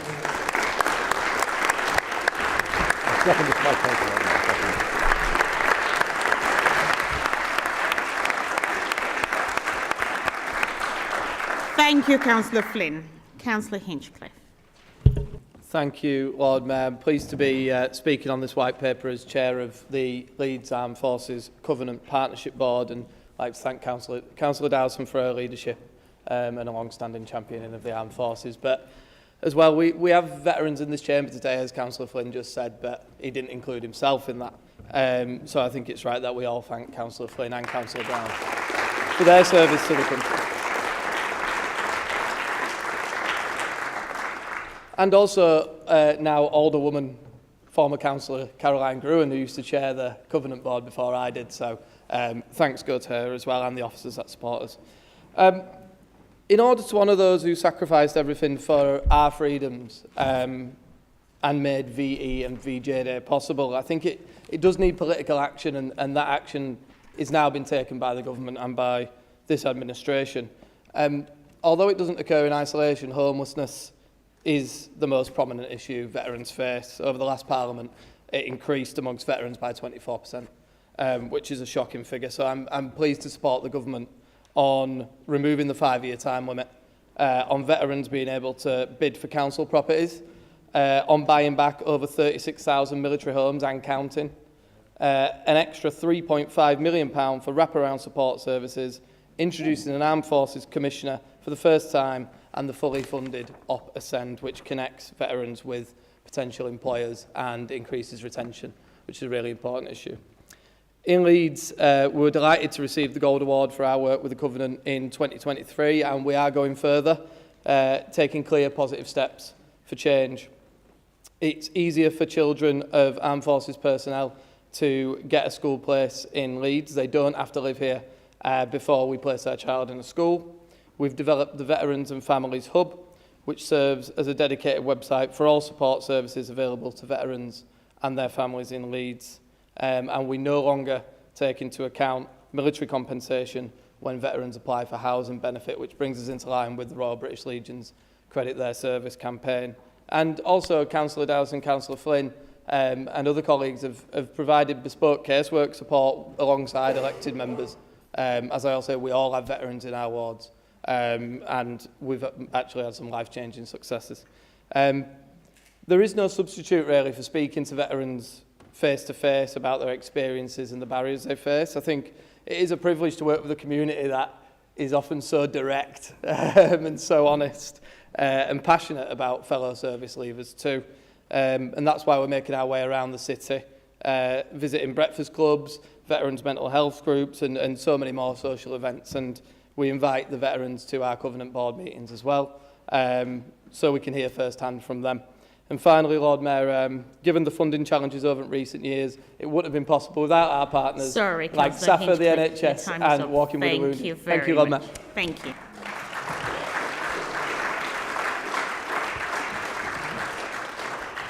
Councillor Firth. Thank you very much, Lord Mayor. And how do I follow colleagues that have gone before and colleagues that come in terms of Councillor Brown as well? We have a situation this year where, for the first time in a long time, the city gets to commemorate the great heroes, those that fell abroad, but those also here who fought in this country to power the effort across the world, not just in the European theatre, but over in the Pacific theatre as well. And that's why we cannot forget that also when it is VE Day on May the 8th, that when it gets to August the 15th, VJ Day is just as important. And when Councillor Dowson was mentioning earlier about Jack Mortimer, who I know is from Seacroft, it took me back quite incredibly to a gentleman called Mr. Worth, who was a governor at my old school, Fieldhead Car, and he lived at the end of the street. And these gentlemen that we met and we had the chance to hear from, our children, or even your children in this room, what maybe have that opportunity. And it's absolutely right that we commemorate and remember them, and we record their memories to understand and ensure that in the future people realise the history and the heroism that's gone before. But as Councillor Dowson has talked about, I also have some figures, quite interestingly, similar to Councillor Dowson from here on the home front in Leeds. And the reason why, because all of my grandparents lived during the war here in Leeds. One of them was evacuated to Pickering and worked on a farm with Italian POWs. But at the same time, my grandma, who lived in Little London, told me about the times that they would scurry down and when an air raid siren went off, and they'd go into the cellar and they'd therefore make sure that everyone was there, and ultimately as well, that everybody from their street on back-to-backs, just now where Harewood barracks, TA barracks are, that is how history has changed, that all those back-to-backs were levelled in the development that took after the war. But not only that, 16,000 air raid shelters were built across the city. 18,000 children were evacuated on the 1st of September 1939. Most of them would return within a few months because of the unsuccessful nature of it, but the way in which it looked forward was the fact that this city moved to deal with it. 1.5 million sandbags were used to protect public buildings. And although I'm always remembered by my nana telling me about how the lions on the front of the town hall took their scars and they took their beatings and as a result aren't that lion-esque as we'd like them to be, the fact is that those sandbags made sure that most of the remnants are still there, especially when 197 buildings in the city centre were destroyed. But we can't forget that on that 13th of May 1945, schools closed. There was a work holiday for a number of people across the city, and 2,000 auxiliary personnel trooped in front of Mayor Charles Walker at the town hall, because we have to commemorate what this city did. This city raised the equivalent of £2.6 billion in national savings over that time. That included towards the famous Ark Royal. 10 days after this city decided to bring the Ark Royal as our official ship as part of the Admiralty's Warships Week, it was sunk. And we raised £9 million of that time money then. Thank you very much. What a time we've got to commemorate, and I've got even more. Thank you. I wish I'd had the chance to say it. Thank you, Lord Mayor. Thank you. Councillor Brown. Well, thank you, Lord Mayor. I want to first of all offer my pride and gratitude to Leeds City Council, who were there for me and my family twice. Which I might get time to come on to later, but obviously the work of the Armed Forces group, both councillors and members and members of staff, is just brilliant, and it does make a huge difference. When we join the military, we hand over a token, and that token says on it, up to and including one life. And I agreed with that deal, and I actually thought that deal was binary. I thought it was one or the other. I didn't realise there was a grey area in the middle, where we come back broken. I came back broken, and my parents had to sit by my bed for 3 weeks, wondering whether or not their son was going to wake up, which version of their son would wake up, and sat there making plans to care for a disabled child throughout their retirement. They didn't hand over a token. That was my token I handed over. Yet my token affected their life. Happy to say, members of the ward, members of the town council supported my family through that time as well. Why do we celebrate? Why do we commemorate this? Well, we started today's session by celebrating the service of people in this room. And that's right. And I hope we continue to do that. We commemorate the service of those who are willing to make the ultimate sacrifice and their families who wave goodbye to them for 2 reasons for me. Firstly, this thing is about VE-DVJ Day. It proves, it gives us hope there can be an end to conflict. Secondly, we're looking at a large, full-scale operation involving large numbers of our young men and women who've handed that chip over. We need to prove to them that chip is going to be honoured the other way. We need to make sure when those people come home in one piece, they are welcome. We need to make sure when they come home broken, they are cared for. And we need to make sure when they don't come home, their families are supported. I think this council does that, and I'm very proud of what this council does. I'm very proud of what its armed forces covenants. Its gold recognition is highly commendable to me. I support the paper, our party support the paper. Thank you for bringing it, and thank you for all the support that people in this chamber give to my community.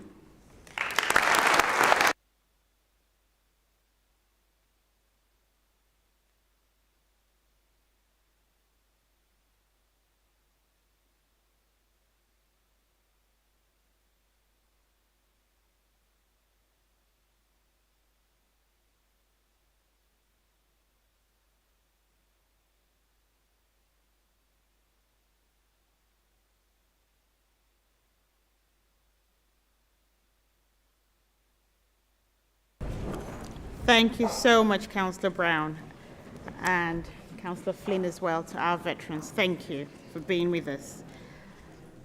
Councillor Campbell. Thank you. Lord Mayor, I think we all need to take a breath there. Lord Mayor, as I was driving into Council today, I was listening to the news on the radio. It's a somewhat depressing experience these days, with a catalogue of conflicts across the globe, from Ukraine, Gaza, Sudan, the Congo. The list goes on and on. But added to that list are the stories about the powerful, two in particular, powerful dictators threatening to annex neighbouring countries and rob them of their wealth. Sadly, it's a little like the situation in the 1930s. It reminded me of the saying, if you don't remember history and learn from it, then you're doomed to repeat its mistakes. And that's why it's very good, I think, that the city, through a wide range of proposed activities over the summer, is saying that Leeds does remember. We remember those people who 80 years ago were prepared to stand up and say no. We remember the people who were prepared to face down the dictators. We remember all the communities who were prepared to sacrifice for what they regarded as a basic human right. We should be proud the wider Leeds community has come forward to remember the end of the Second World War, and how every part of the city is doing, in its own way, what reflects the divergent views of our community. And at this point, I'll put in a plug for Otley, which, among other things, has interviewed a number of its more mature residents, asking them for memories of what they did on VE Day. Here's the book. It's in its reprint, but I can get you a copy at cost if you want. It makes very interesting reading, actually, because it talks about how do you remember VE Day.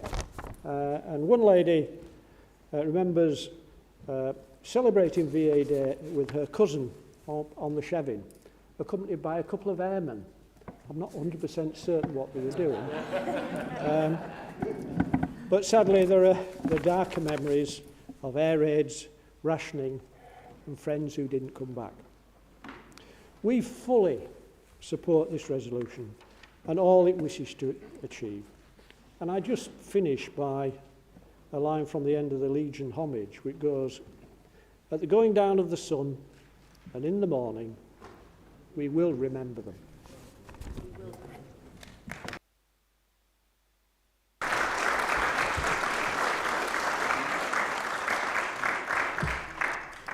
Thank you very much, Councillor Campbell. Councillor Cooper, please. Thank you, Lord Mayor, and I just want to say how honoured I am to be speaking on this white paper today. My own dad himself is a veteran of the Korean War, was sent off to the far east and was fighting at a tender age of 18. He absolutely recognises the sacrifices that families make. I'm delighted that the city will be marking these anniversaries, both. Actually, it's really important that we remember both VE Day and VJ Day in such a fitting way. We can never say enough about the bravery and the sacrifice of those men and women who fought for freedom. of so many. Something that touches everyone. Everyone has a story about their fathers, their grandfathers, grandmothers, and those stories need to be told. For me, I'd like to tell you about a few people in my own family. First of all, my grandmother, Honora Lyons. She was a mum of 5 children during the war. One was sent off to fight in Europe at the age of 18, and 4 were later evacuated to the country where it was felt that it was safer, because, as Councillor Downson mentioned, we were strategic targets for the Luftwaffe at the time. My grandmother actually worked in the munitions factory, producing ammunition for the war effort. The metal from park gates and fencing were used and smelted down and reformed into ammunition for the armed forces, much needed ammunition at the time. You know, and like I said, the Barnbow was a strategic target.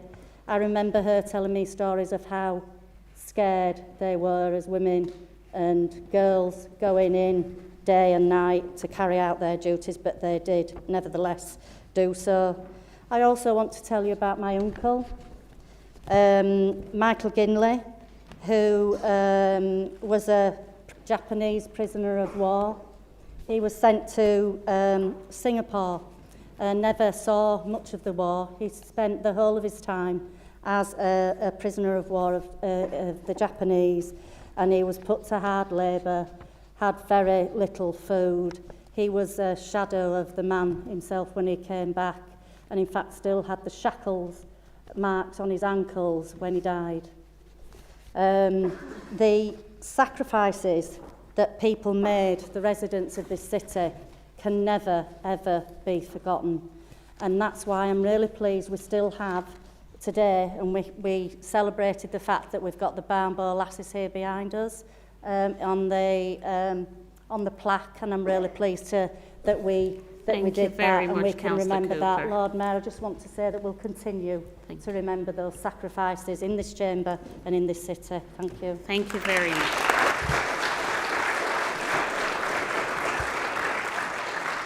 Thank you, Councillor Cooper. Councillor Dobson, please. Thank you, Lord Mayor. Our group are fully, wholeheartedly supportive of the events that are going to take place to commemorate these 2 pivotal dates in history. And it's funny, Deborah, I was thinking about you earlier, because last time we met we had a chat, didn't we, about our dads. And it's a funny thing that gives people a common thread, and all of a sudden, and a sense of pride, no matter where we stand politically or on any other issue. Mick went to Korea the same year as my late father. Never knew one another, both went to the Korean War, same year, same age, and immediately you've got a point of connection, haven't you? And you've also got something that you can be rightly proud about. I was very, very fortunate, one of the late baby boomer generation who was never conscripted and never saw conflict. And I thank everybody who's served, man and woman, who've allowed that to be the case throughout my life, and especially people who've gone into service in later years. And we've heard some, well, extremely moving contributions, for which I thank everybody who's involved in keeping us safe. This was a generation of people quite unique and quite different to us. I remember about 15 years ago, when they shut the old council office in Garforth, I went up into the attic, believe it or not, with the late Keith Parker. Can you imagine it? Us two trying to get up the ladder. And we found 2 interesting things, 2 plaques. One from the Navy and one from the Air Force for Garforth's war effort. And they were just covered in muck up there, forgotten for nearly 50, 60 years. Because that sort of people didn't want to celebrate themselves as we are rightly doing now. They wanted to forget quite often. But I'll tell you this, another thing that struck me very recently. There's a debate in society at the moment, isn't there, about toxic masculinity and about men and women having bad role models. Well, in their own quiet way and very humble way, we had the best role models imaginable with those men and women who'd seen real strife and real conflict, and were very quick to put me back in my box if I got uppity or carried away about anything. And I think we had the best of these people, not just during the war, but in the many, many years after.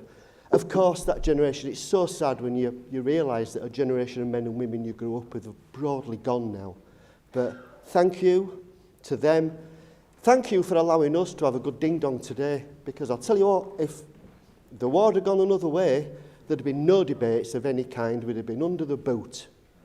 So for all those things and for those alone, one final thing, Leeds is great at this. We all get on each other's back, rightly at times. Leeds is the very, very, very best at celebrating our armed forces. And I think we've all got a real reason to be collectively proud for that. So, yeah, thanks everybody. A great and very moving debate and a pleasure to be part of it. Thank you. Absolutely, Councillor Dobson. Thank you very much. Councillor Smith. Thank you, my Lord Mayor. It is with great pride that I rise today in support of this white paper, which outlines Leeds City Council's plans to commemorate the 80th anniversary of victory in Europe and victory over Japan Days. As we look ahead to the official events, we do so not only in remembrance, but in profound gratitude. Gratitude for a generation whose resolve, sacrifice and service shaped the freedoms we all enjoy today. Leeds was a powerhouse of wartime industry. At Avro, Eden, Lancaster bombers were assembled to support the Allied campaign, while Vickers in Crossgates focused on tank manufacture, providing armoured strength to our advancing forces in Europe. And in places like Kirkstall Forge, our heavy engineering sites literally kept the wheels of war turning. And of course, we cannot forget our Barnbow lasses. It was most definitely the people of Leeds who proved our greatest strength. Thousands volunteered for air raid precautions, the Auxiliary Fire Service, First Aid and the Home Guard, putting themselves in harm's way to protect our communities, and we honour their dedication. Leeds also held proud ties to the Royal Navy. As we've heard, we supported HMS Ark Royal and HMS Bulldog, who was famed for capturing the Enigma machine and the codebook, an act which dramatically altered the course of the war, while the people of Pudsey proudly sponsored HMS Saladin. I'd now like to take a moment to reflect on the contribution made by my own ward of Pudsey, once described by Queen Elizabeth as her loyal borough. Though small in size, Pudsey played a pivotal role in the war effort through its manufacturing and textile industries. Local factories produced boots, uniforms, field dressings, and so much more. Our skilled workforce stepped forward, repurposing their trades to meet the wartime needs. Pudsey's generosity extended to the home front, where residents opened their homes to evacuees from bombed cities and to children fleeing Nazi persecution, including those who arrived on the Kinder transport. These were cared for by the Moravian community in Full Neck. Slightly ironic. As a member of the Pudsey and Farsley branch of the Royal British Legion, I'm proud to see our branch organising VA Day services of remembrance across the ward, including Troydale, where a special service will be held honouring the many workers who joined the war effort from Henry Lister and Sons textile mill. As we mark VE Day, we reaffirm our commitment to those who serve and have served. The Council proudly holds the Armed Forces Covenant, removing unfair barriers and ensuring dignity is preserved. We are proud of the Leeds-based organisations who have signed the Covenant, and we celebrate this Council's huge achievement in receiving the Ministry of Defence's Gold Employer Recognition Award for work with veterans and reservists. Your time is up. All right. Thank you. One final sentence. Let us continue to credit their service in word, in deed, and in lasting remembrance. Thank you, my Lord Mayor. Thank you very much. Councillor Biffle. Lord Mayor, I'm grateful to be speaking on this white paper. We've already heard about the importance of military service and the impact it can have on the people involved and their families. I'd like to take the time in my speech as LGBT champion to specifically highlight the plight of those LGBT military personnel who were in active duty during the gay ban. I'm sure if I asked the LGBT councillors across the chamber to stand up and asked each one of them to sit down if they'd been discriminated against because of their LGBT identity, every one of us would sit down. Indeed, it would make this a very short speech, as it would include me. But for each of us, there was somewhere to turn. I'll make a different speech on whether or not the conviction rate of hate crime is acceptable. Spoiler alert, it isn't. But at least theoretically, there's a place for us to turn. Now imagine that the discrimination is state-sanctioned. The very people that are meant to be there to protect society are in fact the ones doing the investigating, the ones stripping you of your dignity, your right to privacy, and abusing you for your sexuality. Indeed, you are allowed to die for your country, but not to be open in loving your partner. I cannot overstate the damage that traumatic experiences do to a person. If your trauma happens in the family, families and relationships feel impossible. If you're mugged on the street, going outside feels impossible. And if the state is the abuser, engaging with services feels impossible. Post-traumatic stress disorder, which a lot of these veterans will have from their experiences, is no joke. When triggered, it feels like you're back in that original danger.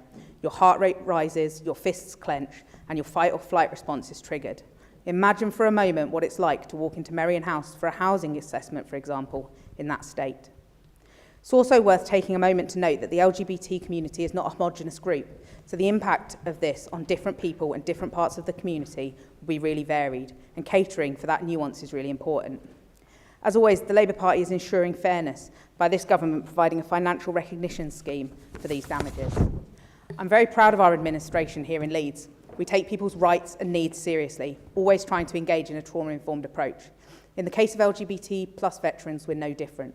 Since Fighting with Pride, the LGBT veteran charity came to speak to the LGBT Hub and Covenant Board, we are now working towards Pride in Veterans Standard to ensure that the veteran community feel confident in accessing our services and support, knowing that when they do, they can be assured they will be treated with dignity, respect and understanding. We're using this standard to demonstrate our commitment to being inclusive and welcoming to LGBT veterans, serving personnel and their family.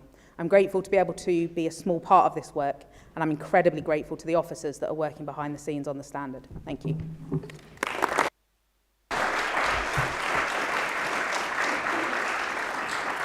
Thank you very much, Councillor Bithell. Councillor Carlisle. Lord Mayor, friends, thank you all. We too wish to express undying gratitude to all veterans from World War II and all conflicts. And great thanks to all those working so hard to improve the lives of servicemen and servicewomen and their loved ones. Most, if not all of us, will have supported veterans in our communities, especially those battling to build new lives after military service. It's been an honour to do so. And in this anniversary year, we remember World War II as perhaps the best example of a just war.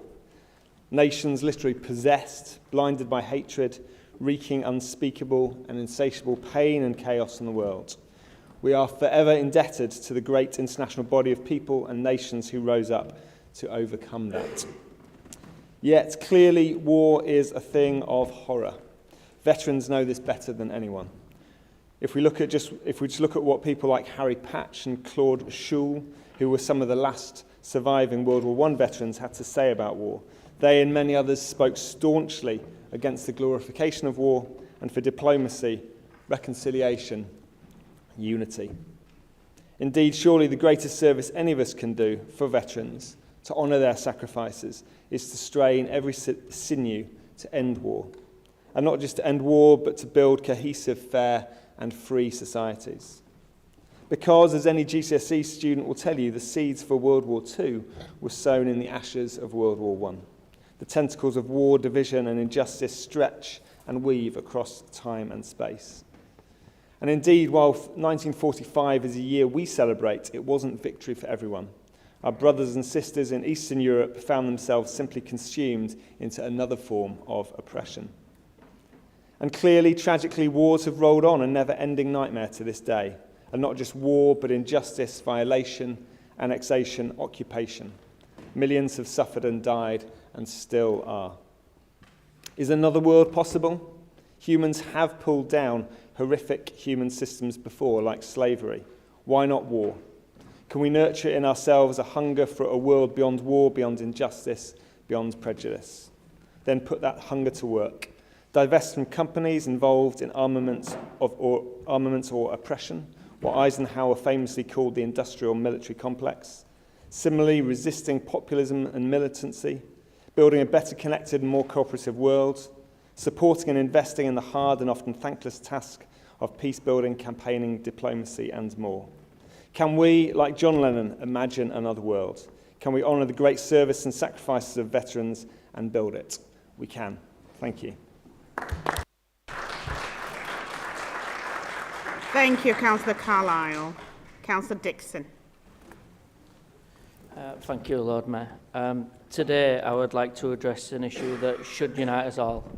Our duty to those who serve and have served in our armed forces. The Armed Forces Covenant is a formal pledge, a promise that those who risk their lives to protect our freedom should never face disadvantage due to their service. Yet Leeds City Council's failure to fully support this covenant is a dereliction of their duty. Despite repeated commitments, we continue to see inadequate support for veterans in housing, employment and mental health services. These men and women have given so much in the service of our nation, and they deserve more than empty words. It's not enough to speak of gratitude. We must demonstrate it with action. I call on the Council today to reaffirm its commitment, not just in principle, but in practice, by ensuring veterans receive the care and opportunities they rightfully earned. However, while we must acknowledge where improvements are needed, we should also take a moment to recognise an important milestone ahead. This year, we prepare to commemorate the 80th anniversaries of Victory in Europe Day and Victory over Japan Day, two defining moments in our nation's history. These anniversaries serve as a stark reminder of the sacrifices made, the hardships endured, and the unwavering spirit of those who fought for our freedom. I welcome the preparations for formally marking these anniversaries, ensuring that we never forget the price paid for our liberty.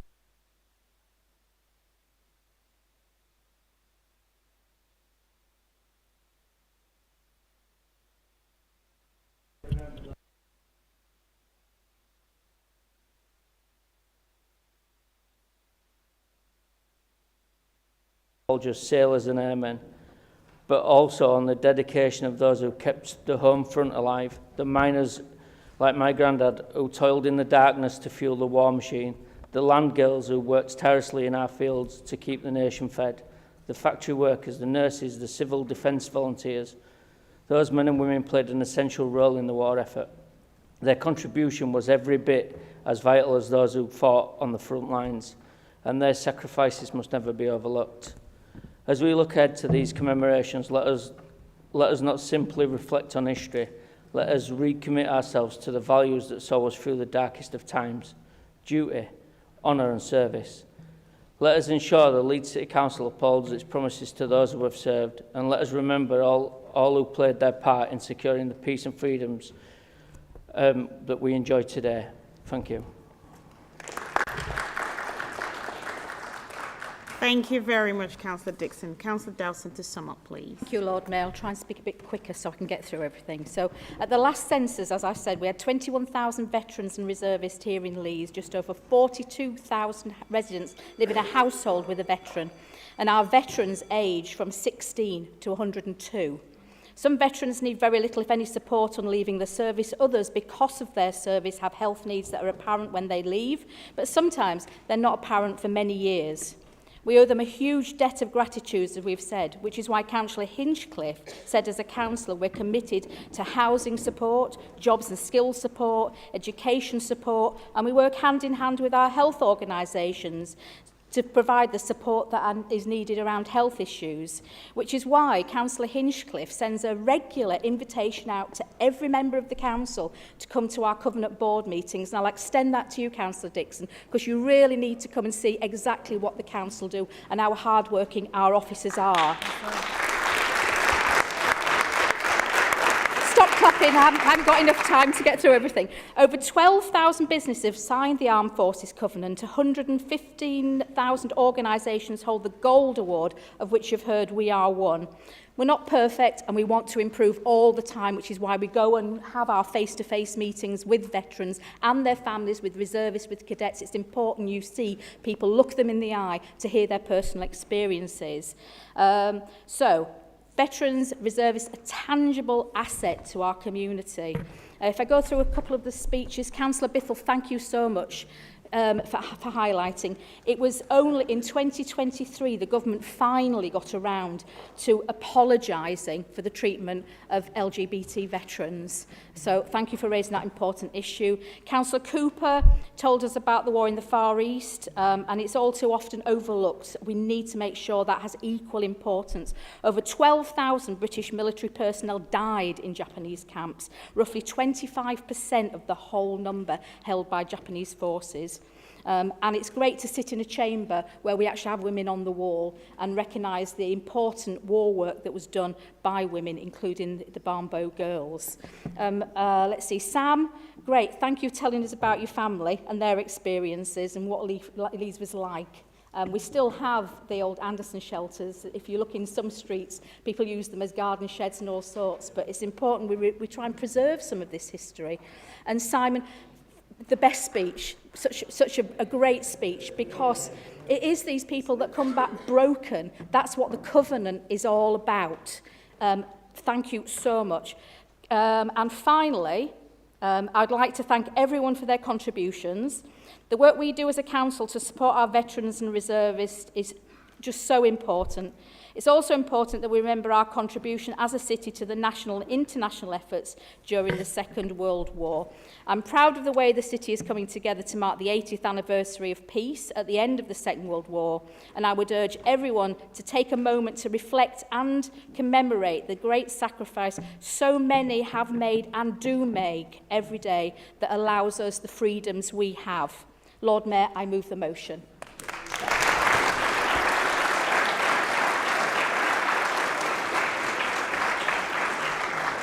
Thank you very much, Councillor Dowson, and I know how hard yourself and Erica have worked so hard preparing. I recorded vote yes. So please, invitations are in your inbox. Turn up on the day and celebrate with all our veterans on the 8th of May. Okay. Okay, so would all members please ensure they're in their seats? Members have requested a recorded vote in the respect of the motion in the name of Councillor Dowson. Members should refer to their desk unit and press green button marked yes plus to vote in favour, red marked no minus to vote against, and yellow marked abstain 0 to abstain.